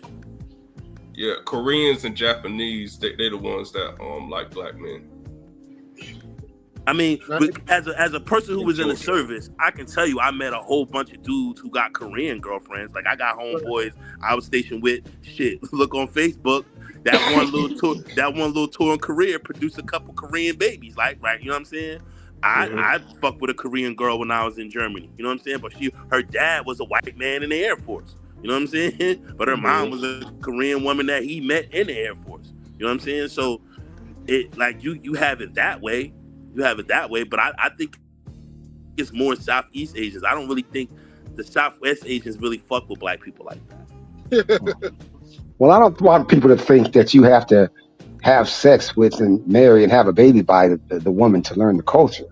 I just saying that you can learn the culture above and apart from dating them and running up in them, and you would be a better person. We agree with you, RBR, but what we're trying to explain to you is we don't have a preponderance of their culture in our environment to even consider learning it. It's not a priority. It's not even like it's not enough of them. We don't have enough interaction with it. We don't have enough. We're not immersed in it. You know what I'm saying? Like it's anytime we bump into them, it's by happenstance. That's what we're trying to explain to you. But by you being on the West Coast and they having such a dominant position in the West Coast and being more what's the word I'm looking for? Like they're more out there, more prevalent. Predominant. Or prevalent. I ain't gonna say permanent. I'm gonna say permanent, yeah, but I'm saying they're more influential. No, he said prevalent. He said prevalent. They're prevalent. Okay, yeah. Well, but influential. Like not only just prevalent, but influential. Like they're very influential out there. Like you know, like they're the Seahawks colors aren't those colors because of the Asian population is not. You know what I'm saying? Right. San Francisco is pretty much, Asians run San Francisco too. You know what I'm saying? Right? Like from the Bay Area up is their shit. Yeah, from Bay Area up to Seattle. Yeah. That's their shit. Yeah. Right. So they have a stronghold on the region. So you guys are kind of put in a position where you have to learn their culture in order to survive in that environment. Absolutely. The mayor of Seattle is like our Asians are stuck in like Chinatown and shit like that. Like that's usually business districts. Or deep parts of Bergen County. Yeah, deep parts of they don't move to the projects. They get businesses by the projects, but they're not living in the projects. No, they're not. The mayor of Seattle is Bruce Harrell. He went to the UW. Now his mother is Asian, and his father is black. Big time lawyer. 5-story mansions and shit in Seattle. And yeah, that's my point. You learn that culture, you're in the game. And you guys don't think that you're missing out a little bit by not learning white? Because I want black culture to be in the game. I want us to be in the game. I don't want us to think that we have to adopt something. They're gonna ask you what black culture is. Black culture is all of us up here that's black speaking our existence in this earth. Yeah, they don't see it that way. On this earth. I don't want to have to be. I don't want to have to put my culture to a side or add an amendment to who I am in order to be in the game. Why can't I be good enough as me to be in the game?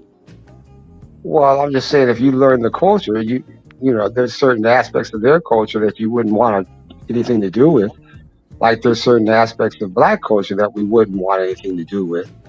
But I think that we front sometimes. So I think that the code switching thing, where you just code switch, that's it. Right, that's all we have to do is code switch. We don't have to learn their shit. We don't have to adopt their shit. We could just be intelligent enough and have enough intelligence or have enough critical thinking skills to understand how to communicate in different environments that will benefit me and not be seen as an ignoramus. I don't necessarily think I have to adopt another culture's culture in order to be accepted. No, not at all. They're not going to drop their culture for me to accept them. I don't know. That nigga RBR interviewed, that Agent Duty interview about 30 years ago. That nigga wanted to be Black. He thought he was Black. Well, yeah, you got some motherfuckers out there that might try that, the Rachel Dolezals of the world, but for the most part, the average white person is not going to drop their culture for you to be cool with them. You get down or lay down, like we ain't cool. Get down my culture, or we ain't cool, because I'm not getting down with yours. You know what's the funniest shit though about when we talk about this conversation and not 2 P's left? Well, I asked everybody on the panel, y'all give me y'all opinion.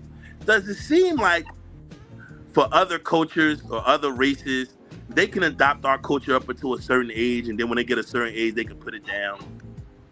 Yeah. Or certain economic. You don't see motherfuckers my age hip hop heads. That's white. If anybody that's my age that's a hip hop head, these Black motherfuckers, maybe some Puerto Ricans, but for the most part, you don't see white motherfuckers that are hip hop heads that's my age. They say I used to listen to hip hop when I was younger.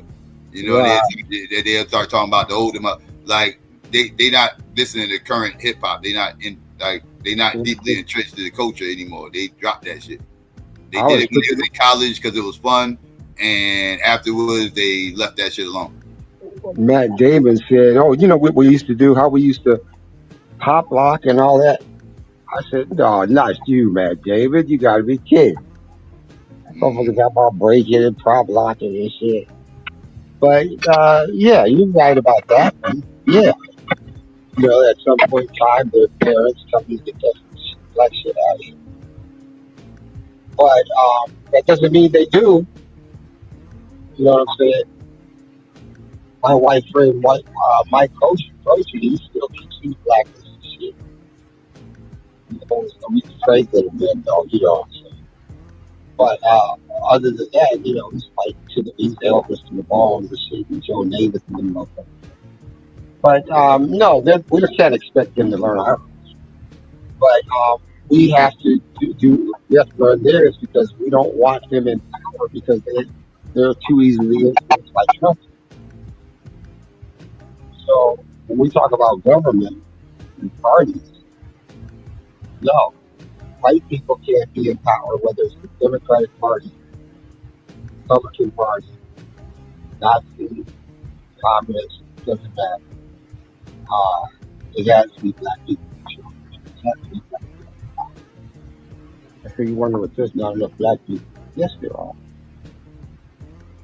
And this also, when we talk about culture and psycho-dismissing, there's a culture within politics. So there's a culture that says, okay, well, no, we include gay people. We include Black people. We include these people. But we don't include some stupid motherfucker who thinks that Kamala Harris doesn't know what a woman is. Or some nut that thinks she just turned Black when she ran for president. That's what's just crazy. And the white girl, that Psycho played the clip said, I don't have to call you by your name. I don't care what your name is. And Abby, I pronounce it. She was like, I pronounce it the way I pronounce it, and it just is what it is. Right. And Abby Phillips came. I ain't gonna lie. So many people jack up her name though. Like, it's like I've jacked it up a billion times. I'm not doing it because I'm racist. I just 1 minute it's Kamala, next minute it's Kamala, then it's Kamala. I don't know which one is which. I get confused, and I just roll whatever one just flies out my mind at the time. Like, I'm not doing it to be disrespectful. It's just you know, I get confused. Which one is it? Well, But you get you a don't pass. think that White white girl woman go. was being racist, man? That white woman was like, "Fuck you niggas, I call her what I want." See, that's what I'm Oh, saying. that was man. her doubling down. Yeah, she was being like I don't give a fuck what you motherfuckers think. Fuck you, I'm doubling down.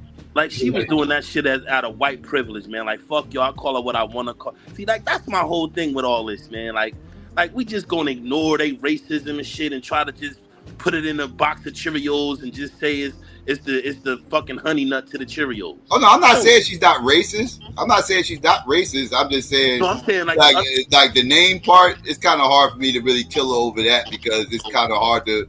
It's hard to remember how to pronounce it. So it's like I can't really pull on that. I get it. I get it if she had more attrition when she said it. But the doubling down and then and to be an adult and be like, yo, I say what I call her what I want to call her.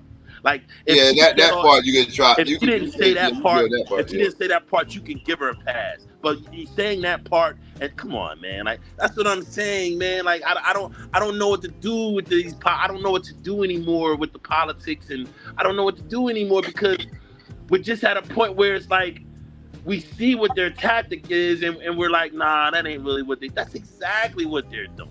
Like they're doing how we used to say, they say the quiet part out loud. They're saying the loud part out loud. Oh, you're right about that.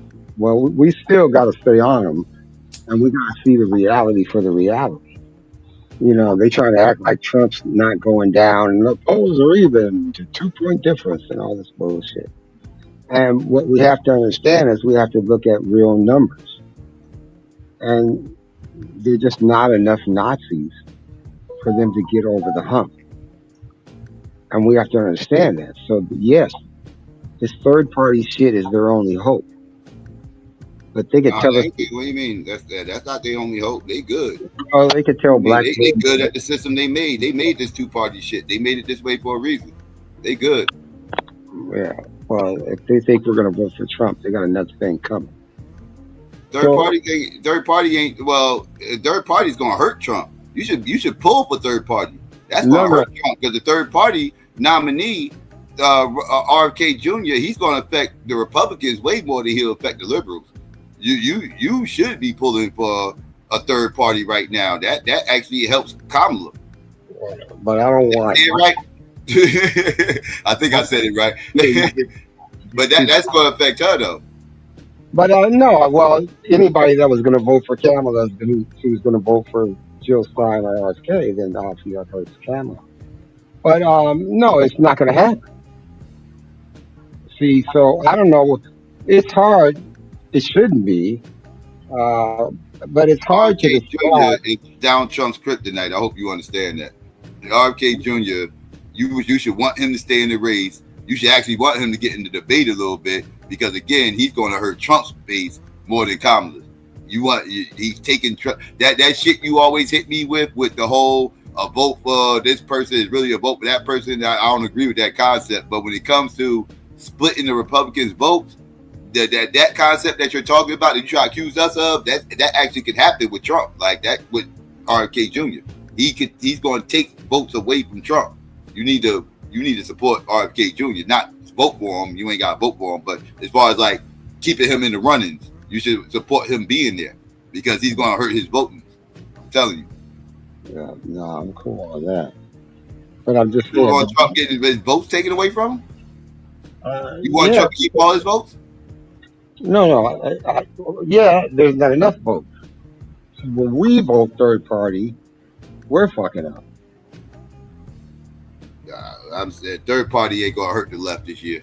Man, third party, given the candidates that's running, the only third party candidate that's going to affect this election is RFK Jr. He's the only one that's going to affect the election, and he's going to affect it in a negative way for the Republicans. That's why you should be cool with him being in the running. Same way you should have been cool with Ross Perot being in the runnings because he helped Bill Clinton get in office because he took votes away from I forgot who Bill Clinton was running against that year, 2 years. Yeah. But he took votes away though from the Republican candidate that year. And again, it happens all the time, and usually it hurts. Usually it does hurt the Republican Party more than it hurts the left. Usually, There's been times where it could affect the left, but not in recent years. In recent years, third parties have traditionally hurt the right in recent years. So you shouldn't be mad at Robbie. Matter of fact, you should, like I said, you should want him to be in the race because he's not going to hurt the left votes.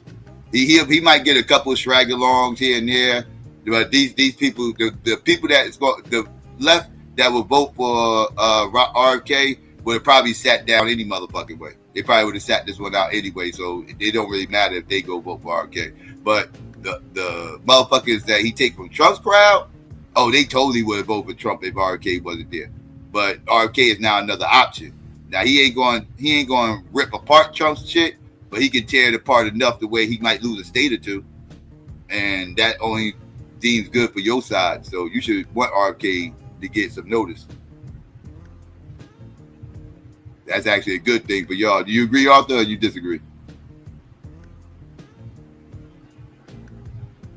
You there, Arthur? You probably get his mic together. I'm here. I agree to a certain extent. I don't think RFK has the pull that Ross Perot does, but I do think the people that would be inclined to vote for RFK in this election cycle would vote for Trump more than they would vote for a Democrat. So I do agree with that. Yes. He got the kooky crowd. He got the Joe Rogan type crowd. He got that. He got them. That's a portion. That's a decent portion of Trump's base. If he can tear them apart and get about 30% of them to jump on board, that's hurting Trump.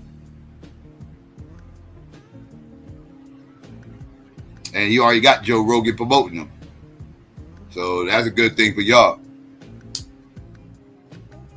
You should support that. You should be happy if Joe Rogan do it. Joe Rogan shot y'all a salad right there. That was a big endorsement. He shot y'all a salad. I'm going to tell you. At least that's the way I see it from the outside looking in.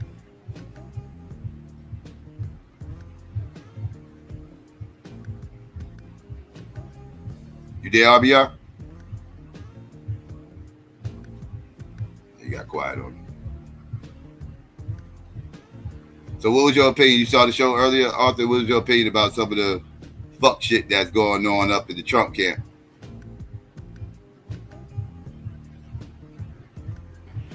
I think it's like anything, man. I think sometimes when you think you got it going good and you get all excited and you know what I mean, you get all arrogant and shit and you get all excited and then you're like, oh shit, like, you know what I'm saying? And then they just in a situation where it's serious, it's real. Like they could have moonwalked to the victory with Joe Biden still in the race. They could have moonwalked, dog. Like literally with Beat It in the background. You know what I'm saying? Literally. But now it's a contest, and you don't have serious people, and you can't go get the good people that will help you. He can't go get the serious political advisors, bro. He can't go get them because they don't want to smear their name. So when the dust settles and he's nowhere to be found and he's in the history bins of assholism, right? They don't want that scarlet letter that they work for Trump and they help Trump. Like, look how many of them that jumped ship with him and tried to go to mainstream media and clean themselves up. Look how many of them have turned on him. The ones who helped him get elected in 2016 and tried to help him get elected in 2020. And now they're on CNN and ABC and MSNBC and other channels. And they're talking about, oh my God, he's this, that, and third. But they helped Hitler get to where he was going. And now, because they seen it wasn't no benefit to it after it was over, now they're on their clean up themselves tour. Like, look at when the Ronna McDaniels lady tried to get hired by MSNBC and all the people at one of them channels, and all the people that worked there was like, hell no. Like, now y'all bugging, right? But they have help in other media outlets that's willing to allow them to clean up their mess, to have access to him, or to have access to the past. That's the mainstream people, right? I was basically referring to the more grassroots people like the Nick Fuentes turning on him. Well, his thing is he's turning because you went and got J.D. Vance, who's not married to a white woman. Hey, there you go. And it ain't just that. Trump is very adamant about being pro-Israel. And white supremacists do not like Israel. They don't fuck with them small hats at all. And Donald Trump showing his full support for Israel, saying and everything else, like that right there is his face is flipping on him. And I said that geopolitics was going to play a huge role in people's decision making going into November. I called that, and you're starting to see the effects of it, like, because that's where a lot of this is coming. I would say that even more so than the mixed marriage thing is a problem for them. Isn't that it's the Israel shit. Isn't that ironic? How Biden was gonna lose because of it, and now Trump is gonna lose because of it. But Biden, it was about hurting the Palestinians, about Trump is about the. You got real low, Arthur. I said, isn't it ironic that both of them seem to be losing? Well, Biden had to get out because of that, right? Like his he's losing his young faith. Yep. And now you have, white supremacists telling, Trump, like, look, man, you can have a passive relationship with him. To be like full-throated, stick the chest out, we can't have that. Mm-hmm. Isn't that ironic? Yeah. Yo, where the fuck Stu Peas go? Stu Peas, come back, Stu Peas. Yeah, and like I said in the beginning of the show, like, now you got the snake eating his tail. Right now you got the snake eating his tail, and the same people that got him in is now turning on him. And they gonna fuck around, be the reason why he don't get back in, because he's losing his core base, and that's big. That's big. I mean, like I said, you getting big people that really was backing him. That was some of the main components of pushing this Trump bullshit. Joe Rogan, Nick Fuentes, and Candace Owens, Andrew Tate. Like, these people are questioning Trump now. Like, this is big. Like, this is because this is grassroots crowd, right? Like, these ain't the the MSNBC, CBS, CNN pundits and all this other stuff. No, this is the grassroots motherfuckers, right? These the online heads, right? And we all know, at least we should know by now, online has a lot to do with dictating who wins elections.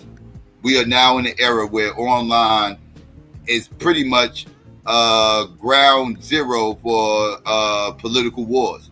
Political warfare. Everything's taking place online. Online is where everybody's talking about. Like, look at us now. We having these political conversations now online. Like, if it wasn't for social media, we would have nearly as many political conversations that we have.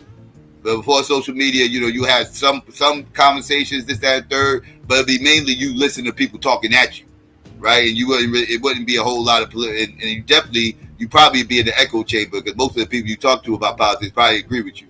And so So now it's like it's a war online, right? And they playing a war. And speaking of which, the Kamala situation with the little funny shit going on with the ads and stuff. Did you see that? Nah, what ads you talking about? It was some funny shit going on where I forgot who they said did it, but who the exact people were to blame, but people in Kamala's camp was doing some funny stuff online, messing with the Google searches. Where my conspiracy music at? But this was actually been proven though. They was doing some stuff with the Google searches where if you search her name, you only got certain articles of ads popping up, and favorable ads, stuff like that, and stuff was getting buried. And they found out about this, and she was getting called out for it earlier this week. I don't really have no problem with that, though. I ain't gonna lie to you. And I don't have no problem with that, because you got to do what you got to do to win, right? Like, if you're not gonna sling mud and all that shit, why not take advantage of technology? Why not take advantage of the ability to watch your shit? You know what I'm saying? Or give you, or put your bad shit or shit that people would consider bad, because what we found out, most of the shit that they said was bad about her wasn't true, right? A little research will help you out, like the locking thousand. Like, that's the whole thing with her, right? Like, as the people who believed in a lot of the shit people were saying, as they personally did their own research, they found out most of that shit was bullshit, was BS, right? Like, she does have some corners where you could be like, hey, what's this right here? Like, can we get some answers on this? But for the most part, the shit that people was really trying to hang around her neck wasn't true. But so I don't have a problem with figuring out through technology how to put your foul shit at the bottom of the search engine in comparison to it popping up equal, at the same equitable level as your good shit. Now, to be fair, when Trump camp got caught doing this stuff in 2016, everybody was accusing Russian bots and all this other stuff, Russian bot this and Russian bot that. Would it be fair to say that these are Iranian bots that's doing this and everything else?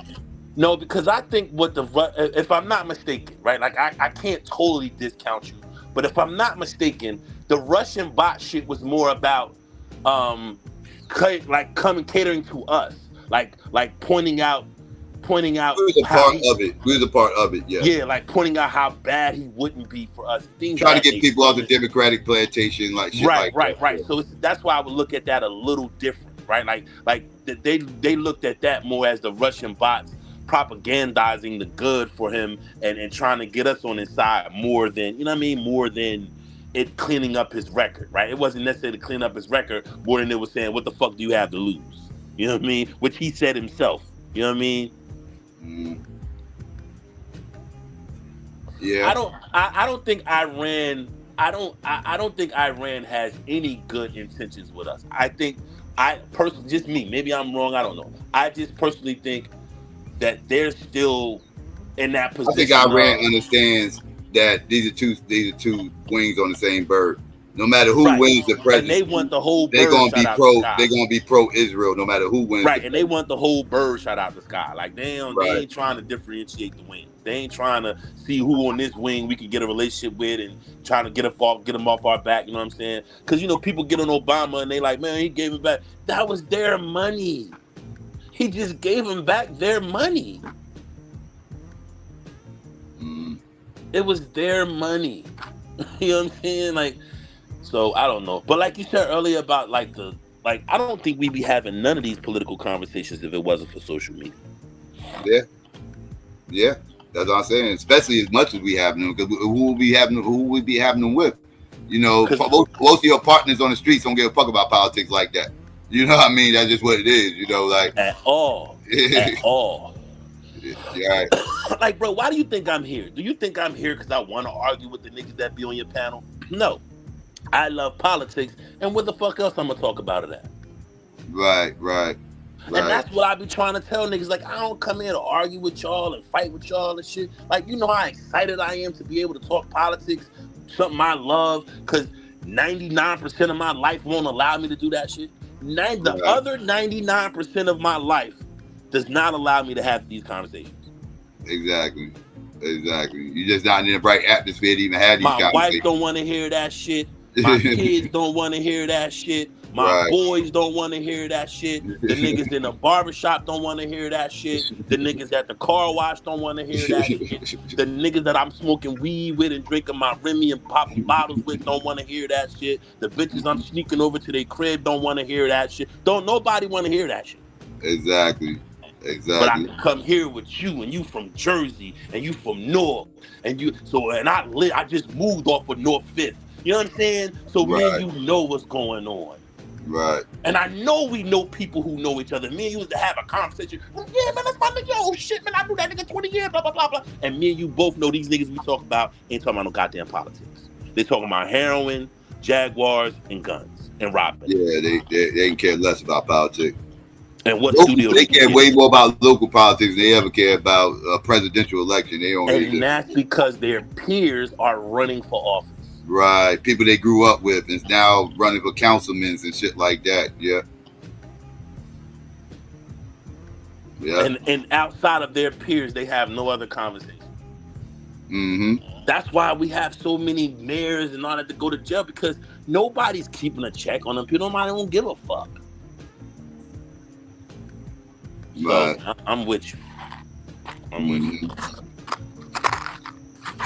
And it's so frustrating for me, Psycho, man. I want to move to DC, bro. That's how real it is for me. You ready to go to DC? It's so real for me that I want to go to DC because I want to have the ability to talk about politics. I want to be a part of the political process. I want to be a part of keeping democracy alive, because that's the only thing that's going to allow us to keep our freedom, or whatever we think is a facade of freedom. Without democracy, we are fucked. Yeah. Yeah. You say something real, brother? People think if they ignore it, it'll go away. It ain't going away if you ignore it. You have to take it on. But I did want to say that last time I was on the panel, one of the brothers asked me how I was doing and what I was eating, and it made me feel good because he acted like he was caring about a brother. And a lot of times we could just be hostile. So I just wanted to say shout out to the panel and the channel and the brother that was, giving me some life saving advice. I appreciated that. And number Nigga, if two, you leave this earth, nigga, you gonna hurt my soul. And I swear from Yeah. God, I am not gonna forgive you, nigga. I, I swear. I just stopped people in the chat. They were saying all this RIP or RBR shit. I went to your channel and looked and saw some shit about your channel being gone or something like that. I'm like, I don't know what the hell going on, because I know you got trolls, and I know people be trolling, so I don't know whether not takes it serious or not or whatever. Like I don't even want to entertain that thought and shit. Like, what's going on with your channel? You deleting it? No, the channel's good. Well, a lot of people don't want my channel up because of the nature. Well, why'd you put that? Why'd you schedule a stream saying you deleting the channel? I never did. Other people will do that. Will use my template and shit. Yeah, Psycho. Other dudes got access to the channel because when he got sick, the other dudes was kind of the information and feedback. So they have a back way to access the channel and Oh, they control the playing games on your channel and shit. They playing them. They can just make some shit If up. they got hijacked, they ain't hijacked your channel, did they? No, he gave him consent, but he gave him consent under the idea that they were gonna do the right thing by Yeah, I'm saying I understand how they got the access. I'm saying, did it get hijacked though? Did your shit get hijacked? No, I don't think it got hijacked. Oh, I okay. haven't looked at it in a while myself. But no, I think that hopefully I'll come back. If not, I got to get everything straight because it still continues. All right. And the other thing is RG3 got fired yesterday from ESPN. Now, Yeah, why did he get fired? Somebody mentioned that in John True Story mentioned that in the chat earlier. Why did he get fired? I think because they fired the white girl. Nah, the way people talking like something happened. Did something happen? But I thought he might have pinched somebody on the ass or some shit like that, or sexual harassment or some shit like that. But yeah, he got fired. He didn't get let go. Like it wasn't like his contract ran out. But it did say cost-cutting moves. It did say cost-cutting moves right here in the New York Times. Right, but I think it is. I think is that they thought they got a milquetoast white boy, and now he's trying to be Kaepernick. I'm gonna be totally honest with you. Nah, he ain't Kaepernick, bro. I'm gonna tell you. That's what I'm saying. He's not I said he thinks he's Kaepernick. Yeah. They thought they got them a milquetoast brother who was going to toe the line and not cause any problem. Because the only people they got rid of was people who had their own minds. They didn't get rid of people who don't have their own. They got rid of people who have their own minds. Everyone that they got rid of can articulate who they are in life and their positions and not waver and not be afraid of any pushback. Because he was a white winger. He done went to the left now. No, he's cornball. He cornball. He done went to fairness. Yeah, because he been a conservative since he went to fairness. His thing is fairness. Oh, well, that means he's a conservative.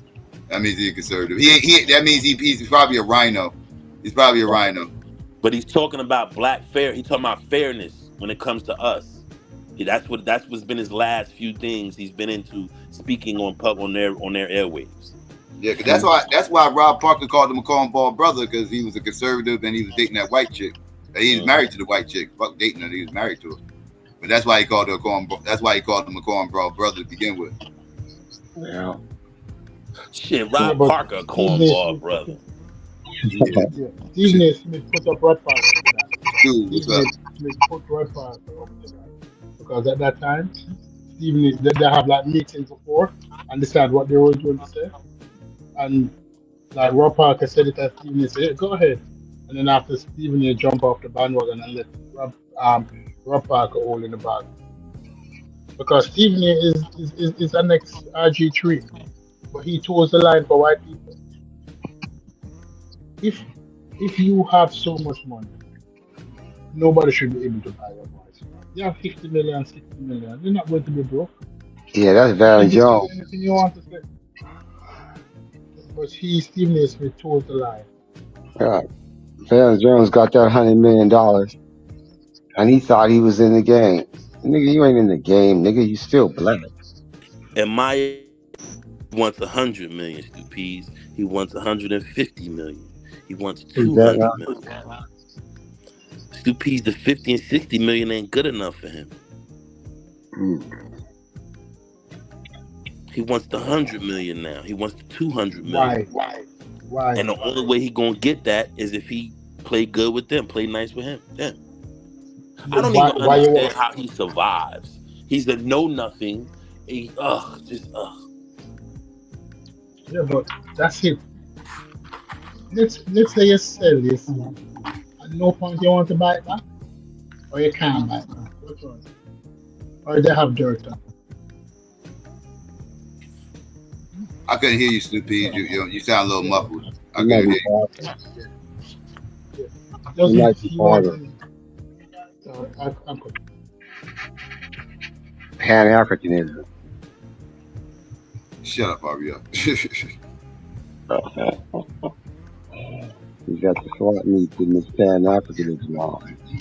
Your phone ain't too much better. Don't talk too slick. Can you hear me? Yeah. Hey, your Korean culture wireless ain't doing too good.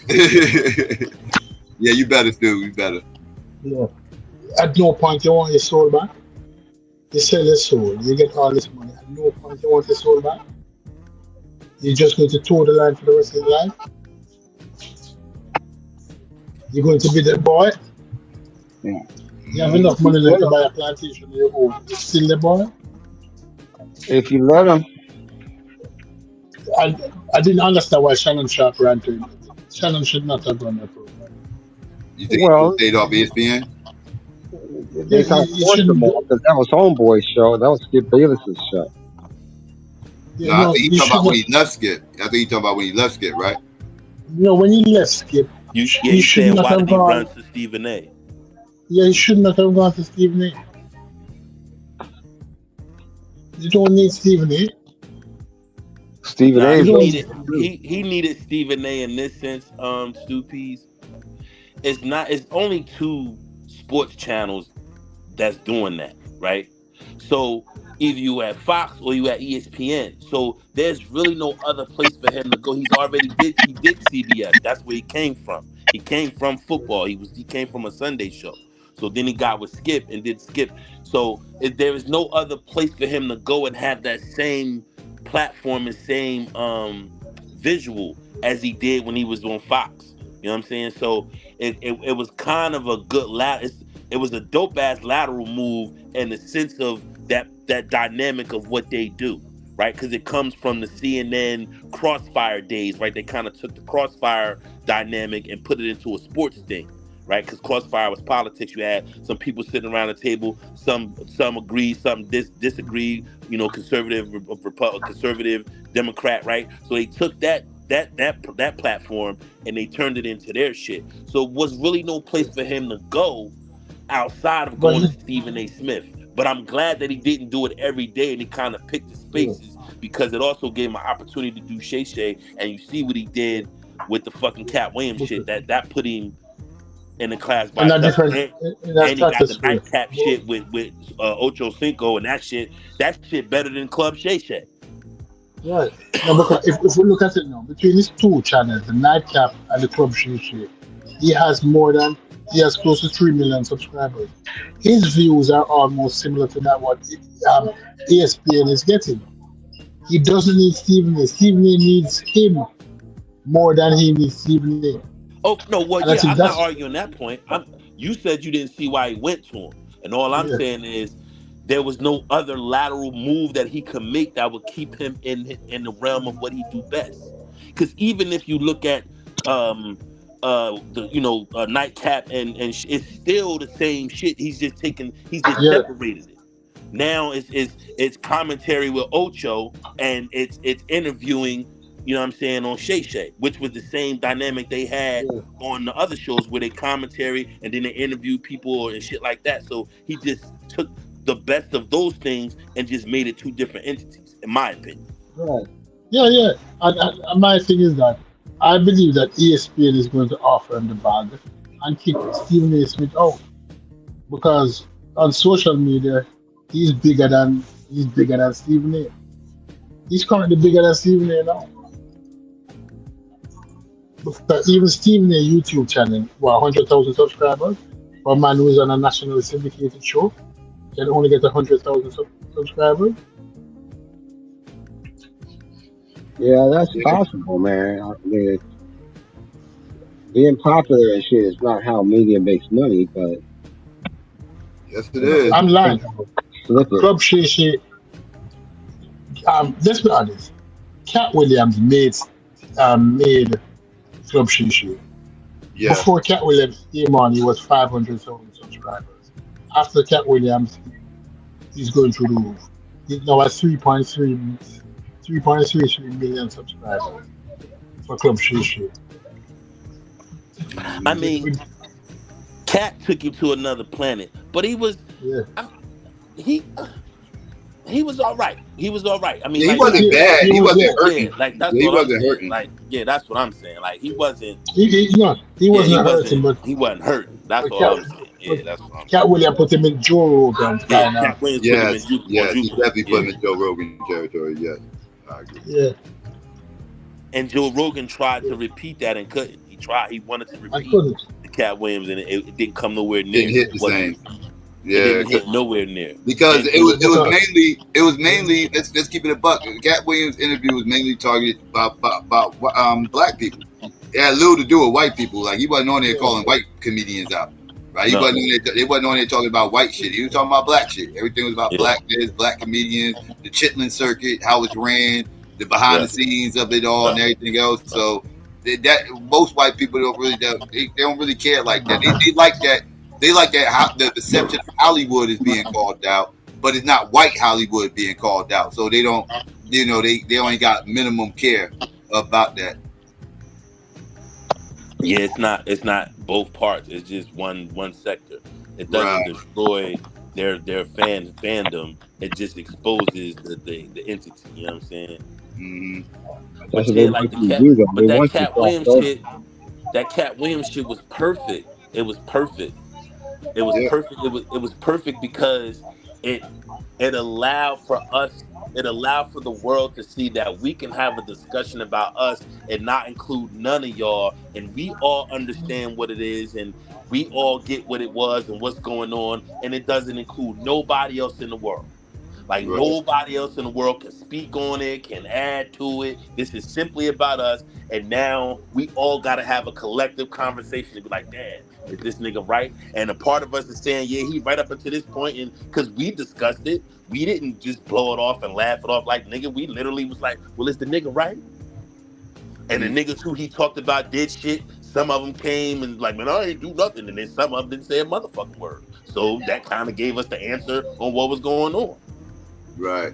Steve Harvey was butthurt, talked shit about Shannon. And up until that point, the Steve Harvey interview was his biggest interview.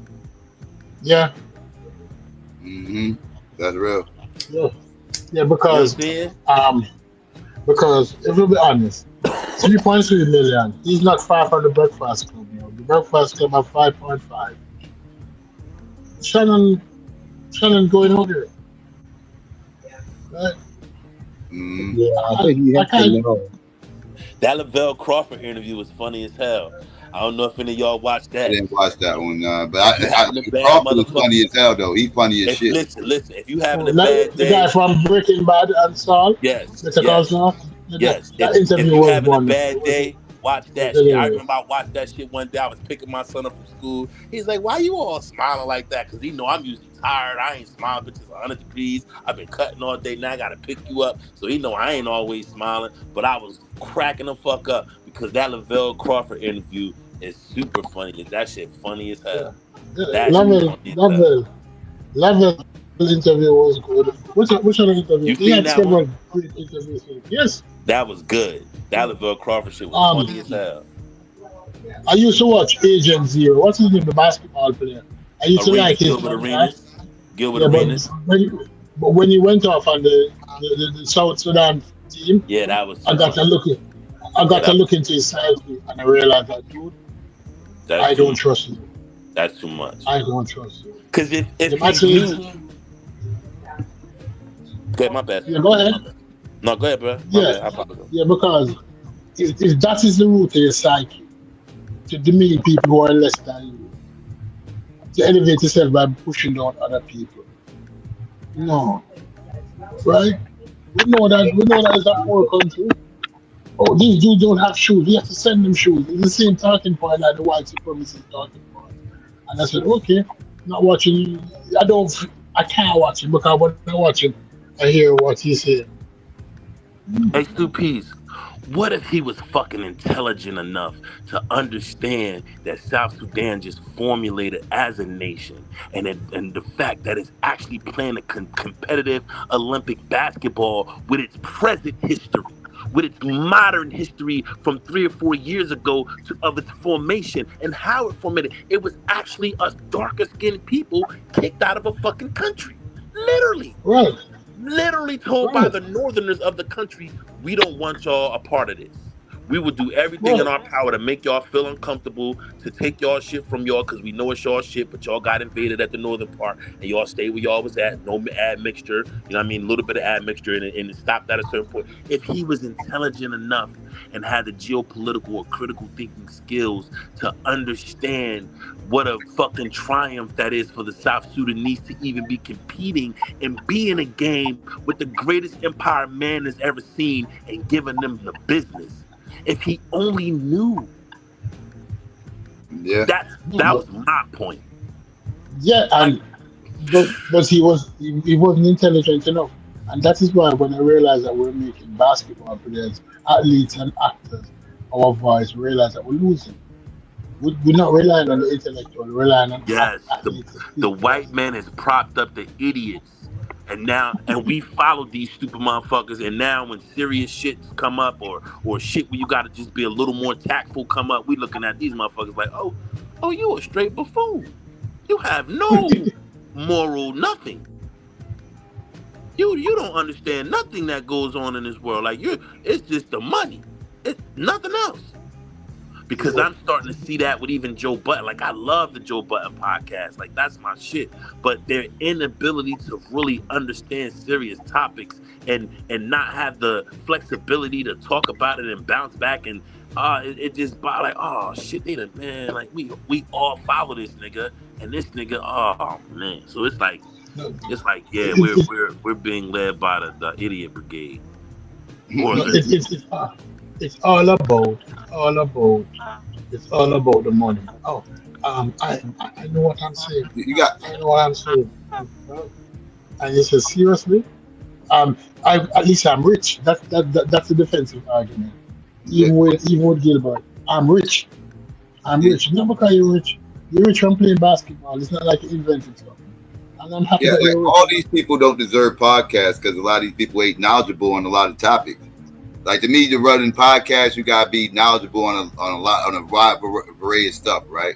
I mean, unless you just putting yourself in a box and you just gonna be a niche podcast that only talks about basketball, right? That only talks about football, only talks about hip hop, or only talks about politics, right? But if you somebody but that's not what Joe Budden presents his podcast as. He's kind of like we talk about a little bit of everything here and everything else, but he's not knowledgeable enough on these topics to really go that route. And he's certainly not, man. Like, if it ain't him starting some shit or saying some crazy shit, like, they have very little understanding of the world. Like that Gilbert Arenas shit, that shit hurt me because I'm like, this is what they saying, man. Like, this is what they think about that. Like, we live in a world where we feel comfortable in 2024 to still talk shit about them, to still be like, oh, they ain't got no shoes, and knowing what we know now about what happened to Africa. That's crazy to me. No about white superiority and how they treat people. But if he really understood what South Sudan was, bro, you talking about, if he just understood it, like, wow. Like, wow. But you see, the problem, that's what I realize. The problem, the more you get into politics and the more you start looking around and listening and broadening your horizon, you don't want to hear shit from rappers and singers and ball players. Because you realize that they're not brighter than you. At the speaking points that they have for original. The parroting some lyrics. But they use the justification, it's like Shaq. At least I'm rich. I'm rich. I'm rich. Right? And you look at it, the same white person sing and dance. It's the same white person sing and dance. When you look at Shaq and Barkley, over the years, you enjoy them because they're talking about basketball and the sport that you enjoy. But when you listen to them politically, you realize that they don't speak anything politically because they don't want you to see who they are truly at the core. Yeah. Yeah. Mm-hmm. They don't want to say anything. They don't come out of the space, right? Because at the core you realize that no, you get it up. This wealth is all about the wealth. It's not about the people. I'm not saying that you're not supposed to be wealthy, but you're turning into an Elon Musk. Right? You listen that's to that, crazy dude? too. That a Nazi is a fucking in charge of one of the largest social media networks in the world. Like, that's nuts. Yeah. That's nuts. He also all the new cars coming out and everything else. He's involved in a lot of shit. Like, he making military vehicles, so he already showing you what he on. Planning on setting off bombs up in Mars to try to populate Mars. He's on all that. Because he know once he fuck this up, he's gonna have to colonize something else. What no, I wouldn't call him a Nazi. What would you call in South Africa? He's a Nazi. Because you know that no, because in South Africa they didn't use the word Nazi. That's where they went. That's where they flee to. Yeah, but his father was that, and he is that. And don't let nobody tell you anything. That's what he is. That's what he is. They're not about opportunities for everybody. They're about opportunities for white people, elite white people. Right. And they're showing it to you up front, and dumb white people from the upper layers, mountain and all of that, believe that they can be pro-Trump. Trump is not for you. He is not for you. Definitely not for you.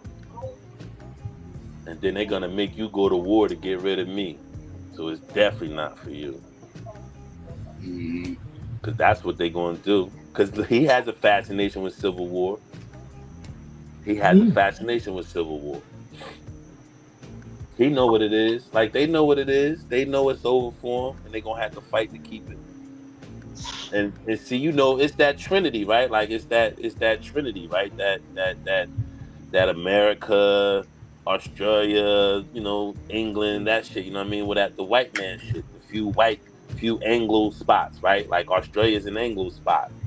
You know what I mean? New Zealand is an Anglo spot. England is an Anglo spot. America's definitely an Anglo spot. So it's that he part of that. He just can't. He just had to come through the back door and come and be like, all right, I'm a part of this. You know what I'm saying? So I got to figure out my way to save it, right? Like, they running the same plan. Like, the rest of us just don't have enough money to fucking stop it.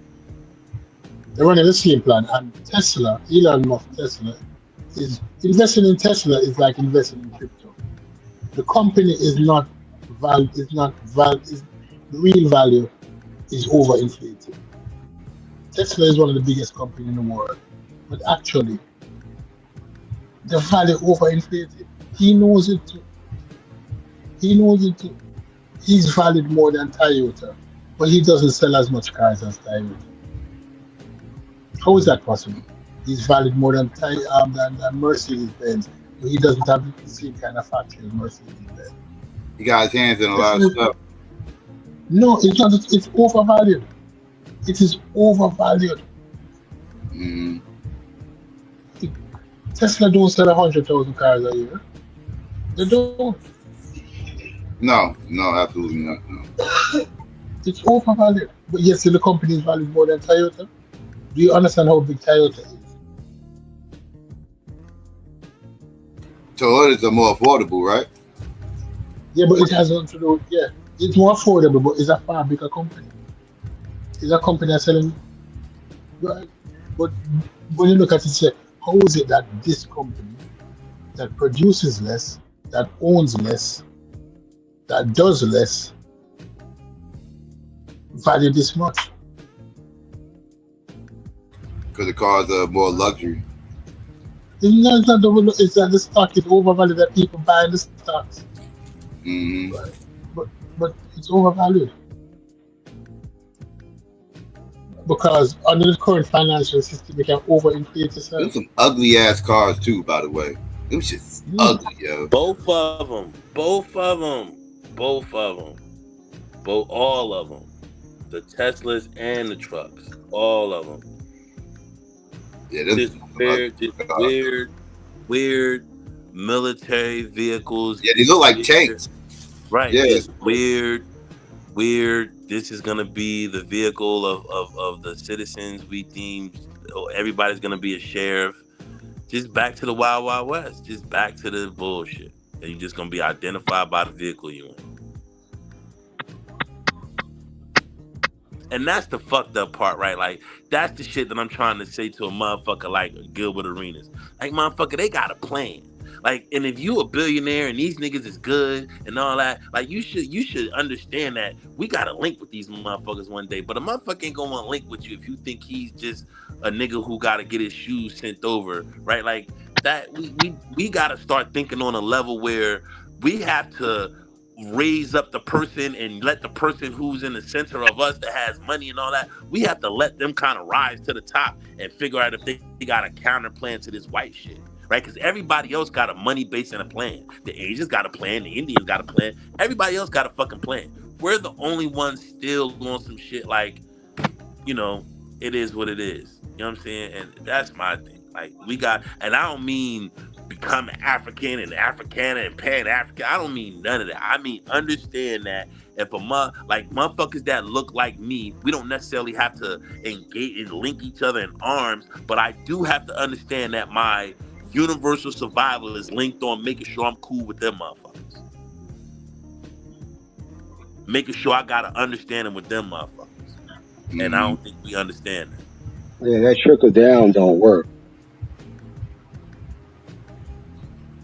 Yeah, trickle down economics don't work. No. Well, no, I'm not talking about trickle down. I'm not talking about him trickling down money. I'm talking about Reaganomics. Yeah, no, but that's not what I understand what he's saying. He's saying in reference to me saying that we ride somebody to the top and then let them. No, I'm not speaking in economic terms as much as I'm speaking in. We raise somebody up who has an economic genius to a certain level, and we make sure he stays free. Like, we make sure that the government don't get him or somebody else don't get him. We make sure we protect him and rise him up. So if you know what I mean, if he's who we made him to be, you talk about grooming. If he's who we made him to be, he will understand what his fucking journey is and what his duty is. That's what I'm gonna be real with you. I got more faith in buying these politicians. I'm like, I don't want him to be a politician. I don't want the person to be I want them to be an entrepreneur. I want them to be a business. I want them. I'm speaking in terms of the equal of Elon Musk. I'm speaking of our Elon Musk. A mogul. I'm sorry. Let me be clear. Maybe I'm vague in what I'm saying. I'm speaking in our terms of Elon Musk. Right. I got you now. Okay. No matter if he comes from the continent, whether he comes from here or he comes from the continent, I'm speaking of our Elon Musk. Right, I got you now. And even if he counters with some corny cars and all that shit, let's buy that shit. Yeah, but the thing about it is that I'm not supporting Elon. I'm not supporting Elon. I'm not supporting a racist. I will not buy Tesla. No, Elon need Trump because let me finish. Elon Musk needs Trump. Because the Chinese now are making some wonderful EVs, electric vehicles. And Elon is afraid that at far cheaper rates than Elon. He's afraid that if these Chinese vehicles come over, it's going to tank his company. Because the cars look the same for the last 15 years. There hasn't been much innovation in the cars, in the designs or anything. So he's worried. That's why, because they want the borders to close. And as the border closes, you can't get the cheap goods. You think Nike expensive now? When those tariffs go on, that's when Nike is going to be expensive.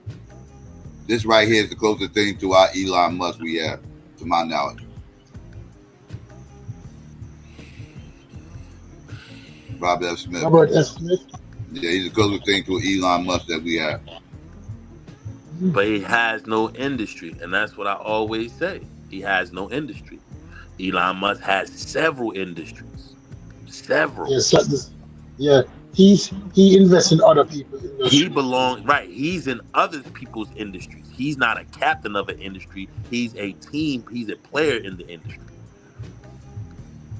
Like Oprah, she's a player in the industry, right? Like, he doesn't have an industry. If he had his own car model, like, see, that's where they go wrong at. They don't think they can do it, and they can do it if they just do it the right way. Like, it would be nothing to him for him to put $2 billion into creating an automobile company or whatever, or some subsidy or something. Like, they could do it. And I know they worry about people sabotaging and all that, but I think they can do it. And the fact that we don't have someone that's controlling an industry over here is the problem. That's why it probably has to come out of the continent, because eventually one of those African people are gonna bring a car industry from one of those African countries. It's inevitable. When Oprah had her channel on cable, the O Network, is that what happened is that it wasn't inclusive and it lacked imagination. It's like Tyler Perry now. All his movies are now the same. He's lacking imagination, and he's not introducing new blood. I'm tired of seeing the same black stories, the same power and the same ratchet black stories as Truth Story was telling us earlier. Is that Oprah lacked imagination when she had her own channel. She didn't bring other black people on and said, be creative. Let me see what you have. She was trying to do the Hallmark network. You understand? Yeah. That was a problem. That was a problem. Yeah. I definitely agree. We need to take over certain industries and everything else. But this is why we need to push them, and that's why we push them so hard. Yeah, but he would stem. We need to invest in ourselves, but we also need to get the best and the brightest among us. Because, all right, think about it this way. If you watch YouTube and look at many of these Caucasian, sometimes they leave the good job to open a coffee shop. And you say, why this person that we used to work $300,000 a year, and they left the job to open a coffee shop? We're not doing that because we don't have the parachute. We don't have the family wealth to fall back on. But they can do that. You understand what I'm saying? They can say, listen, I no longer want to be a lawyer. I want to do t-shirt design, graphic design. And over time the business explode. But I'm not blaming that, because when you have a base, a foundation, your family already have weight. It don't matter if you F up, because you can go back home and restart. Most of us don't have any homes to go back to. We stand alone. So if we F up, everything F up. Because everybody's dependent on us. Mom depending on us, cousins, everybody. But you have the talent, but you can't move.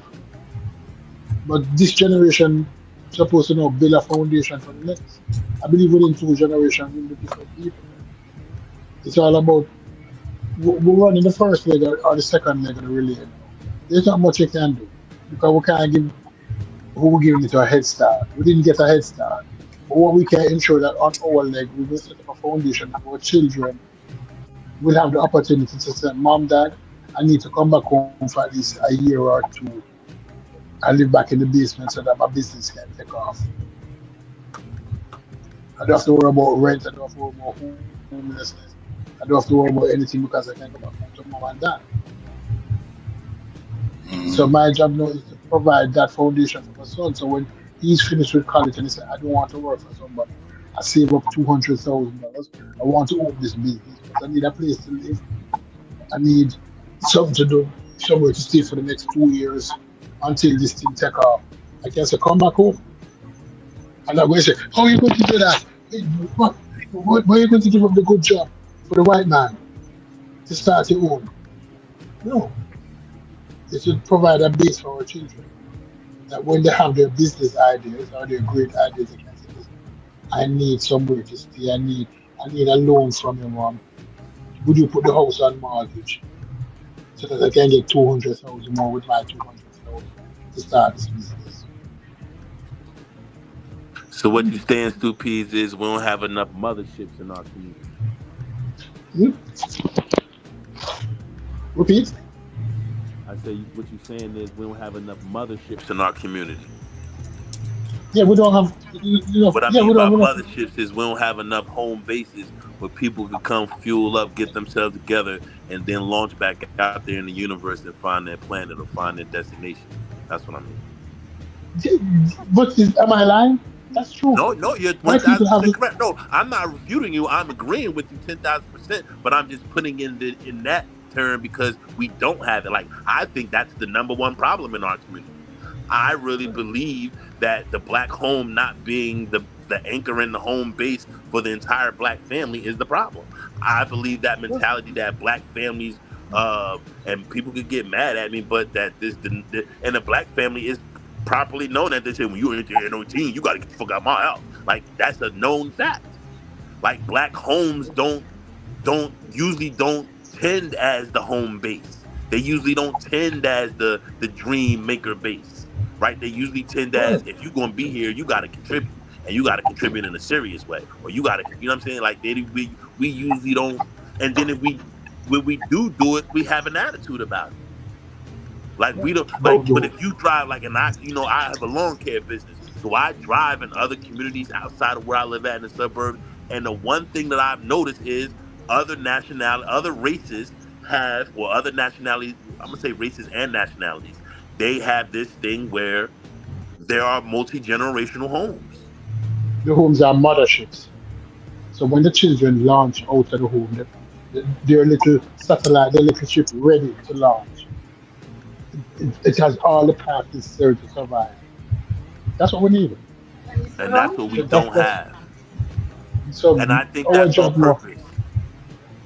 I think they did that on purpose. So our job is to provide that mothership. And now we got to turn it around somehow. No, because it can't be for us. We just have to put it in place that this house is the house where my kids is going to launch from. If they need to come back home, they have a place to stay, they won't be homeless. Because the fear of homelessness would make it settle for that stupid job. You don't take chances because you don't want to be homeless. But if you have a home to go back to, you can say, F this job. F this job. I can go into the t-shirt business, I can go into the tailor business, I can go into any business, I can create something. Because I have mom basement to create it from, I have dad basement to create it from. So that is what we're doing for children now, providing that mothership for them. Because once you do that, trust me, because that's what they do. That's what they do. That's what they do. When they get married, sometimes they have to go back to live with mom and dad for 3, 4, 5 years. Oh yeah. If they live with mom and dad for 3, 4, 5 years, and they're saving that money, that $1,500 a month that they pay for rent, and then move out. $60,000. They have a down payment. They move out into the own house. Yeah. Right. Yeah. They're moving out to the own. Yeah, so They we set need up a 20-year plan. They set up. We need a 20-year plan. Yeah. We need a 20-year plan. A 20-year plan that says, listen, I am going to They have brand new cars waiting for them as soon as they graduate. Most black people who graduate don't get no car. Right. Yeah. Most of us don't get no graduation present, shit, let alone a car. But even up. if they don't get, You get a job application after you graduate. That's what you get. Right. You get an interview. even You get an email even to if turn they your don't get resume into. yeah, even if they don't get a brand new car, they get mom and dad car. So they don't have a car. Right. Fee, It'd they be a don't have used a- car, right? Mm-hmm.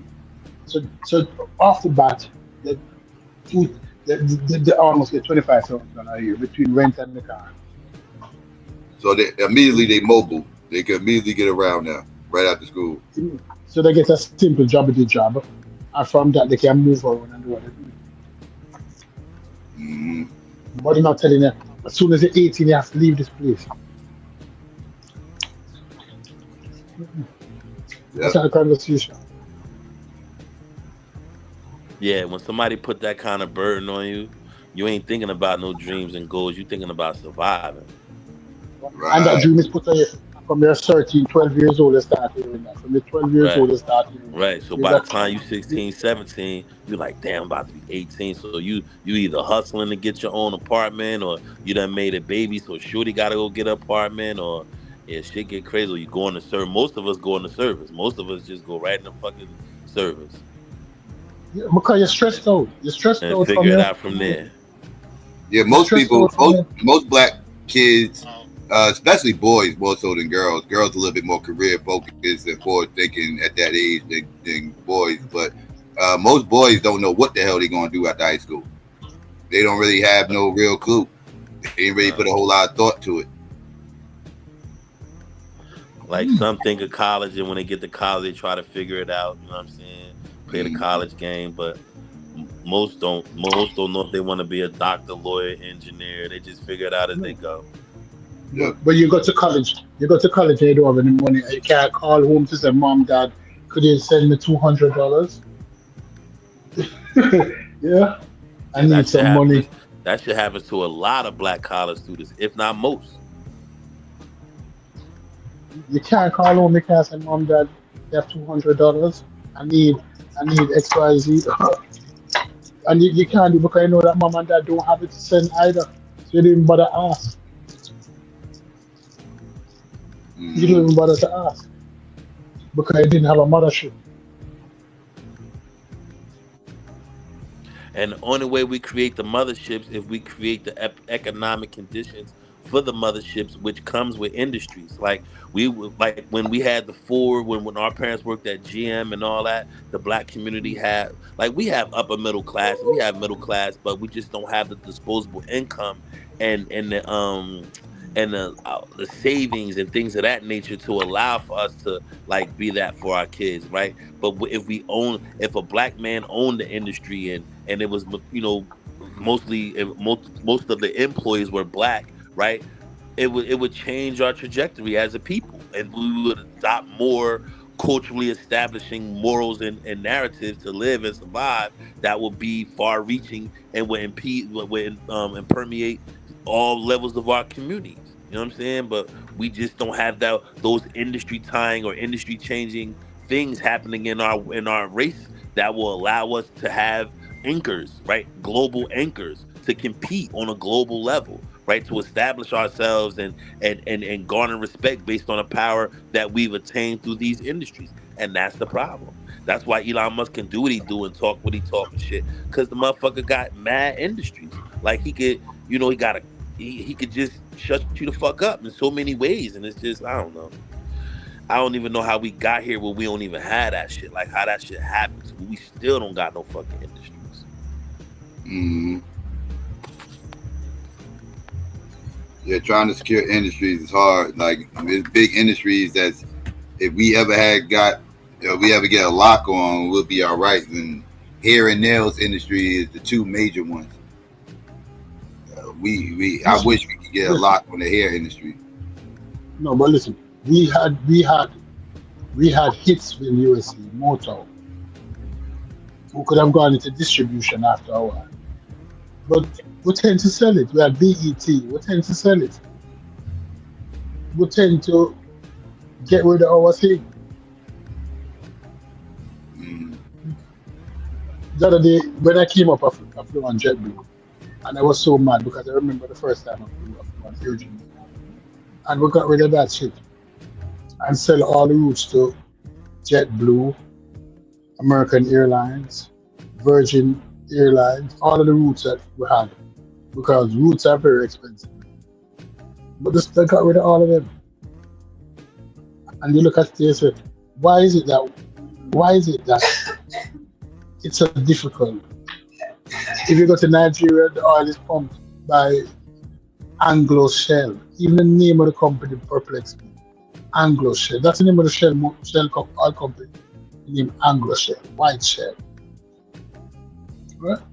It's international. I don't know what. What would we do with that?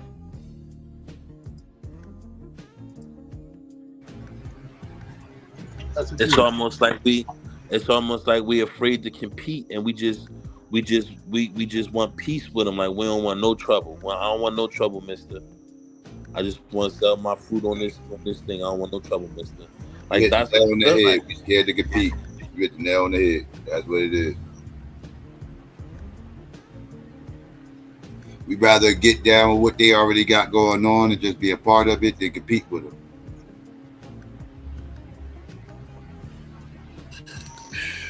That shit is hurting us because everybody else competing. Mm-hmm.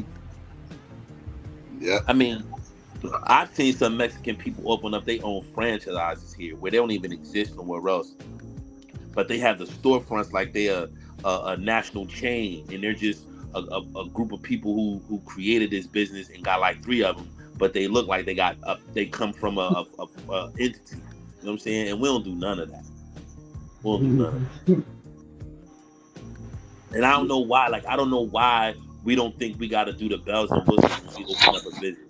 Why we can't offer premium services and premium shit. Why it always got to be in the middle, good for a minute, or we lose it because the husband was fucking bitches and just crazy shit. Like, I don't know. This shit is bugged out.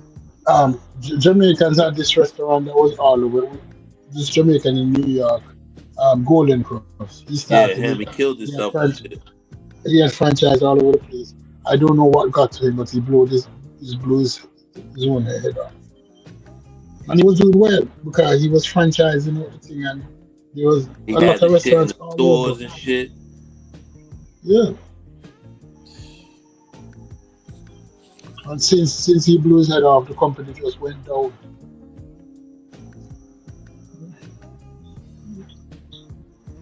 Yeah. But we need that black franchise, that black food franchise. We need something that can franchise. We need something that can support. We need anything. We need anything.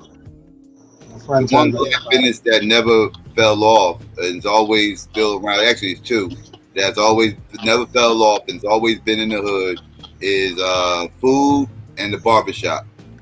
We still got, like, you can go to any major black city and find black food spots, right?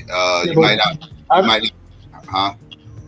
I'm talking about a barbershop franchise.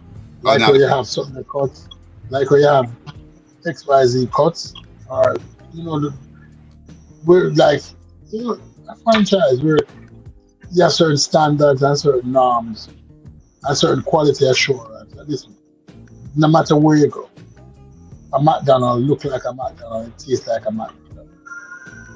This food look like what it's supposed to look like, the presentation, it tastes like it. Right? That's what I want. We need both restaurant and barbershop like that. We need mad franchise shit. We need to stop playing games and start competing and shit. Maybe I need to start with myself. I don't know if I'm the one running my motherfucking gums about it, but as a people, like, man, like, I think that's our only shit. And I think it's because we can't find enough of us to work together to make the shit go, because we don't listen to each other. We don't do good with each other. We rarely do good with each other. And I think if we had industries as training grounds and preparation grounds to where black people would get used to seeing black people in positions of authority, I think it would be different.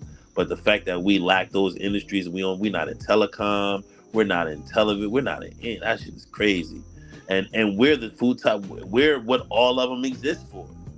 Like they use our culture to make all of them pop. I don't give a fuck what you talk. I don't give a fuck what industry you talking about. Our culture is a part of their overall marketing and advertising structure to sell their product. I don't give a fuck what industry you I'm talking going to about. tell you a joke. I'm going to second that for you. In Jamaica a couple of years ago, there was this white man who came out and he bought a cell phone license to provide cell services. The name of the company was Digicel. He started in Jamaica, one little black country. And Digicel. Digicel is the name of the cell phone. Yeah, I heard of that before. And when you go all over the Caribbean now, Digicel is one of the biggest companies. And it started in Jamaica. And you look at it and you say, they're in competition with Claro. Claro is a big South American company. So South America now is between Digicel and Claro. And that company started in Jamaica. All the time I look at it, I say, we should have done that as black people. Somebody come and take I don't even think we think it's possible to do that. I think that's the problem. We don't know that we can go buy a cell phone bank and then go from there. I don't think we know that. Yeah. It's all over the Caribbean. Haiti, Jamaica, Trinidad, all of those countries. Digicel. 22 years ago it started in Jamaica. And now it's in 25 markets. It's one of the biggest companies. Right? But that's what we face. And it's not like, and the thing that hurt me most, when you look at all of these people sucking out black money, when you look at the board, it's mostly white people and Spanish people. They take black money, but they don't promote black workers. Right. You take all our money out the community. Or the community, but when you look at the corporate level of those companies, it's all white people.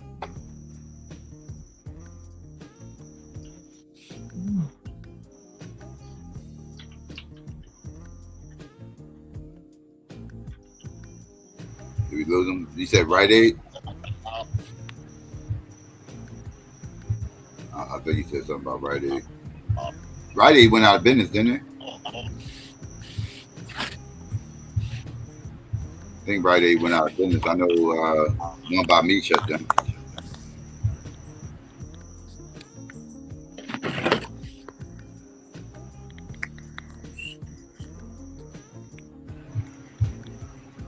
Nappy said funeral homes is another one. Yeah, black people got a lot of funeral homes too.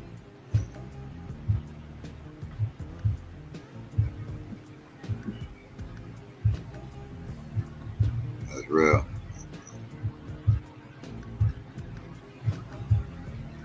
All right, Yasser.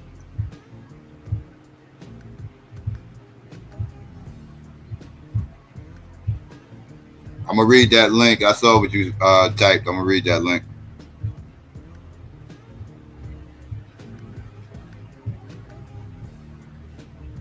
Yeah, I know RBR quiet, right? As quiet as he's been like ever on my panel. Usually I can't shut him the hell up. You know he ain't feeling too good.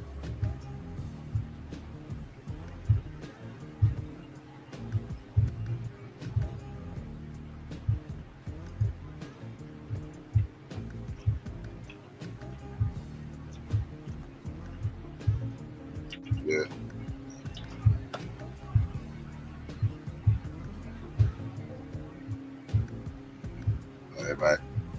Everybody asking what's up with your RBR, are you there? I don't know what's going on, RBR. We're here. Are you there? Okay. Yeah, everybody's asking what's going on with your channel. Everybody's wondering what's going on in the chat. No. But Tim, I love your presentation this morning where you started off. And I really, let me go back to the original where I started. But that white woman who had on, what's her name, that conversation, she was very disrespectful. What? She was very, the one who couldn't pronounce Kamala name. Okay, yeah. Nance, I forgot what her last name is. Yeah, she was very disrespectful. And the thing about it is that she was so at ease with her level of disrespect. It was not nonchalant. It was like, how dare you Negroes even attempt to talk to me? Right? Yeah. Mm-hmm. Yeah, she doubled and tripled down on, yeah, I'm gonna say it the way I want to say it, and I don't give a fuck what y'all say. What y'all say? And that fundamentally, that is the problem that I have, is that, as I said about Maya Angelou, when somebody tell you who they are, what you must do, believe them. When somebody tell you who they are, believe them. You have to believe them. Mm-hmm. And they're telling you who they are, they're showing you who they are. Because what Trump did is empowered a lot of people to come out of the darkness, to shine the light bright. Right? But as somebody saying earlier, that many persons who want to maintain a level of integrity trying to step away from him now and stay far from him, because as soon as he's gone, they don't want to be associated with him. They want to say, listen, I left Trump long before anybody else. Because the stain that he's going to leave on a lot of people is that I don't think they will recover from it if he doesn't win. Mm-hmm. When somebody said to you that they only need, don't worry, you only need to vote this time, or you don't need to vote again. You don't ask, what do you mean by that? You know what his plans are. Yeah. I said, what do you mean by that? You only need to vote this time. Mm-hmm. It's very apparent what I'm about to rig this after I win. I'm gonna rig it so you ain't never got to worry about this ever again. I'm gonna be the king. Yeah. When he's going to tell you that I'm going to give police officers qualified immunity.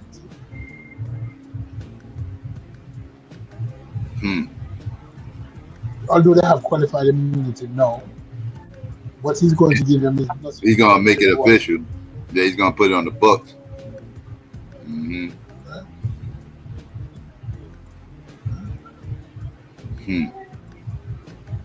Yeah. Yeah, people better pay attention. And when you look at people, say, these sheriffs and police officers formed out of the slave catchers.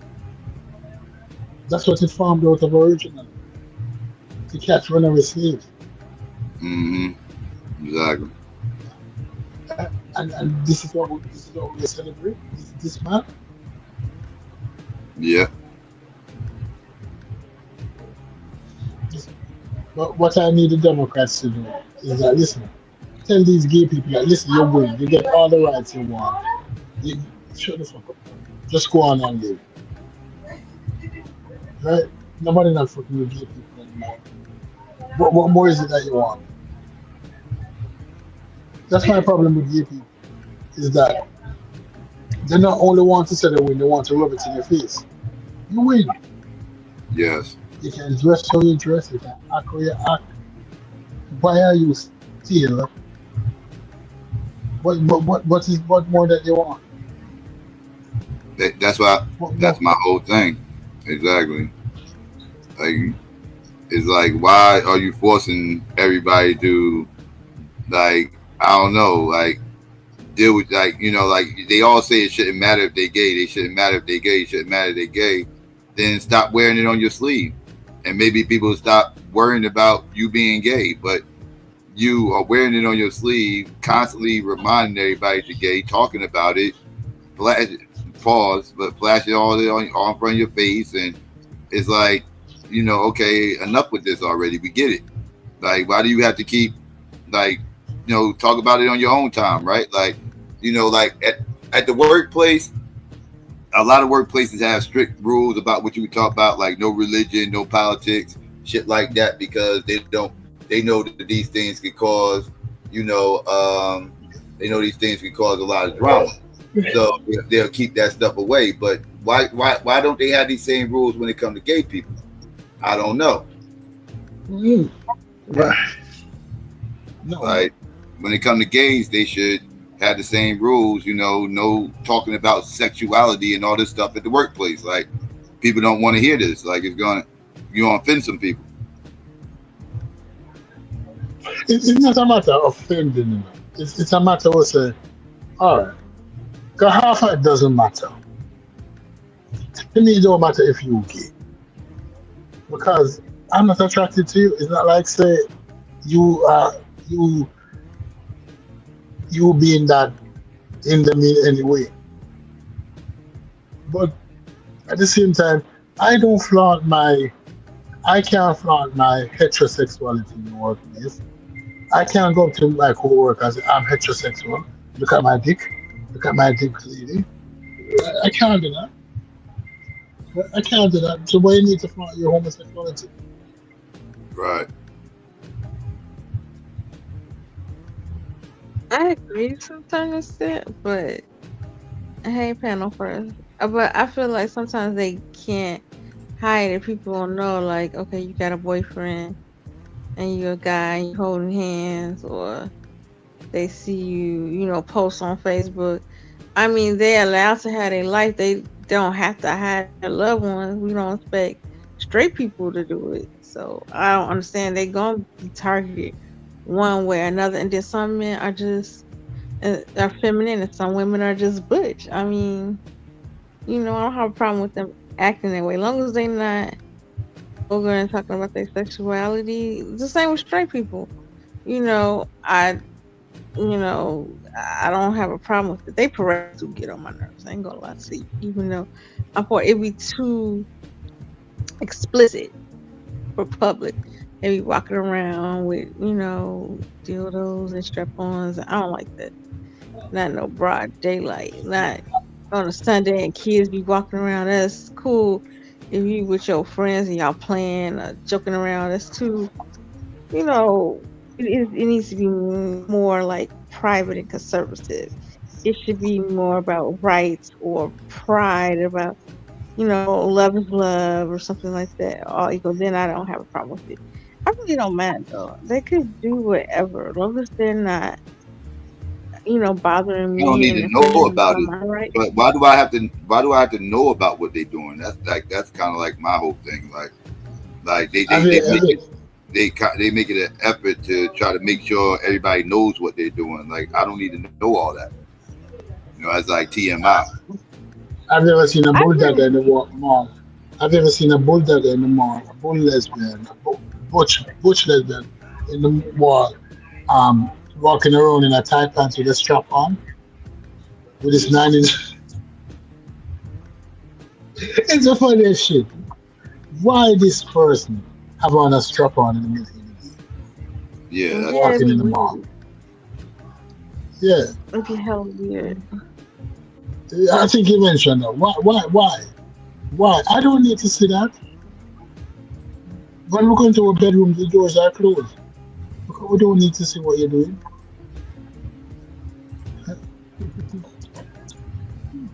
Because I can't flaunt my heterosexuality. I can't tell you that. I can walk up and down through the workplace and say, I love women. Women. I was never gay. I didn't need to be delivered. Somebody will say, oh, he's sexually harassing me. Because I'm saying that I'm straight. Yeah.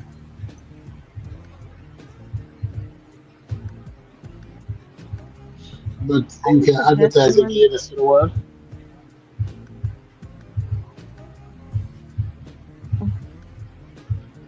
You know what I love to see a topic one day that we discuss. Let's discuss like, I think we've done it, maybe, but we don't do it that often. Like eating healthy in the Black community. Oh, we have a bunch of those topics. Oh, I haven't seen them since I eat healthy. I was looking online about the effects of cortisol as you get older and cortisol face. I was like, oh my god, I got cortisol face. Now I'm all depressed again. I was like, no. Yeah, we gotta get certain Yeah, people okay. come up here to have that conversation. I'm not the guy to have that conversation. I eat horribly. my diet is terrible. I ain't gonna lie to nobody. I totally eat for taste. So that means my diet. But I'm not somebody who like retains weight like that. Like I had the same body frame like my whole life. Like so, I don't really concern myself. I mean, I should. That don't mean I ain't healthy just because I'm not, gaining a whole lot of weight. I mean, I'm not healthy, but I mean, I'm healthy. Excuse me. So yeah, I still should probably be paying more attention to that. But yeah, I'm bad when it comes to diet, so I'm not a good person to talk to about that. I understand. I knew somebody who was skinny just recently. Was it last year? They had a heart attack and died, and they was skinny, but they had high sodium intake. Yeah. You're a little bit older than me. I know we're near the same age. I think. Mm-hmm. Yeah, I'm 70, baby. I'm in my 40s. Okay. Oh yeah, you're 70. Okay, cool. Yeah, so I'm gonna start, eating healthy. Okay, I'm not, I'm being disrespectful. I love you, Psycho. I'm tiptoeing around, so I'm saying, but it was so funny. I was on Facebook, and your page came as a friend suggestions. I was like, is that because it has your face and all, your avatar? I was like, is that who I think it is? I think it's you. I'm not gonna say your name or anything if it is you, but yeah, I was like, oh my god. I was scared to ask you because I thought you might be offended.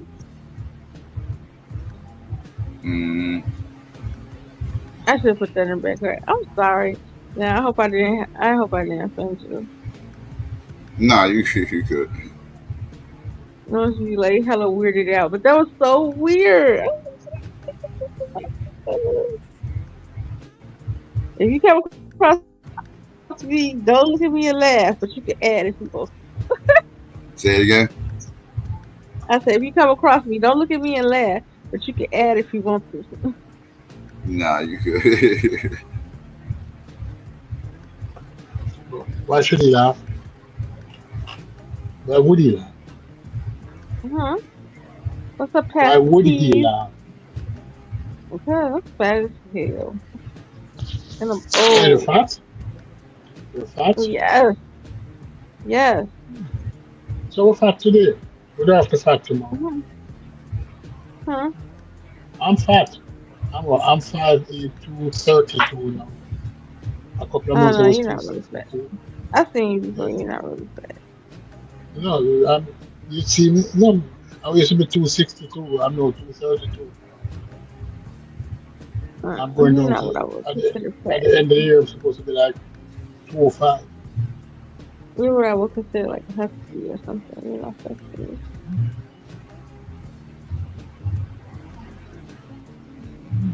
Are you in Jamaica or no? No, I'm in Florida.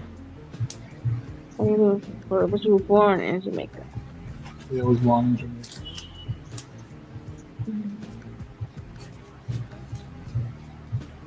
When you moved to Florida, or when you moved to the States, I should say. Permanently, 12 years ago, 13 years ago. Oh, you was grown. Okay. Yeah, I was grown. I used to travel before that, but I was grown. I decided to move here. Oh, okay. Yeah. My wife insisted that I come up.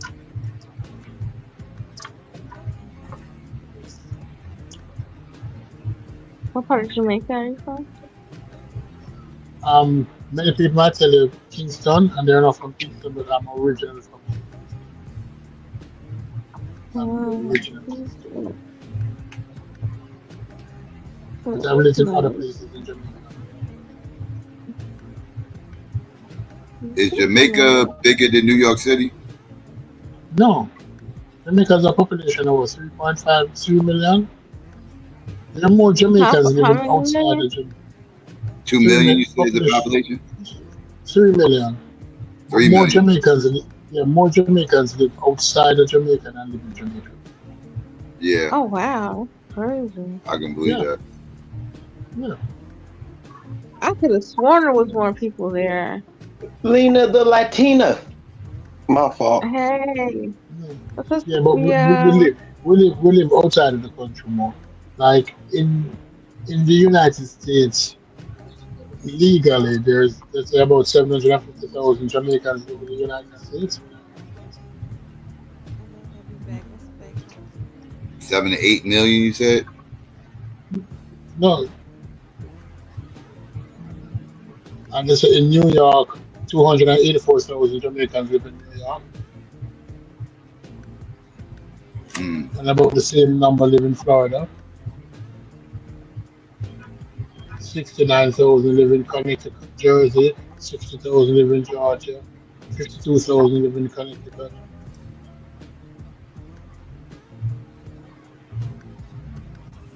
Yeah, I believe it's more Jamaicans outside Jamaica than I think it's more Jamaicans out here than Jamaica. just the northeast alone. There's a lot. I will live everywhere. I mean, everywhere. There was a time in my life I thought all black people not from America came from Jamaica. In Canada, there's about 500,000 live in Canada. In England, about another 500,000. I have Jamaican friends in Australia. I have Jamaican friends in Japan. Oh yeah, they like Brooklyn people. They everywhere. I don't care where you go on the planet, you're gonna find a Jamaican somewhere. I don't care where you at. If you out in the Arctic somewhere and a polar bear is chasing you, you're looking for a place to dip off. A Jamaican from Brooklyn. A Jamaican from Brooklyn is gonna pop out of igloo, say, "Come over here, dip off over here, hide over here." I don't care where you at, you're gonna find a Brooklyn person and a Jamaican person. It might be simultaneous, just like that scenario. Be a Jamaican from Brooklyn.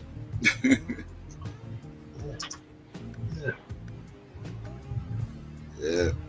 We have Jamaicans living in Alaska.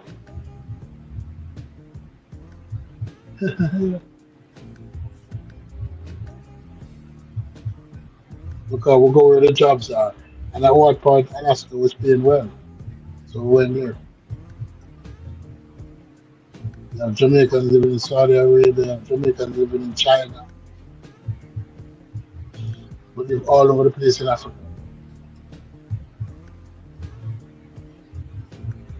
Oh yeah. Psycho. Yeah, man. Over the last couple hours, I've decided that the best thing for us to do is to get on the Kumbaya ship. Get on the Kumbaya ship? No. Yeah. Yeah, bruh. Shit. We might as well join the Kumbaya team because everybody ready to sing Kumbaya and hold hands and combine that with We Are the World. It's gonna be Kumbaya, We Are the World. They're gonna be singing that shit together in unison. Yeah, I can't do it. Black people been doing that for too long. That's what got us where we at. Mixing in the We Shall Overcome. They're gonna use We Shall Overcome as the drum line.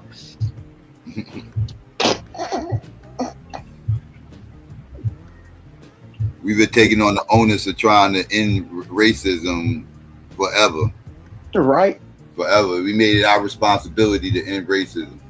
It ain't our response, but why does it feel like we have taken it? I've always wondered why it feels like we've taken on that responsibility to end something that we did not create. Yeah, and we put it on ourselves too. Like it make it seem like we got to do right. Like everything we do, we got is to try to make others look at us different. Like or accept us. The non-black person, the token black person. Like the civil rights, like okay, Rosa Parks paved the way, but prior to it was another woman that was making a case for it, but the NAACP. Yeah, Rosa Parks was just NAACP messing with somebody. We don't need to go down that route. It's just weird though. For real. Why do it like they didn't fight for her because she was a single mother. She wasn't married. That's why they didn't take her case. They took Rosa Parks, yeah, because she's more palatable to white people. Like she's civil, like she light skinned, she married. You know, they don't look at you as a human being like it's a God given right I'm to still just have a confused. seat on a bus that you paid for. I'm still confused as why like that's the one thing that I really want to know. Why does it feel like we have to take on the fight to end racism? Yeah. And then we take on racism for everyone. We're the blueprint. Our civil rights usually is the civil rights and the blueprint for others. Like I meant, like Martin Luther King did take some of No, Nina, I think you're missing it. I think you're missing it. It seems like everybody else get the bask in the glories of their racist ideologies, no matter how minuscule they are, no matter how much they use them against us, they benefit from them, no matter what race of people it is. It seems like we are the only race of people that are trying to eradicate. The rest of them are benefited from it, no matter who you think they are, Oh, no I see matter what what you're you look saying. at. It's good being racist. Being racist, I help others and myself and keep money circulating. I see what you're saying. Like the Racism system, the is system of beneficial racism for was built them. against us. So why are we the ones trying to destroy this system? The ones who created this system should be the ones looking to destroy this shit.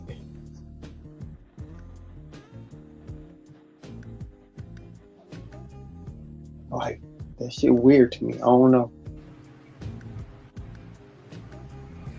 I think that's a burden that's been passed down generationally. We kind of fixed it in our minds that we gotta be good Negroes and then white people will like us. Yeah. I think we kind of had that passed down to us generationally, and some of us still passing it down, and we got to stop that. And that was a crime. Yeah, we scared to be unapologetically black. Yep. We're scared to be unapologetically black. And I think that's one of the things a lot of people don't like about me, because I can't be shit but me. I can't be shit but black at the end of the day. Shit.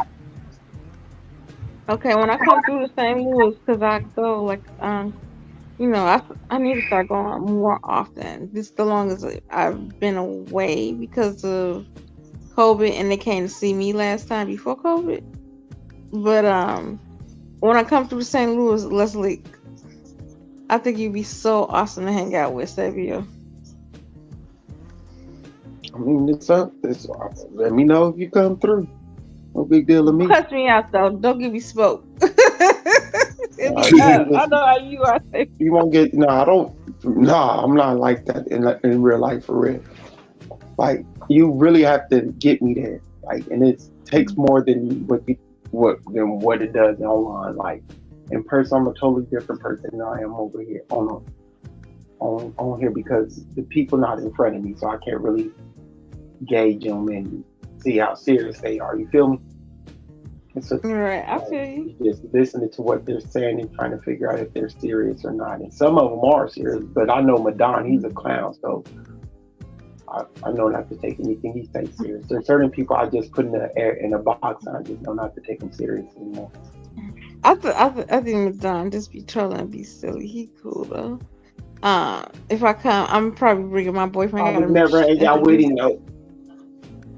Why? I would never hang out with Madonna. Oh, Madonna. I was say my boyfriend. I'm like, dang, what did you do? I'm bringing my boyfriend probably to meet my family. I don't know him. Oh, he's been on a panel like once or twice, but you know, he didn't cause an uproar. You know, he's respectful. He Hispanic? Yes. Oh, that's him now. You know the song El Condor? She gone already? What is that? Her boyfriend is from the Simon and Garfunkel. Paul Simon did a song El Condor. He's somewhere in South America. I forget where. Yeah, he's from that country. He's from that country that did the song El Condor. Yeah. I'd rather be a hummer. You know what women are good at? Women that get together with their friends and they'll start talking about their boyfriends and husbands, and then they'll start saying, I bet they'll like each other, and then they kind of try to force you to meet. And then y'all don't even get along. I ain't trying to listen. I'm not trying to meet. Right. Yeah, I'm not trying to meet dude. Right. I don't want to know dude. Fuck dude. Keep it real. Fuck dude. If I wanted to meet him, I'd introduce myself. Long time ago. Shit ever, like, you know, like they literally like trying to play matchmakers or something. Like, it's weird. It's like girls would do that. You know, they be like, yeah. My friend's boyfriend, he's this, he's that. I think y'all like each other. I think y'all get along. Y'all should meet each other. Like, wait, what? Please don't introduce me to that nigga. She just took me there when she was like, I want to bring my boyfriend and y'all, you can meet him and everything else. My mind just immediately went there. Right. I'm like, oh shit, a third leg? But that means I need a fourth leg. I need to bring one of my lady friends with me. Shit. That way I don't be feeling like a third leg. No. The odd man out type shit. No. It'll be a double date type situation. Looking at sucker boy, he's like, yep, those are my married days. I was like, what the fuck? That's real. We all been there. You've been in a long-term relationship. You've been there before. Yeah. It's uncomfortable. Tisha P, she said that she's underpaid. So when she was on Empire for the 5 years, they weren't getting any money? Who are you talking about? Tisha P. Henson, that's her name? Oh, okay, yeah. She was complaining about how much she wasn't getting paid. She said she wasn't getting paid what she was supposed to get paid. I think it's a couple of occasions she, like I know one occasion she said she got paid for the movie. It wasn't as much as she would have liked, but she decided to take the role, and that wouldn't have been as bad. But afterwards, they wanted her to do promotion too, and they didn't give her extra money to do the promotion. They only signed her just to do the movie, no promotion. And then afterwards, they wanted her to promote the movie, and they wanted paying her to do it. And that's when she broke down crying on TV and everything else when she was in the middle of promoting that movie. Yeah, but that fat girl named was that Precious. She didn't get any money for her role in Precious. Yeah, none of them really got paid that good for Precious. Yeah, Mm-hmm. Yeah. And it's not like so there's an art on the back end when you get profit. Because even Friday, the dude who told her that, the guy who died, who said bam, bam, bam, he said nobody got paid for Friday. Yeah. Friday made her. People got lowballed and not paid at all, yeah. I think that's why Chris Tucker didn't come back. Because even part two, they got lowball, and Chris Tucker went with Jackie Chan, and for those 3 movies or those rush hour movies that he did, he made close to $100 million. Mm-hmm. Now I would argue he wouldn't have got those rush hour movies without Friday. Yeah, but after he did the first Friday, he was in a different category. He's not Iron Man. You can't pay Iron Man. Oh wait, Chris Tucker was on Iron Man, was he? Chris Tucker wasn't. No. I'm saying that he is now like in the category of Iron Man for Friday. You can't pay him that small amount of money anymore because no. He made that show. Now Ice Cube responded to that after Chris Tucker said what he said or whatever. And he said that he had more money on the table for him for the second one, and even more money for a third. And so he said money wouldn't have been an issue if Chris would have agreed to come back. But he maintained that the religion had a lot to do with it. That's what Ice Cube said. So it's kind of like his word against Chris. I know Chris said. I know. Yeah. I'm more likely to believe Chris. Honestly. I'm more likely to believe Chris. Yeah. Because he might be saying to Chris, okay, you got, because most of them got like 5,000, 6,000. You got 5,000 for the first movie. I'll give you $1 million now. They said, no, you need to come with more than that. This Chinese fellow just gave me 20 million. Jackie Chan didn't pay his bill for Chris money. Chris will tell you that he made some serious money off the Rush Hour movies. Oh yeah, he made money, especially off the sequels. The first one made decent money, and the first he got decent money with the first one, but the first one's such a big success. The sequels he got even more money. He got more money. Mm-hmm. He got some serious money, right? Because the only person who made money off Friday was Ice Cube, the only black person, because he was going to release it independently, and they said, why risk your money? And he sold it to them, and he got the back end money also. So he made some serious money. But even after, all right, look at the Mavericks. Mark Cuban sold his team, right? Yeah, sold it this year. Yeah, he sold the team. He did not have any problem.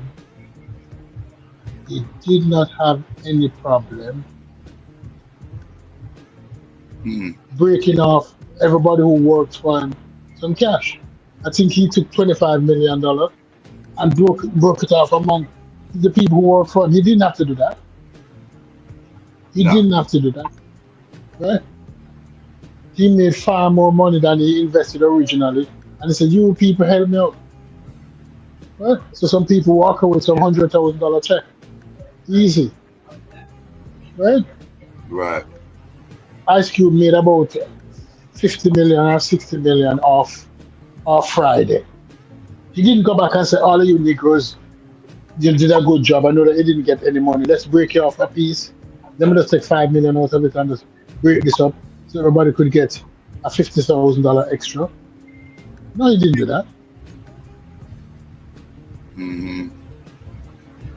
Yeah.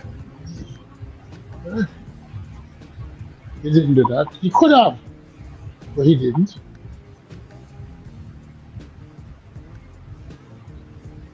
Yeah. He could have, but he didn't. Ice Cube didn't have that type of budget that Jackie Chan production had. He didn't have that kind of. All of us admit with that. He didn't have the budget. But guess what? He could have broken off the money in the back end. He made the money in the back end. Yeah, he made serious money in the back end. That movie made him a lot of money because it didn't cost him a lot to make, and it was mainly all profit. Yeah.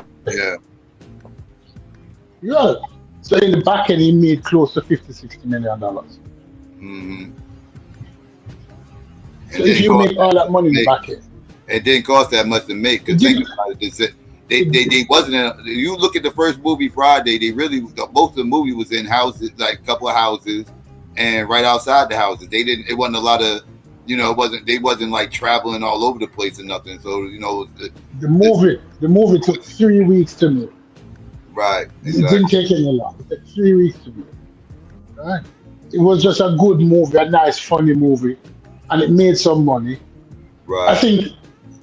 I think overall the movie made about 150 million, if not more. Over time, he got some money in the back end. Serious money. Yeah, that was a come up. Right? But he didn't. That movie took Ice Cube to the next level. Yeah. Right. But the guy who acted in the movie said nobody made more than $5,000, and you know that you underpaid everybody, and you made all of this money. You should have written him off someone out of the profit. You should have. You should have gone back and said, okay, we did well as a company, right? Yeah.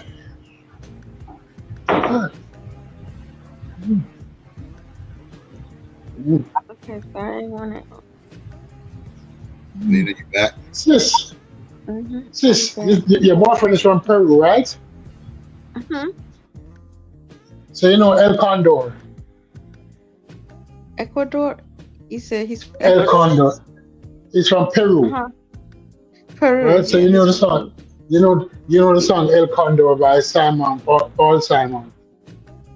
I rather the song where they play the flute. Because every Peruvian love that song. That flute song. I'm gonna ask him if he know the fruit song. He in the movies now. When he get out, I'm gonna ask if he know the fruit song. Ask him the name of the song is El Condor. El Condor. I'm gonna ask him. El Condor. Yeah. My boyfriend is like really. He was born in Lima. Alright, so he knows it. Give us. Yeah.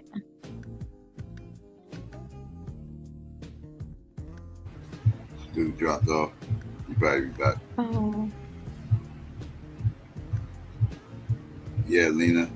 So how many times you had your? How many times you in your life did you and your girlfriends do the plot and scheme thing where y'all tried to get y'all boyfriends to meet each other because y'all thought they would get along and they would like each other and they would? I did. Yeah. Yes, that don't work. My boyfriend likes basketball. Your boyfriend does too? Yeah, let's invite him over.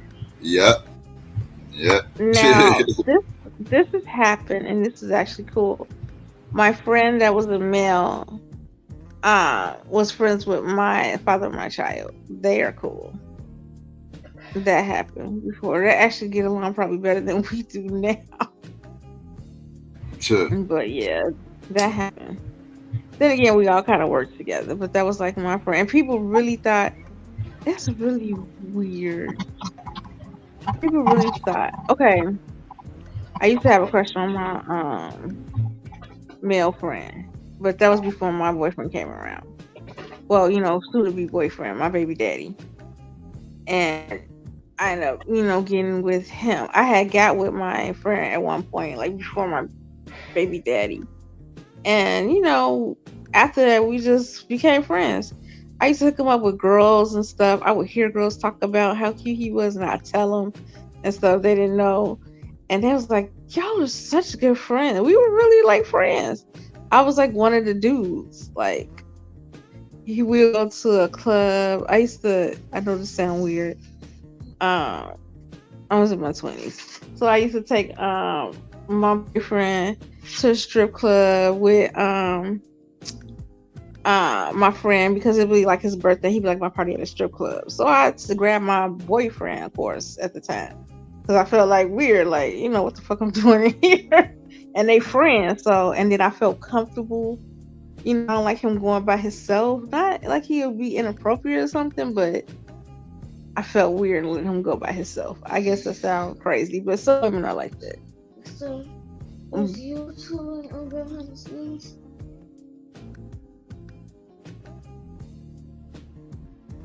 But yeah, it was weird. But I was cool. I was like his wing girl. I know you like weirded out. I'm so weird. But yeah, I was his wing My girl. fault. I was on mute. What the hell is a weenie girl? Weenie girl. What the hell is that? A wing, like a wingman. A wing. Oh, wing girl. I thought you said weenie. I was like, the hell? Yeah, I was his wing girl. Oh, He used wing to tell me girl. stuff. Okay. I had one of those. I had a wing girl before. It was so weird. It was one time, like, I didn't even know this girl was his girlfriend, but we were friends. And she was crazy as hell. He ended up having a baby by her. He's got 3 now. He was married though too later on. So he was like, I can't get this bitch off me. She keeps staring. He was like, Lena, go distract her. Go have a girl conversation with her. And I did. I was like, hey girl, I see your nails. What you been up to? He was go. He just he's like, God, I'm tired. That's hilarious. Mm-hmm. Then I was mad. Ooh, he had got this one girlfriend, and we ended up becoming the best of friends. Like, we didn't like each other. I thought she was crazy. And at first, I thought she I'm didn't gonna tell you, like me. guys She ain't thought I like. Like, that's weird because I know guys normally ain't like that, right? Like, I know I ain't never used to hang out with my dudes and they girl be around something, and then they girl be like, yeah, I like long booty braids and stuff like that and everything else, and I watch this reality show and that reality show, and I'm like, hey, you know, my girl like long booty braids too, and she like these same shows. I think y'all get along. Y'all should meet. Dudes don't do that. Dudes' minds do not work like that. Matter of fact, I think most dudes are feel more comfortable if they girls do not meet each other. I think that's how most dudes' minds work. I have two. My baby daddy was like that. Like meet my friend that's a girl, because he wanted to know, let me know, like there's nothing going on, be friends with that person. And then my current one is like that. I noticed men who have a lot of women friends are like that, because they want you to know there's nothing going on. But with my father, my child, you can't tell. The ones he had, those are the ones he was messing with. The ones he was cheating with. And it was crazy. It was one he had cheated on me with, and I did not hate her because I knew she was a victim. She didn't know about me. I ended up liking her. I was so crazy. Like, we were so cool. I tried to low-key tell her I know what went on. I wanted to have a conversation with her, but I guess she felt uncomfortable and she felt scared. I wasn't mad. I just made a joke so I could break the ice, but she took it. It felt uncomfortable, and I was like, "Oh man, I wasn't trying to be like that. I just want to know it's okay. It's a victim. We can be cool." I give her credit though. She was bad though. I liked her. She was nice.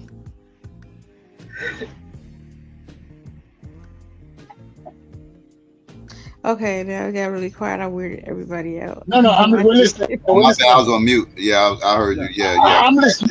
You have my undivided. I'm listening to say is the side chick was bad. So was she better than you? I can say we can go at the time. We can go toe to toe, in a way, blow for blow. In a way, like in the face, I kind of got her, but I could see somebody saying she got me. She was bad. I have to give her credit, and she has a nice body. She was older than me. I was in my late 20s, like 28, 29, and she was 40s. But even though she was 40, she had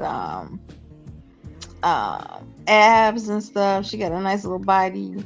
She had a cute little face. She was nice looking. She reminded me, I'm trying to think. Like how Vanessa, she had a better body than Vanessa Williams. Not Vanessa Williams. Vanessa, what's the one of 50 used to date? That girl. I know. Yeah, the one who Vivica Fox. She looks like Vivica Fox to me. Yeah, so she's just like Vivica Fox now, like in the face, but she had a better body than Vivica Fox. You know, at Vivica Fox age.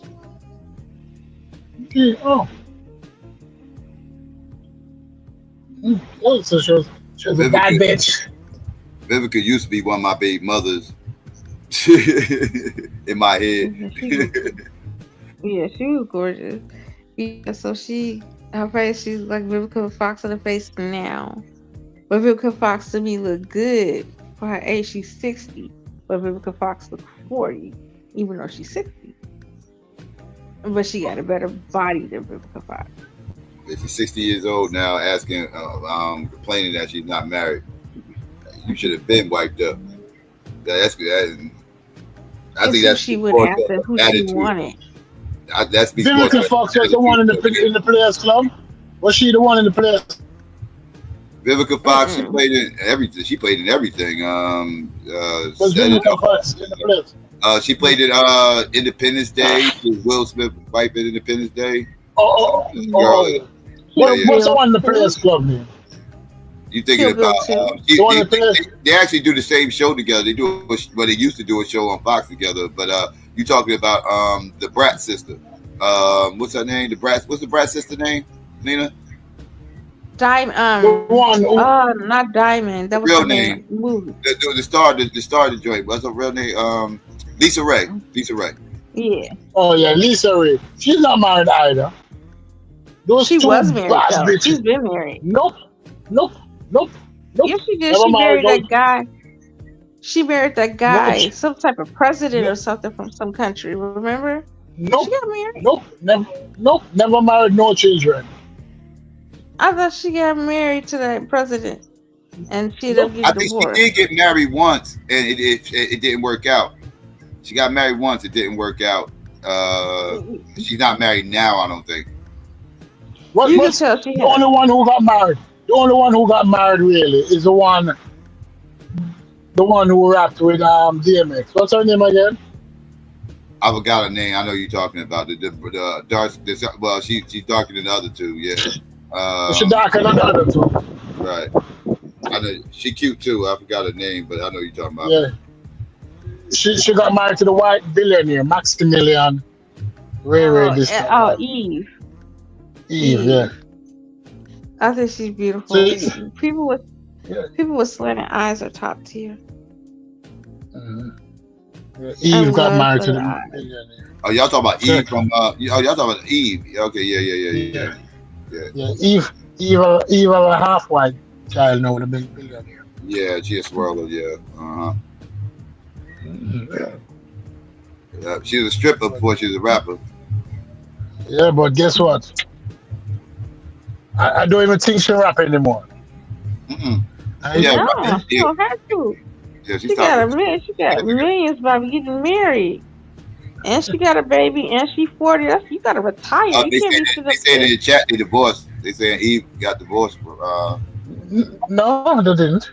They're not divorced. They say it in the chat. As they say it in the chat. Don't give me the line. No, they they're just wrong. had that baby. They just had a baby. Yeah, you can't be 40. You gotta retire as a rapper. You can't be 40 talking about what child niggas wrong. They might be talking about Lisa Ray's divorce. Oh yeah, Lisa Ray. Janet Jackson got divorced from the Arab. She did Yeah, that. she That got was it. a money grab. She did that to get money from him.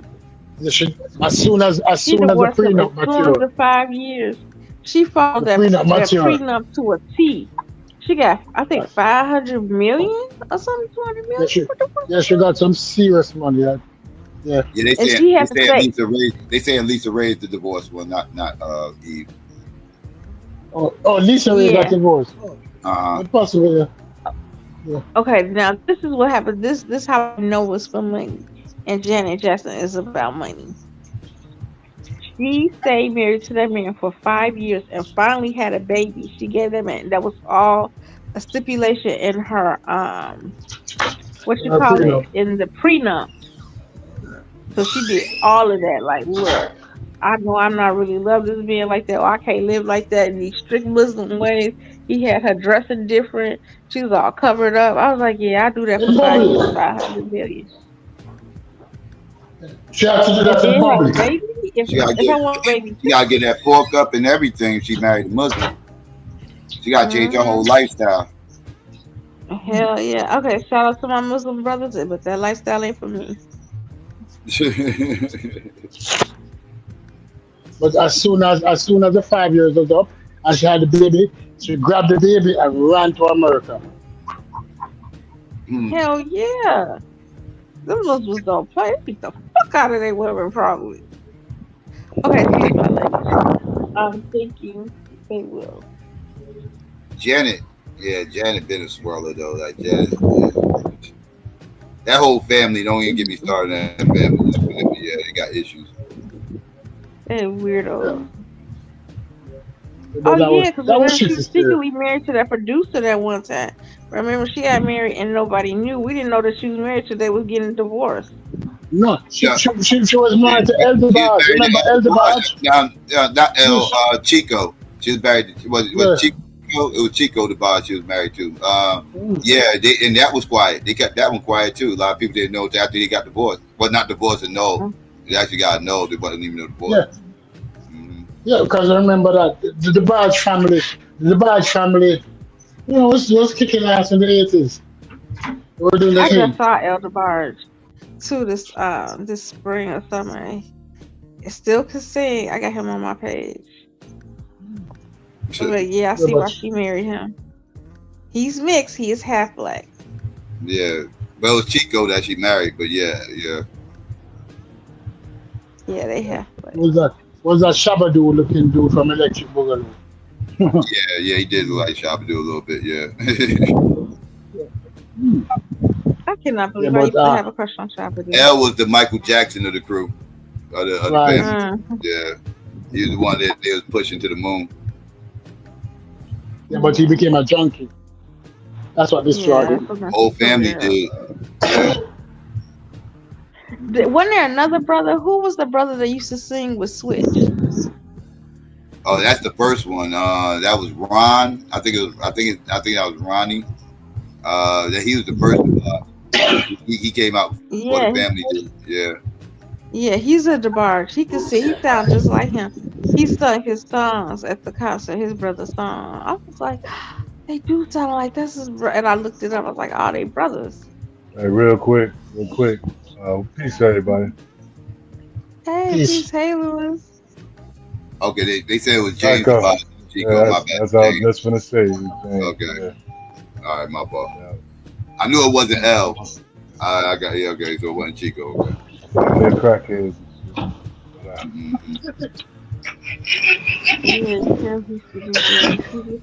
Yeah, that's what destroyed them. They all became crackheads. Yeah. Crack is whack. Bunny was on that shit too, man. Oh, that's a pretty girl too. He said. They father used to beat the shit out of them. Their white daddy used to beat the hell out of them.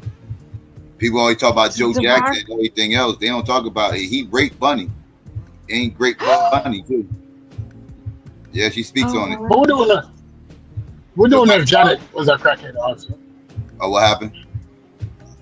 We don't know whether or not Janet was a crackhead also. Because if Whitney was a crackhead, Janet, Michael was a crackhead. Technically, in a way, he definitely did opioids. I don't know if he smoked crack. He definitely was on pills. Yeah, I'm just using the word crack.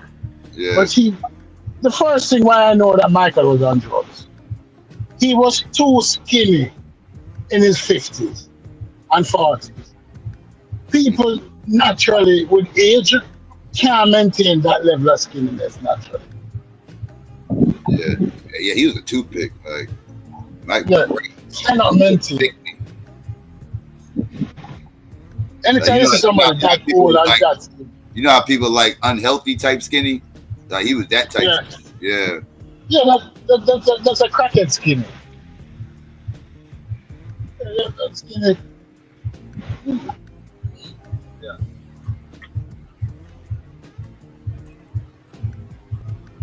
Mm-hmm. Yeah, he definitely has. Yeah, he has some issues going on. I know he probably was on something. I know he was on something. I know he was on the pain pills, but he might have been something more than that. Yeah.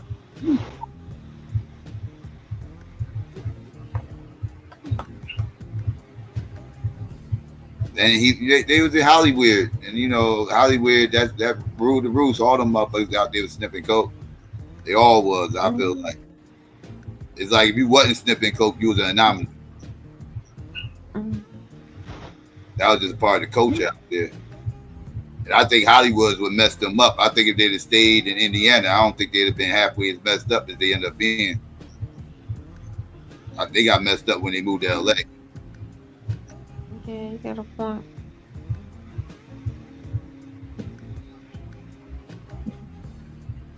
So he was a part. I didn't know that I was reading, watching a documentary on Quincy Jones. I didn't know that he did so much things. He used to score movies. He used to.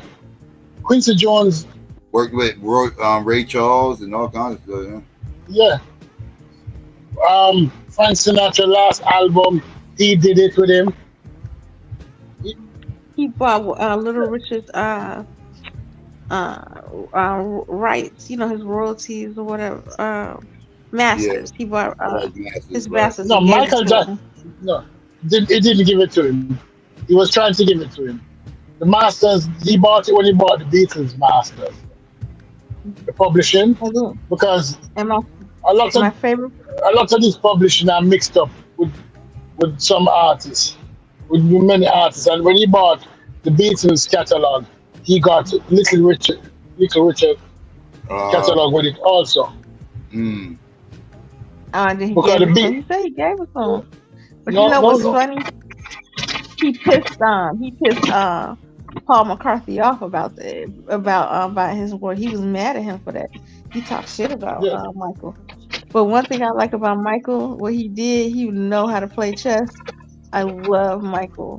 He's my favorite. Sorry, Michael beats Prince any day of the week. Sorry. Michael bought Eminem's masters when he was talking shit about him. So every time he talked about him, he got paid. I was like, yeah, Mike a boss. Mike, you know, a lot of publishing. Yeah, Eminem just bought it back. He just got his masters. But because what happened is that when Michael signed the deal, the $500 billion deal with Sony, part of it included the masters for many people that Sony had when Sony bought. Which record company Sony bought? And that's another thing about Michael versus Prince. Michael's a better businessman, but business savvy. No, that's not true. That's not true. That's what they say. He had his will in place. Prince didn't. He got 7 siblings fighting for his money. Some of them he don't even fucking know. Mike knew, okay, you better take care of my mama and take care of my kids. He made sure that was all cared for. And then the fact that he was buying masters and making all this money by buying masters, and then he made a deal for his second studio album. He didn't want like a percentage. He wanted like producing rights, and part of the Mike was smart to have been control. before Prince, like, because Prince signed a fucked up deal. Remember he had that's what the artist formerly known he as wrote Slave on his face. Yeah. Because he wasn't happy with his deal. But Mike, because of Joe, again, we shout out to Joe, one of the greatest daddies of all time. But he smartened these kids up. He knew what it was with the business, and he made sure. Like, so when Mike broke away and signed with Epic and everything, he had a great deal with Epic, and he didn't get screwed. He didn't get screwed out his money the way a lot of other artists did when they signed their solo deals or whatever. So yeah, so Mike was hip to the business. He was in the business since he was 11. So so he was smart early. It's not only that. That's not only it. What happened is that Off the Wall was a great album, but Thriller changed everything because they made so much money after Thriller. When you went back to the bag, they made concessions for it because they made so much money off Thriller. Thriller sold how much? About 100 million record. Yeah, but right, so when you went back, sold record ever. So yeah. Yeah. So when he went back to the bad and he couldn't renegotiate his deal based upon Thriller, that wasn't like a 2 million record sale or 5 million or 10 million. Mm-hmm. But he was smart enough. He was smart enough to only do a 2-album deal at first, like when he got out and then renegotiate. Right. Yeah, he was smart enough to know that. Right. So when he did, Sony signed $1 billion deal with him. His deal was worth $1 billion, right? Because who's the so? Yeah, but Prince is more talented than Michael. I know you like him, man. Of course. No, you're not. He's a better musician, definitely. He's a better musician. Goes, but Michael's a better singer. I would say they're singing as well. Mike's a better dancer and entertainer. They singing as a kind of Michael better. No, because Michael can't sing a soul song. You got to think when he did Win, all that stuff. He has a range. He can also do pop, rock. His range is, as far as vocally, is vast compared to Prince. Prince only sings in falsetto. No, that's not true. What have Prince you is a better seen? songwriter. Prince is a better songwriter than I beg to Michael. differ. He look what Thriller did, and then But Michael Mike do didn't We write Are the Thriller. World. Mike didn't write Thriller, but he didn't write a lot of those songs on Thriller. Like A lot of the songs He Michael wrote said he didn't We Are the write. World. I know he wrote We Are the World. that wasn't on Thriller, but yeah, he wrote that. Yeah, but he He Prince co-wrote wrote. it, I should say. Go ahead. Yeah, he co-wrote it. But Prince is a better songwriter than Michael. Good. Yeah, I would get songwriting to Prince. I would give songwriting to Prince. I would give obviously better musician to Prince. He's a better musician. He's a better He's a musician better than Michael. instrument. He plays instruments. Michael doesn't play that many Yeah. instruments. He plays one. Right. But Michael vocally is better. Even in Jackson 5, he didn't play instruments. Jermaine and Tito did. And vocally, he's better than Prince. He's vocally superior. No, I wouldn't say that. I love Prince.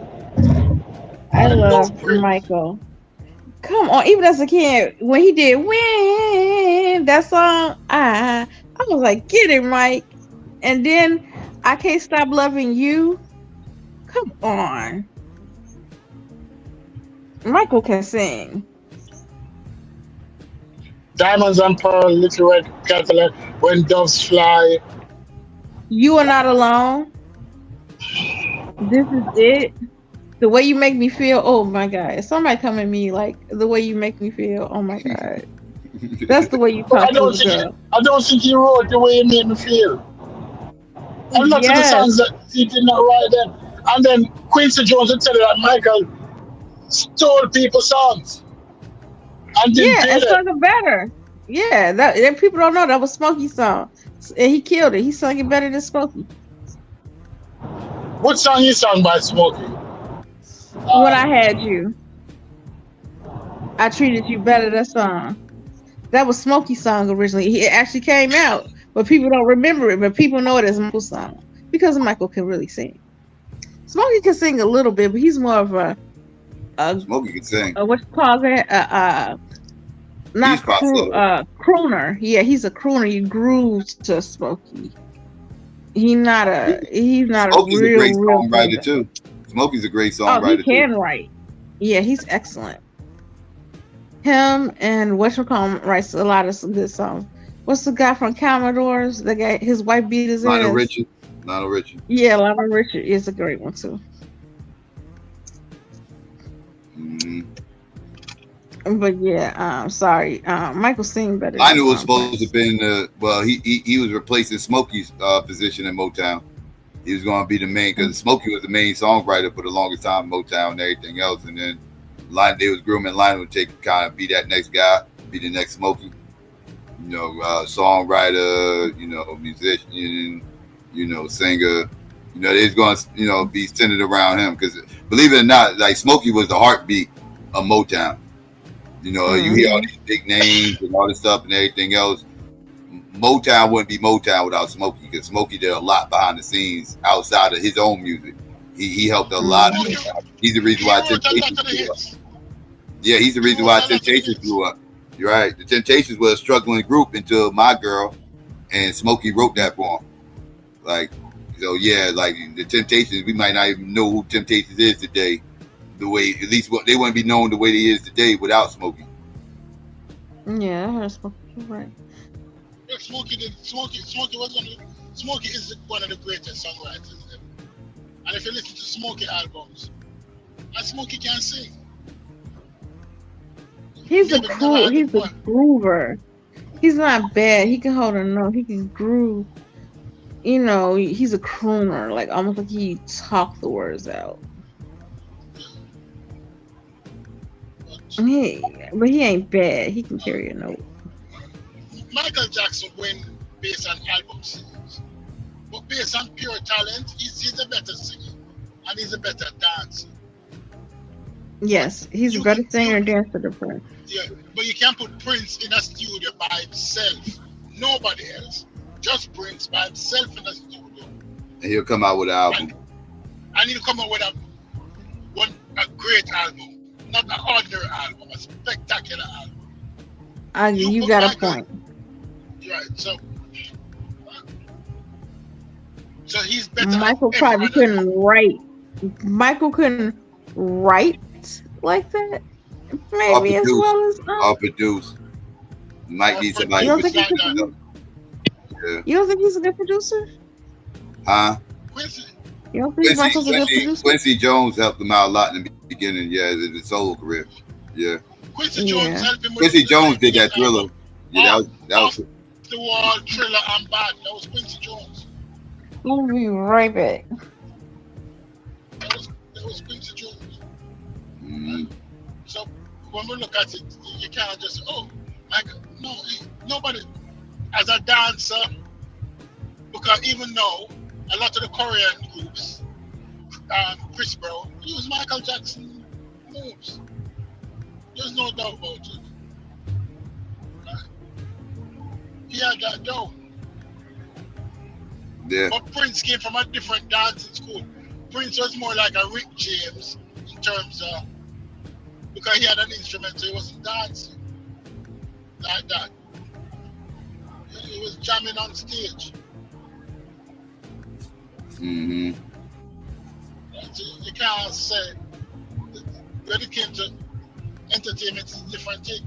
Because even when you look at the Super Bowl halftime show, Prince Super Bowl halftime show is better than Michael Jackson Super Bowl halftime show. And I dare anybody to say that's not true.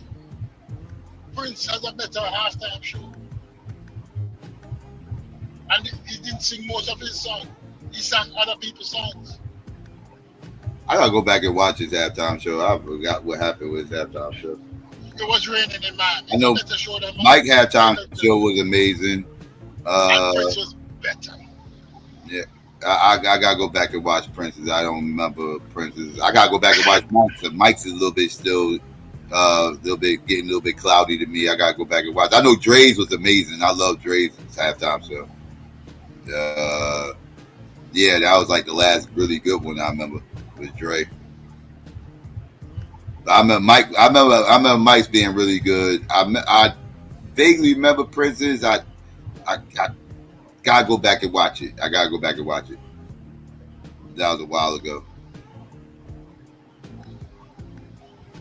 But they perform. Both of them perform differently on the stage. When it came to the stage and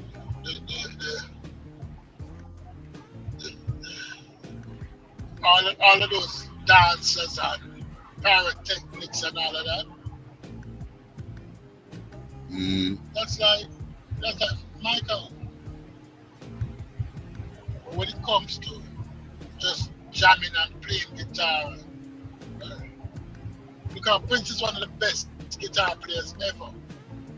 You have other people who play guitar, as Prince is one of the best guitar players ever.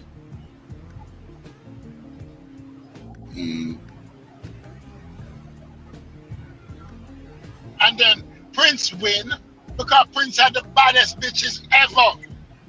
Michael can't compete with Prince on that. Now, Prince had better women. Yes, he had. If we going off women, yes, definitely. Prince wins if we going off women. If we're going off women, who beat Prince? Who beat Prince if we're going off women? Tell me any other black entertainer beat Prince if we're going off women. Common is beating Prince. Common is beating Common not beating Prince. Common coming second. We're giving Common second. No doubt. Common got an impressive resume, man. I must say, his resume. Yes, that's why we're giving him second place. But Prince resume is like the blueprint. Nobody not beating Prince. Nobody not beating Prince. And then Prince always have them dressing fly. They look fly. Oh Lord. What a girl who come in The Last Dragon? What's her name again? Vanity. Remember that movie? Vanity. Oh Lord, look at find it. Look at find it. Anybody tell me anything? Apollonia from Purple Rain. I'm trying to remember some of the other ones, but yeah, his resume is impressive though. Like Prince, yeah. He stayed with the women around him. I'll say that. Yeah. Mike ain't had one around him. Except Brooke Shields, that's about it. That's the only woman I really remember being around him was Brooke.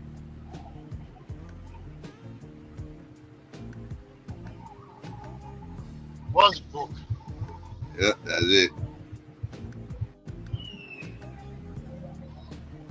Sheila. Oh, Prince had some bad bitches back in the day. I have to come defend my mic and look him up. I'm sorry, because I am so mic. Okay. They did. I looked it up, and who did they say when? I cannot believe that they gave it. Prince edges out Michael in a way. They say it's generally the general consensus is that they tied. Prince edges out Michael as far as classic albums. He has 5. Michael has 3. But however, Michael has one of the best albums of all time, which is Thriller. You are right that Prince writes more than Michael. I looked at all the songs that Prince has wrote. Like I think he wrote Doves Cry. He wrote I Will Die for You. I Want to Be Your Lover. But Prince wrote. Sinead O'Connor said nothing compares. Hey yo, he wrote that. Yo, peace to the panel, peace to Psycho, Stu Peas, and my sister. Listen, Prince, his first album, which was in the 80s, I think, he not only wrote all of the music, he produced. Late 70s, okay. He wrote and produced all his shit. He played all the instruments. Right, but hold on, but I'm focused on what Stu P said about Prince had the baddest bitches. What does that constitute when you say he had the baddest bitches? Because he had light skinned women. No. He had bitches at the time, but everybody would say that's a bad bitch. Wait, hold on. Slow down. You said what? Everybody at that time would say that bitch is bad. I'm talking about at the time when Prince was no, there. but what constitutes a bad bitch though? The bitch was bad. Everybody knows when you see it, you know it. He had Vanity, right? Yeah. Yeah, I know who Vanity is. Yeah. Yeah, he had a type. He do like them. He like them. He like light skinned, damn near white women. Yeah. Yeah, he do like them light. Yeah. So does that mean that because she was light skinned, she was a bad bitch?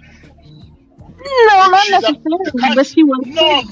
No, I'm talking to Stu Peas, ma. I'm not talking to you. I'm talking to him. I'm trying to understand what he's talking about. I'm going after consensus. And when compared to Michael Jackson, when you say consensus, what do you mean consensus? Like you took a poll? Like what do you mean consensus? If I took a poll, everybody agreed that Prince had something. No, everybody wouldn't agree with you. Because I definitely would. Most people would agree. Let's put it this way, Michael. They said it in the chat. That was a good one. Lisa Marie Presley or Vanity? Who you picking? I'm not picking either one of them. I'm not picking either one of them. Fuck you mean? To be fair, Michael was more discreet though with who he dated. Though he was more quiet. Like he used to date Whitney Houston and nobody knew. No, none of these dudes were dating Nina Simone looking. None of the women that they were dating looked like Nina Simone. I think Nina Simone is gorgeous. I love her lips. I love her eyes. Right? They weren't dating Nina Simone or Diana Ross looking at that time. Most of those brothers were going for those light-skinned Afro-Spanish looking girls. Hey yo, Psycho. This is my position. I'm a black man. I'm fairer skinned than as opposed to darker skinned. But my point is, and my position is that I've never dated women based on their complexion. I've dated light-skinned women. I've dated dark-skinned women. I'm married to a dark-skinned woman. I'm just saying that if your idea of beauty is based on fairer skin, then I got a problem with that. That's all I'm saying. If you saying I understand it, but I don't think it's bad. Like I feel people already have their preference, and I feel like sometimes their yeah, preferences but could I'm be saying if you black and your preference is fairer skin, then there's a deep rooted issue going on with you that you got to figure I out. agree. That's what I'm saying. I agree with you there because I do think I have deep seated problems sometimes. That's all I'm saying. I feel you. I No, don't think that's the case right I now. understand what you're saying. Yeah. No, I understand what I you're think saying. I'm a product. We're just comparing I Mike think I'm and a product. Prince. We're just comparing Mike and Prince, but yeah, I get what you're saying. No, I get it, and I'm saying fuck both of them when they preferences. I'm saying fuck both of them. That's what I'm saying. I feel you. But I just heard the brother say about who Prince had the baddest bitches, and I'm like, well, what constitutes a bad bitch? That was my position. Oh, but I understand it though. Colorism do play. Like I'm a product of it. You know, even when I was born in the 70s, like I was like a kid in the 80s. I was born in the 60s. I was born in the 70s, and I was a kid in the 80s, and I never forget. I think it's subconsciously something wrong with me. Like I love black men, no matter what color they are, from light skin to dark skin.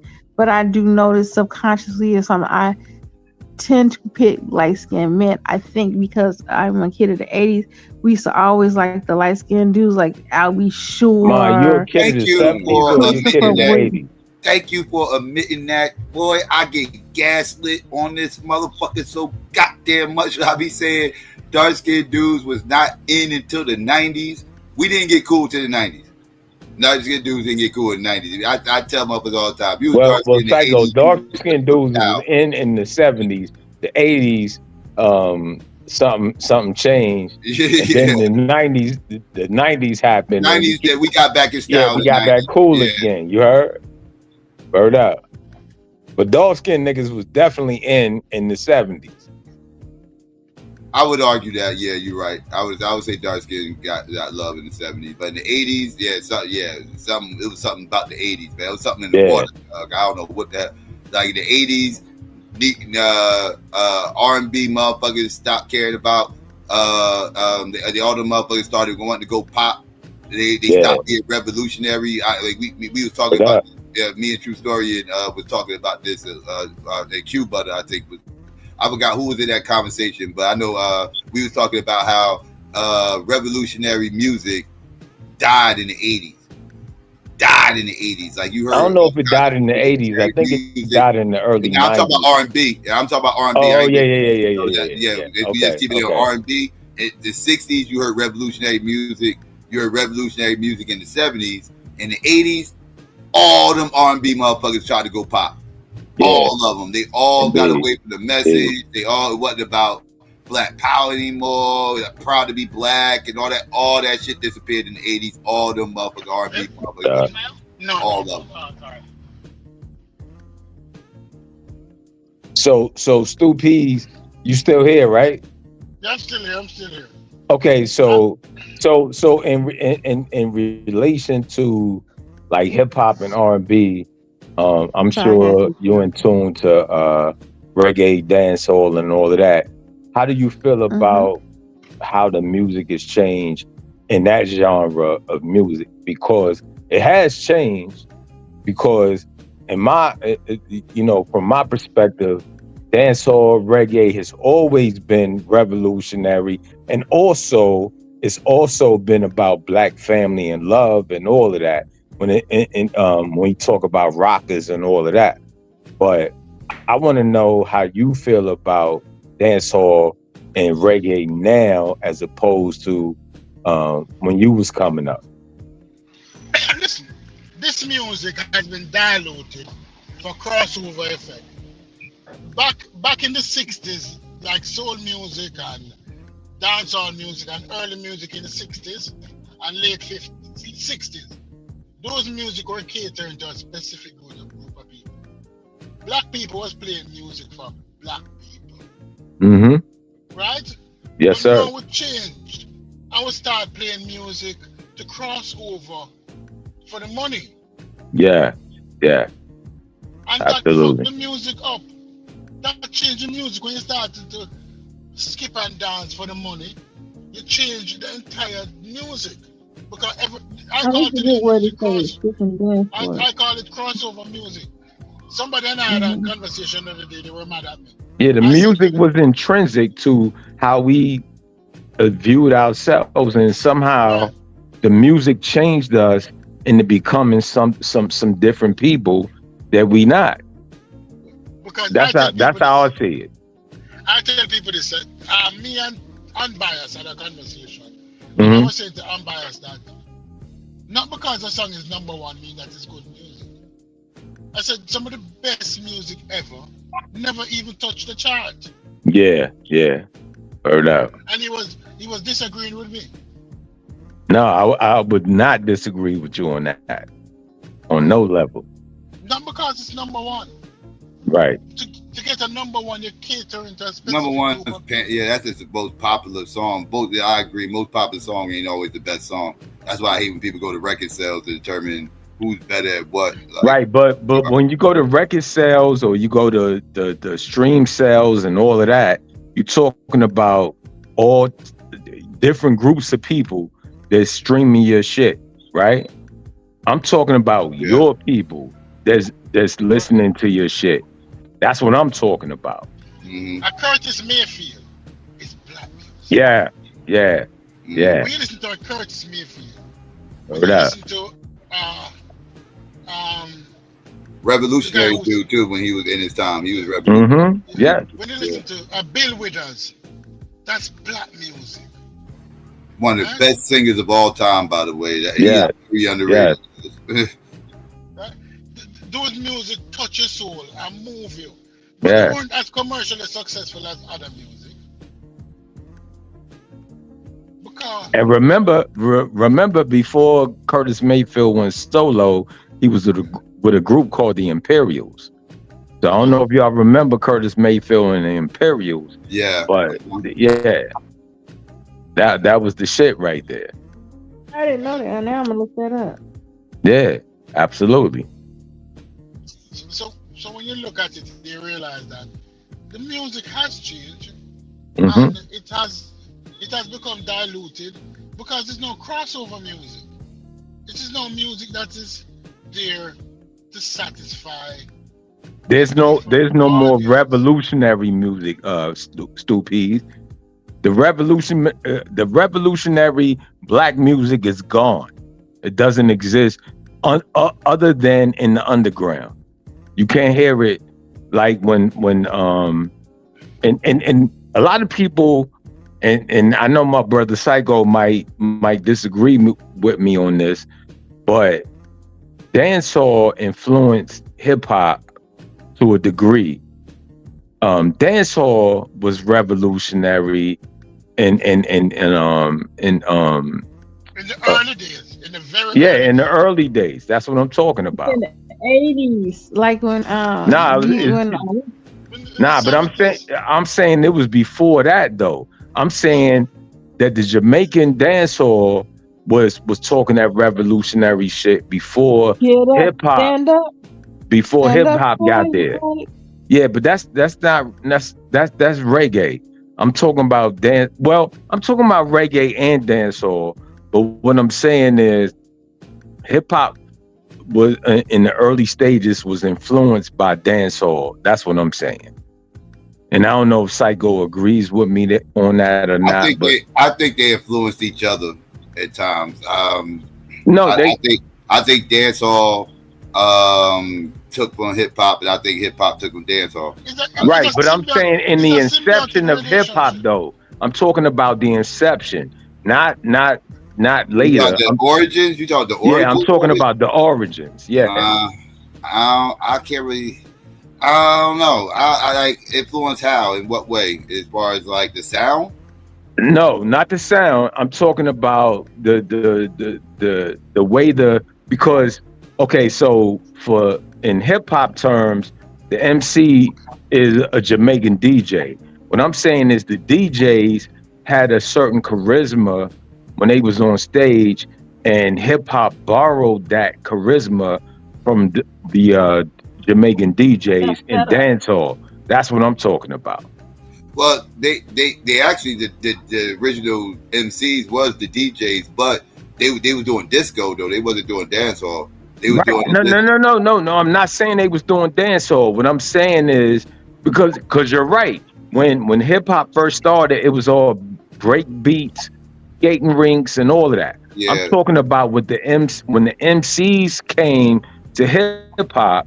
I'm saying they borrowed the charisma from the Jamaican DJs, because the Jamaican DJs in dancehall had a certain presence when they went live on stage and they did their thing. Well, and I think a lot of go ahead. The modern MC that we know today, as we know it, you know, the relationship between the MC and the DJ, where the DJ stopped being the MCs and they actually started getting, you know, people to actually do that job for them. Yeah, that started with Grandmaster Flash and the Furious Five and Melly Mel and them. They were the first MCs that we know today. You know, as far as like no. This is what I'm saying. I was going to add to that because like Grandmaster Flash is Jamaican. Melly Mel, I don't know if Melly Mel. I don't think Melly Mel's Jamaican, but you know, but they did have a Jamaican DJ. So right, but I'm saying but what I'm saying is in Jamaica, a DJ is not the sound selector. He's he's on the microphone. He's spitting. Right. You know what I'm saying? In America, the MC is the DJ is on the tables. Back then I'm talking about. What I'm saying is that when hip hop became a thing, I'm saying that the DJ, my bad. The MC took the presence of the MC, the DJ in dancehall music, and they flipped it and took it somewhere else. That's what I'm saying. What I'm saying is that in Jamaican culture, in dancehall, the selector was the DJ and the MC was the DJ. That's what I'm saying in Jamaican culture. Right. It was different in American hip hop. That's what I'm saying. But when I'm saying, when you look at cats like Beanie Man came later, but I'm talking about back then. What's my man that's locked up? You could talk about Sean Head. You could talk about not Vibes Cartel. What's the nigga that's locked up? Old school cat that had a crack problem back in the day. Why can't I think of his name? But you could talk about Buju Banton. You could talk about all them cats. But I'm thinking about you could talk about Yellow Man. You could talk about all of them cats. Like those cats was pumping before New York hip hop became a thing, is what I'm saying. They was pumping before that. Yeah, but dancehall wasn't really pumping out here. No, it wasn't pumping out here. Yeah, but what I'm saying is that really caught fire in America in the late 80s, 90s. That's when dancehall really caught fire out here. No, but what I'm saying is that the artists from dancehall influenced a lot of the early artists in hip hop. And if you notice that a lot of hip hop music in the early stages, I'm not talking about in its inception. I'm talking about later on. You notice a lot of dancehall was incorporated into hip hop, like maybe in the late 80s, early 90s. That's what I was saying. Yeah. They was kind of feeding off each other around that time. Around that time, that's when you started hearing MCs incorporating some reggae into hip hop or whatever, like KRS and a few others, and Just Ice and a few other people. These early people that. Well, Just Ice was before. He was before KRS. Probably mid 80s. He's 85. He was mid 80s. 85. Latoya dropped in 85, but That's how I said, like him and Chris. And then my favorite song from Just Ice was Going Way Back. Out Wax in Maine. You know what I'm saying? Yeah, that was my shit. He was talking about the origins of hip hop in that song. But But yep, and yeah, they was like the early people that I could remember, and the Fat Boys too. Fat Boys actually, they was the first people I ever heard hip hop song that ever did a reggae song. Was the Fat Boys, was hardcore reggae. That was on their second album. So we talking like 84.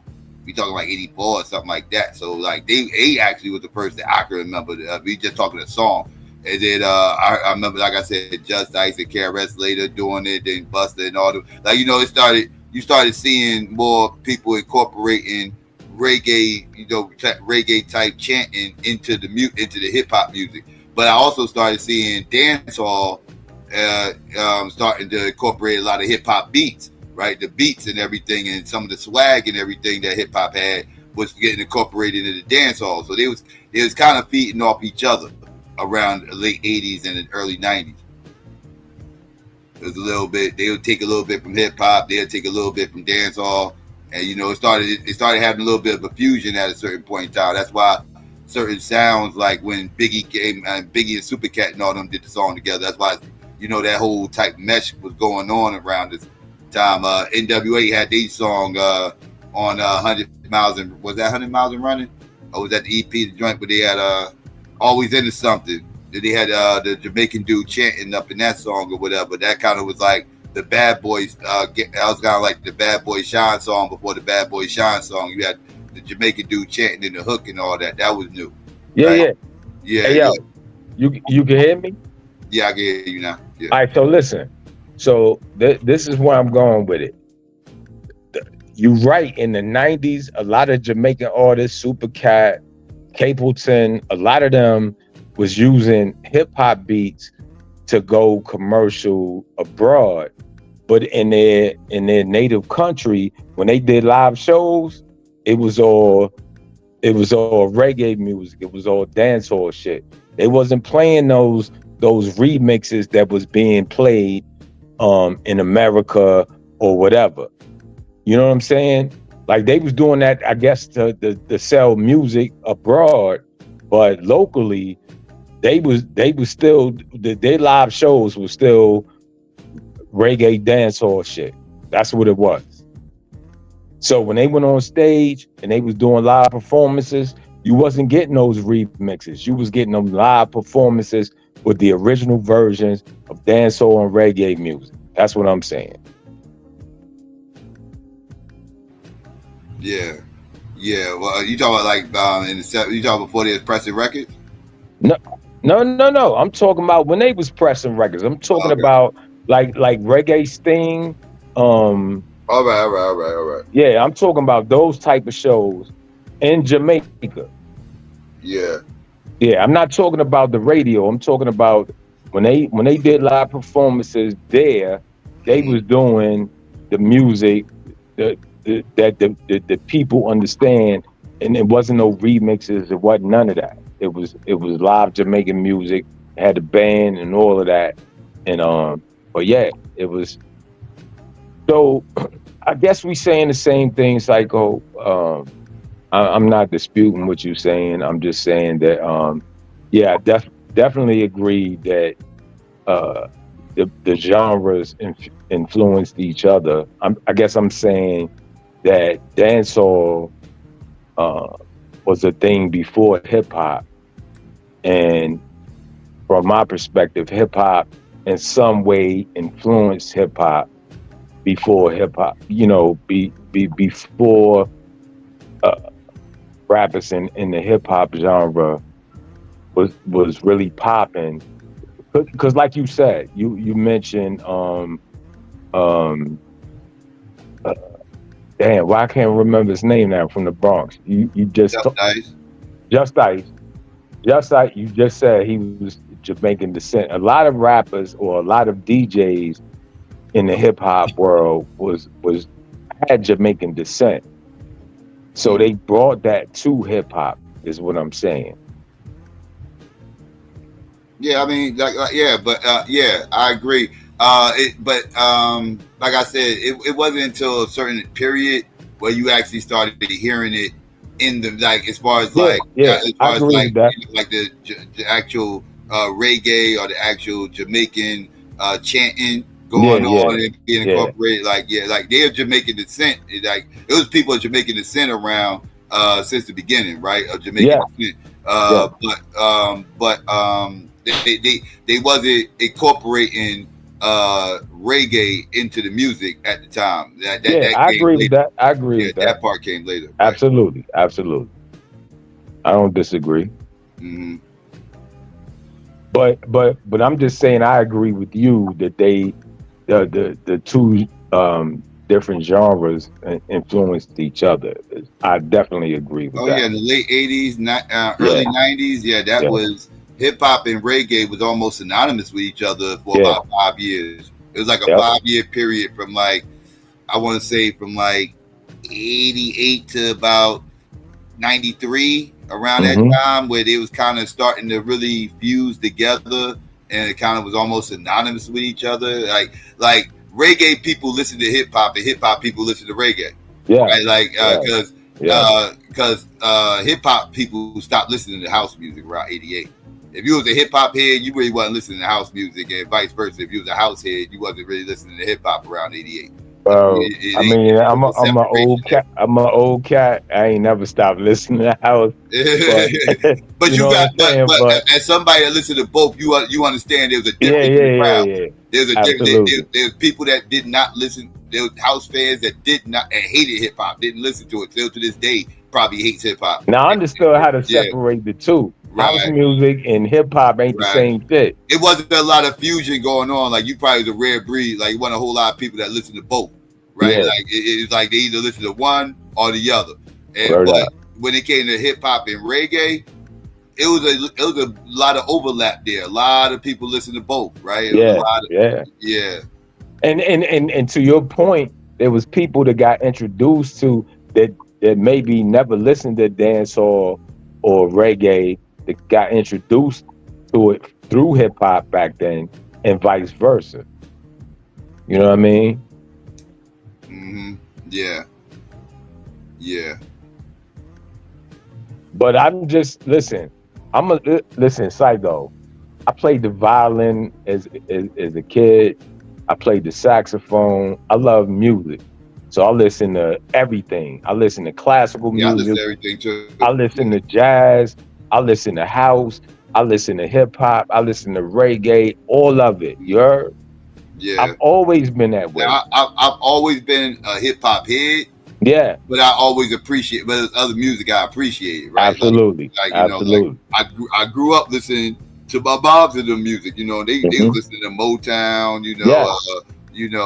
Shalimar. That's where it started. That's where it started. That was the inception. Right. Exactly. All of it was Motown and I got nostalgia for that old 70s R&B and everything else that I grew up on. And you know what, Psycho? Because it's not just the music, but you have visuals with that.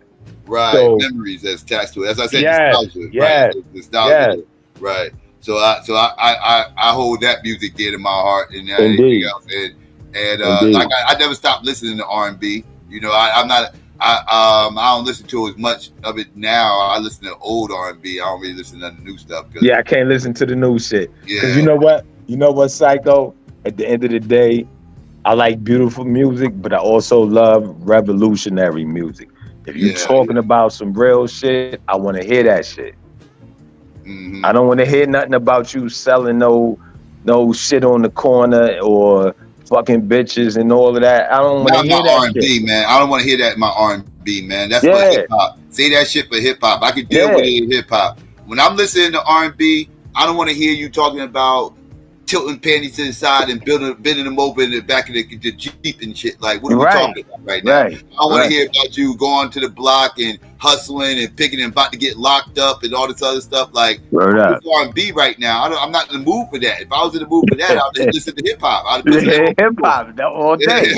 I could just do that. Yeah. Like, what we doing? If that's the mood I'm in, like, I put on R&B, I'm in a certain type of mood and mind frame, and I'm not trying to get in that space. Yeah. So I totally agree with you there. It should be a separation. That's why I don't like this weird fusion of Yeah, R&B and everything is crossing over to some shit where you can't really identify what's what and who's who. Like if I want to listen to some R&B, I want to hear some R&B. Can I do that? Right. I don't want to hear no crossover shit. Yeah. I don't. I really don't. Like when I listen to R&B, I'm trying to take a break from hip hop. You know, I'm trying to take a little break or whatever, because I'm like, all right, I want to hear something, but I don't really feel like listening to hip hop right now. I want to hear something a little bit, just take reset my mind a little bit and just listen to something else. And for me, that's when I get into my jazz mode, because I'm like, ain't no words. Well, it can be words, but I'm just saying, for the instrumental aspect of it, I just want to hear some good music and just relax and vibe out. I don't need to hear no bullshit. I don't, you know what I'm saying?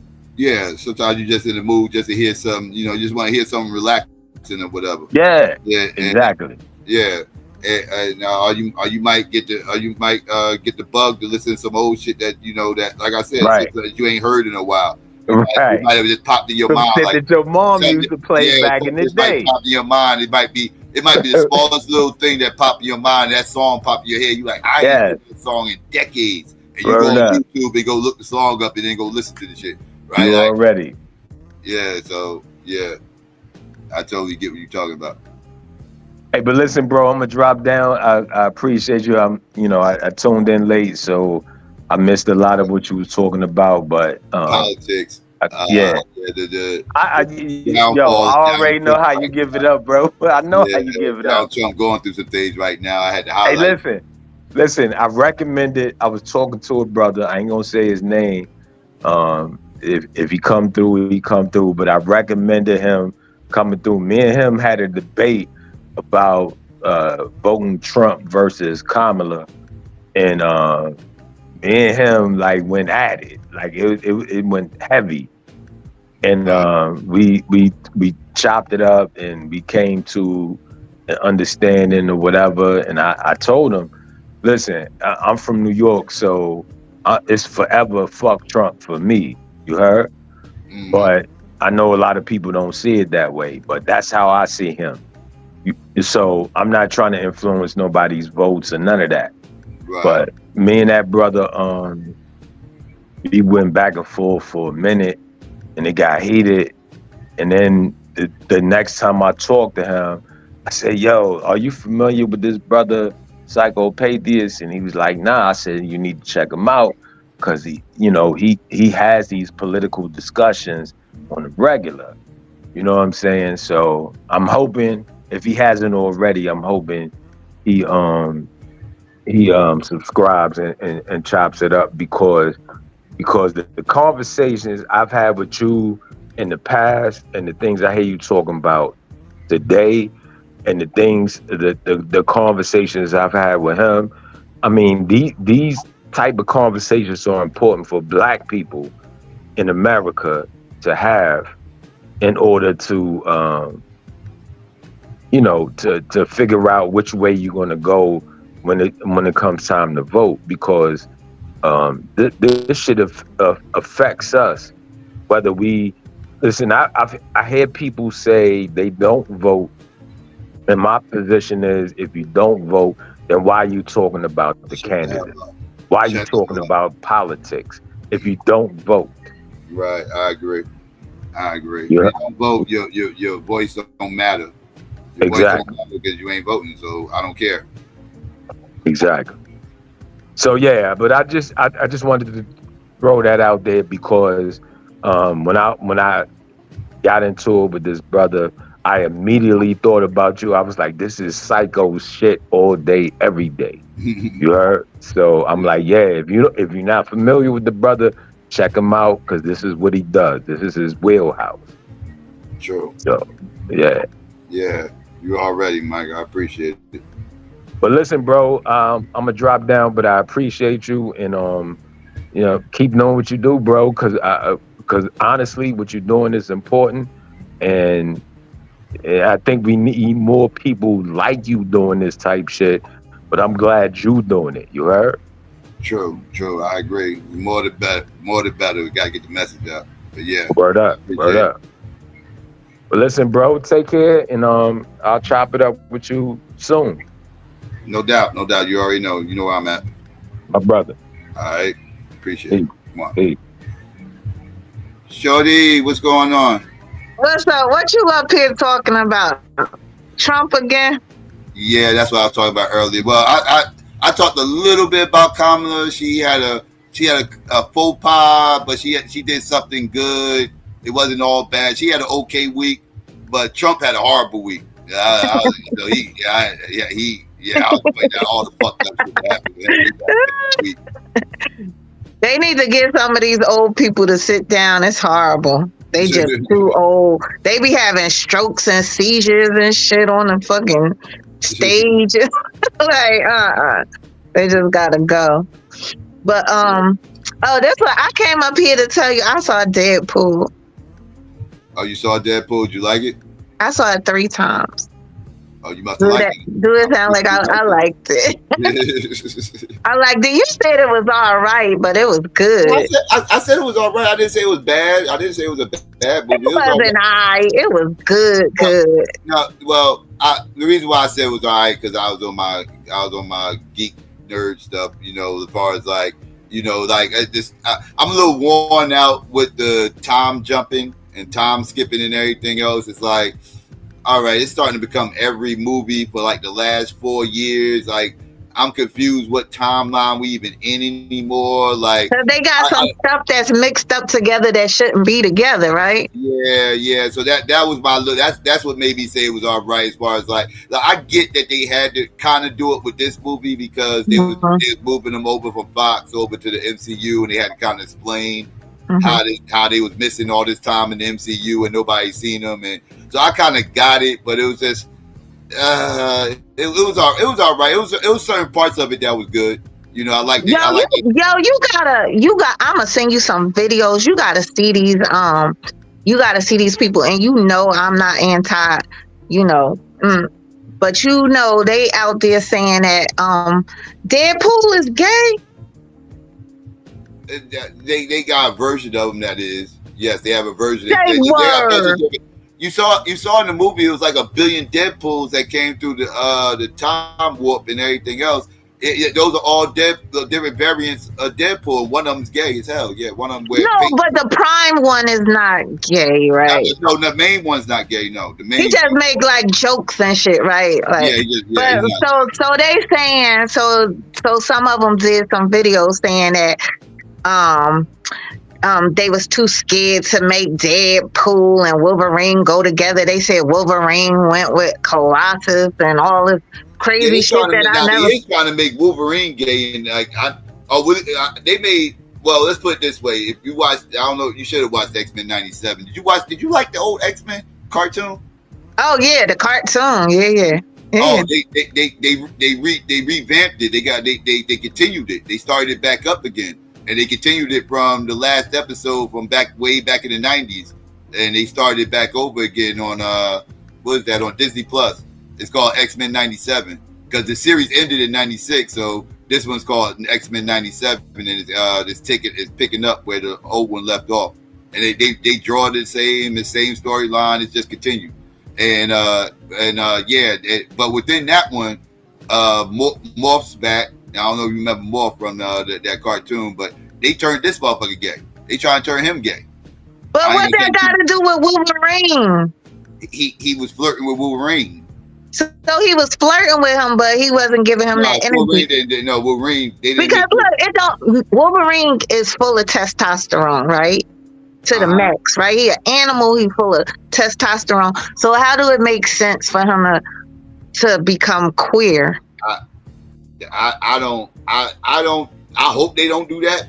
They have been doing weird things in the comic books, so don't get me lying. This new age, because what they did was they started rewriting these characters and starting, they'll make certain characters black, they make some characters female, and they've been making some of these characters gay, and that's what they've been doing in the comic books lately. And I'm not a fan of that shit. Like, no. So they got Snow White. She a Puerto Rican. Oh, I remember they was bitching about that. That was a big deal in the movies, right? Yeah. Okay. That was a big deal in the movies. Yeah, when they turned to Puerto Rican, and when they turned Little Mermaid black, they lost their minds in Little Mermaid turned black too. You ain't like it. You was talking shit, talking about she leaving. Like you said she leaving watermelon and fish bones in the sea and shit. No, I didn't say all that. You said her boyfriend pulled up and with some fucking rims and shit. I don't like the race swapping though. Thanks. You ain't like on race swapping? Like I don't like the black honeymooners. I don't want to see the black honeymooners. I'm cool on that. Like I don't want to see like a black Brady Bunch. I'm cool on that. Like I don't want to see these white shows and white movies and white characters blackwash. I'd rather just get our own characters. $2 for that. I said, bro, give me that shit. They said they be acting stinking in the Jamaican food spot. Oh, you know, black people can't have shit without acting stink. How you buy $50-something worth of food and they only take cash and you ain't look. And they try to charge you for this tiny little thing, and you like, oh shit, I only got my card on me, and they like, oh wow, this costs whatever, $2 or whatever. Won't give it to you for free. Look how little this is. I said, give me my money back, bro. My girl want that. I said, my girl want that. Give me my money back. They'd rather give you your $50-something worth of food. No, he gave me that motherfucking little salt. Niggas can't have enough. Curry chicken? What you get? I had got you the jerk chicken and the oxtail. We're gonna share that shit. We're gonna oxtail. That's what's up. Y'all just made me hungry. Shit. You always be hungry. Where everybody at? They left? Y'all. Yeah. Well, don't take your shirt off or something. That's crazy. But yeah, I'ma send you them videos. Make a video on it. They trying to shame people in that they asked that girl, the Little Mermaid sister, Chloe Bailey. They was like, do you date girls? And she was like, no, I'm strictly dickly. They started doing all these videos on her, like, what's wrong with dating women? Like, it's like now how they said we was trying to force, our sexuality on them. They trying to force us to be like them. And it's crazy. Like they not letting you be free to be heterosexual. Like you like my haircut back? That's a problem. Yeah, your haircut nice. Huh? Yeah, it's a problem. I'm gonna send you these videos. You gonna do a video on it? Yeah, I'll do a video and send it to me. I'm gonna send it. Yeah, that's Psycho. What up, Psycho? What's going on? How you? No, good. How you doing, bro? Don't he talk like Pookie? He from Mississippi. Yeah, you told me he's from Mississippi. Pookie ain't here though, but yeah. Did Pookie come today? He's from Hattiesburg. He from Hattiesburg? Hattiesburg. That's what Steve McNair from, that pro football player that played for the Tennessee Titans. He got killed by his girlfriend. He dated a fucking Mexican girl. When he left the Mexican girl, she killed him. Like, what? You better stay in your race. You better date your race. You better date your race. Yeah, you do better date your race. Shit. I agree. I know the Mexican girl. I know he got killed. I know he got killed. He got shot. I didn't know it was a Mexican girl that did it though. You know one of the Mexican girl that did it. You know the manosphere would have been all on it. They say Latino, but she was Mexican. Latino mean Puerto Rican. You know what I'm saying? They don't know. Look, you don't know. He be calling Puerto Ricans Mexicans and shit. I was like, these Puerto Ricans up here. He from Mississippi. To him, all Spanish people are Mexicans. That's just what it is. That's just what it is. He ain't got. I was like, they ain't got time to be deciphering what island they from and all this other shit. They Mexican. Don't say that. They Mexican. They don't be Mexican. Oh shit! This shit hurt. What happened? That shit hurt. Oh, you got your tag. I had to take that shit off. When I sat down, I didn't know I had it on. Oh, you didn't know you still had the tag on your pants? I took that shit out, though. That shit pinched me like how you be pinching me when I say some bullshit. Now we from Shorty, Jersey. stop being abusive, Shorty. Stop being abusive. That's not cool. What you doing over here? Nigga, hush. Stop being abusive. Yeah, abusive, bro.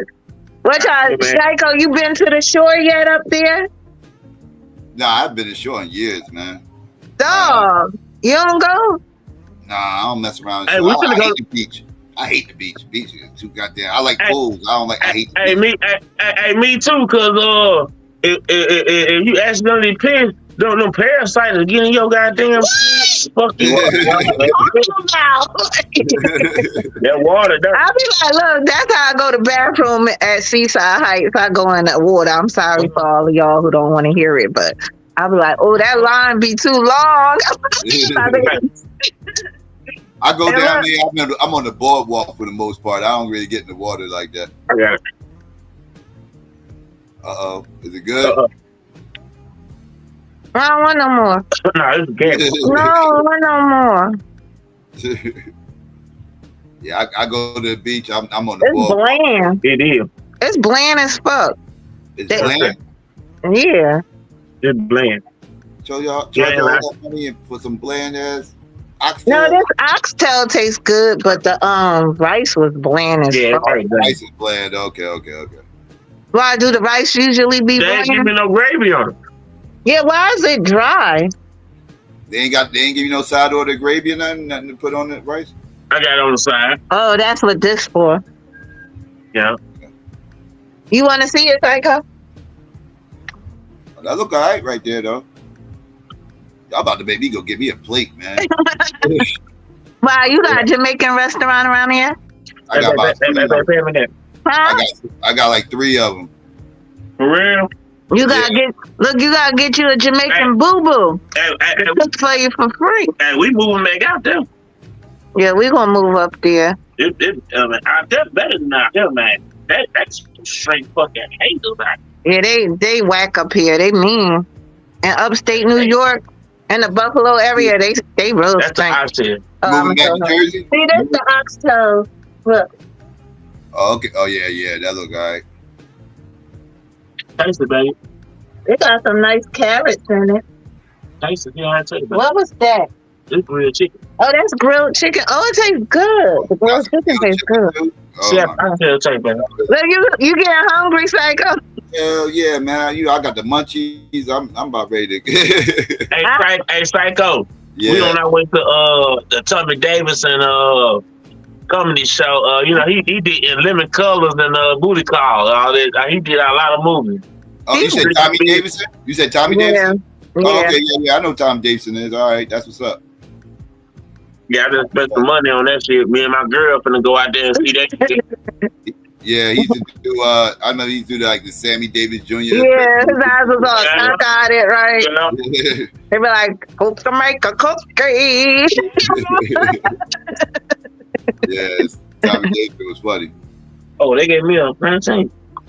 They gave you a plantain? Did my son come back up there messing with y'all? I hope not. I hope not. What day was that? Last Monday or was? One day, the last time he came up here, he came up right when I was about to shut it down. Though I was tired as hell when he came up. He was only up for about 10-15 minutes. Hey, Psycho, he bad, yo. Don't he love Becky? He love Becky, don't he? He bad, yo. He told you he got pissed off ass about Michael Jackson. He said he had to go. He said y'all was talking junk about. I didn't know that they were gonna start talking junk about Michael. He think them Michael Jackson kids, boy. Mm-hmm. Now that look like Michael Jackson kids. Hell no. I was shocked he was that big of a Michael Jackson fan. I was like, wait, how are you this big of a Michael Didn't you see him dressed up like Michael Jackson? Yeah, he showed the pictures and everything. I was like, how is you this big of a Michael Jackson fan as young as you is? He like Lashid level. Yo, he like Lashid for Michael Jackson. Like how she loved Michael Jackson. He just like. I at least understand where Lashid's coming from. She grew up watching the Jackson. Oh, Michael Jackson. But your son was like 3-4 years old when Mike died. Like, yes. Hey, my son bad. Why do he even know Eminem like that? Because he like white women. We like black women. He like Eminem could have white women come out as nuts. I love them. He is white. his wife. His baby mama white, ain't he? Yeah. But he do black people music and he got rich. Yeah, he stole black people music. Everybody take advantage of it. He started off trying to be like Redman, didn't he? Yeah. The Redman was his favorite artist, and Tretch. Redman and Tretch. Yeah, his favorite. You can tell. So he got that fast rapping from Tretch, right?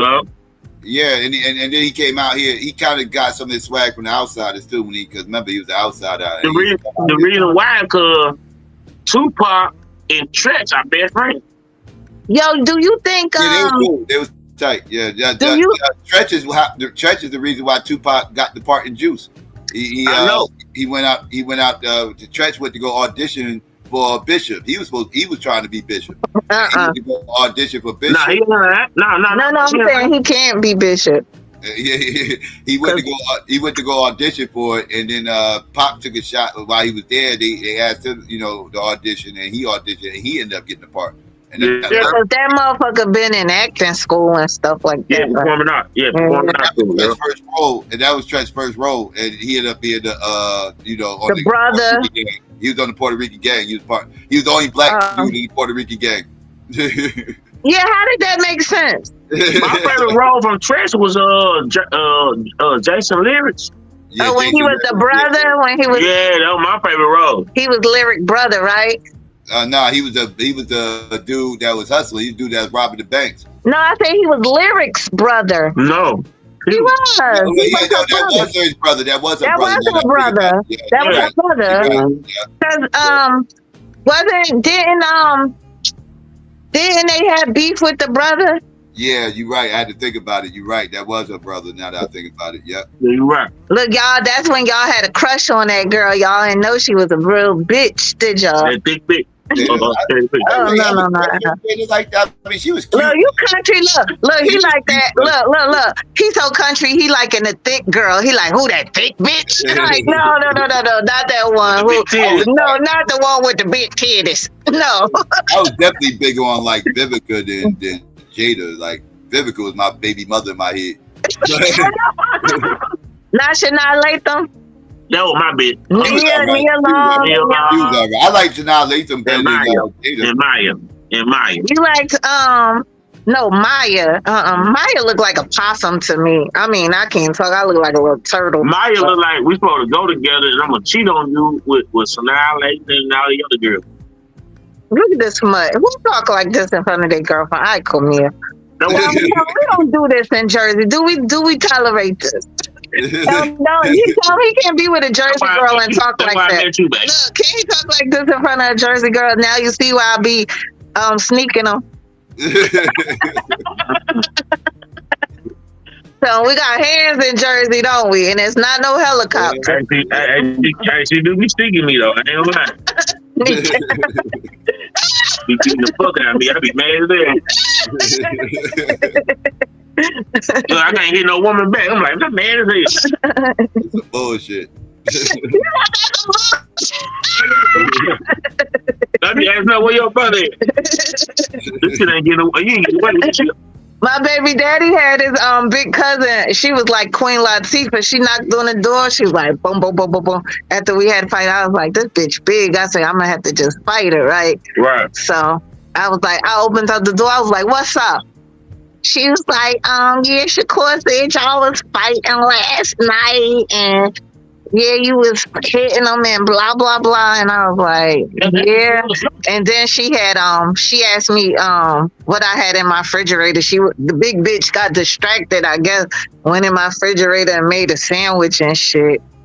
And I was like, listen, I didn't know she came to fight me. I still don't know if she came to fight me. She said, I was like, where's Shakur at? She was like, he outside the door. He was hiding around the corner, like, and I was like, come on, you gotta go. You gotta get out of here. I pushed that big bitch out. You go with your cousin, honey. You think he's in there to fight me and she got distracted by cold cuts?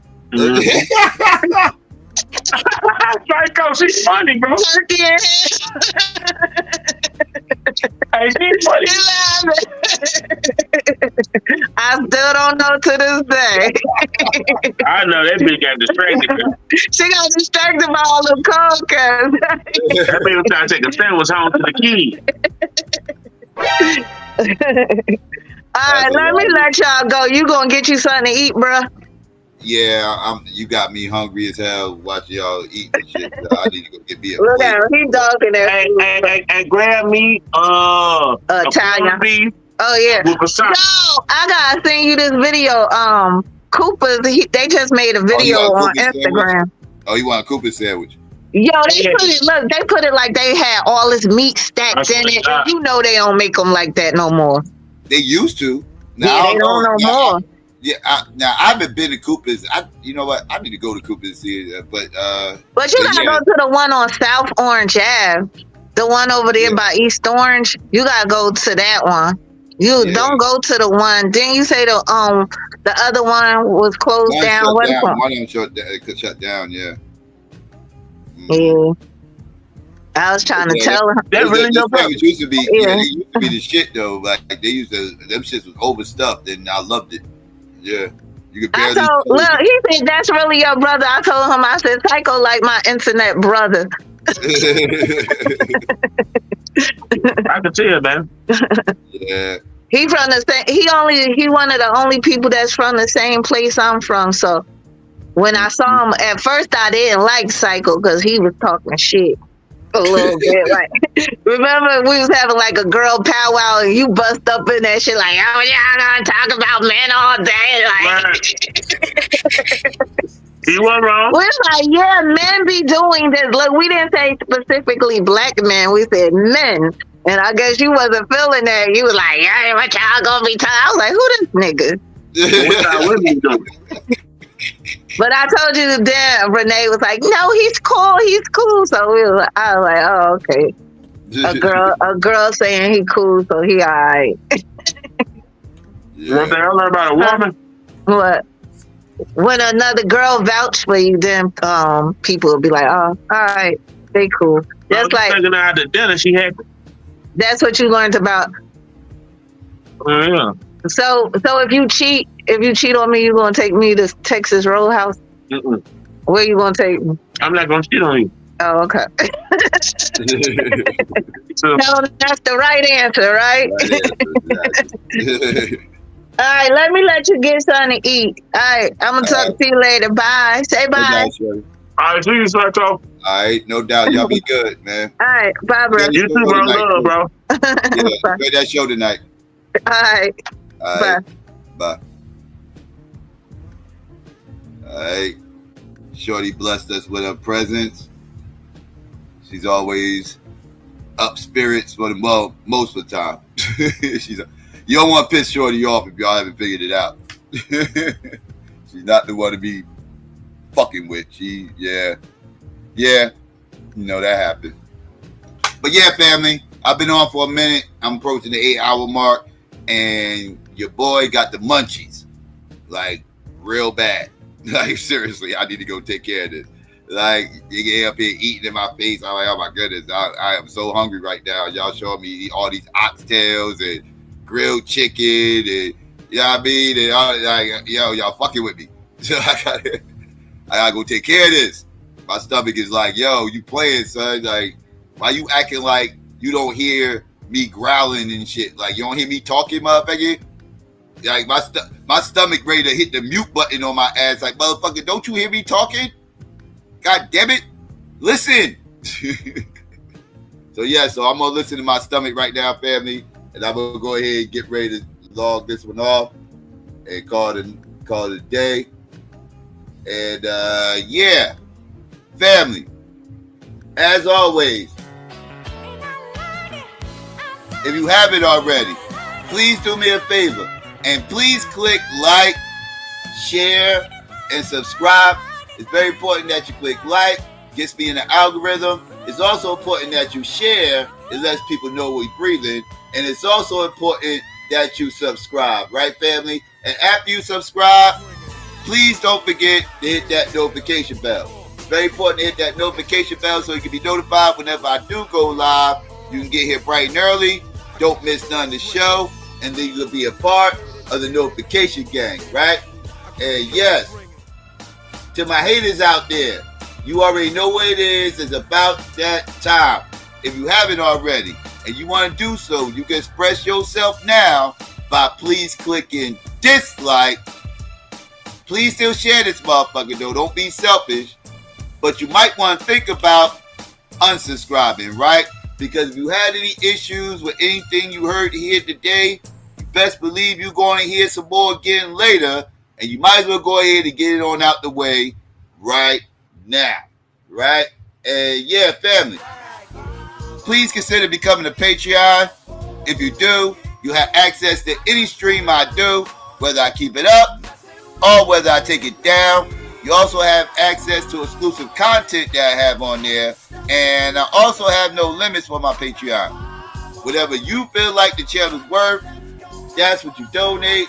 All donations given does go towards the production of the show as always. And yes, family, please follow me on Twitter and the gram and on Clubhouse and on TikTok at SYKOPATHeist, spelled the same way as the channel. And yes, where am I at?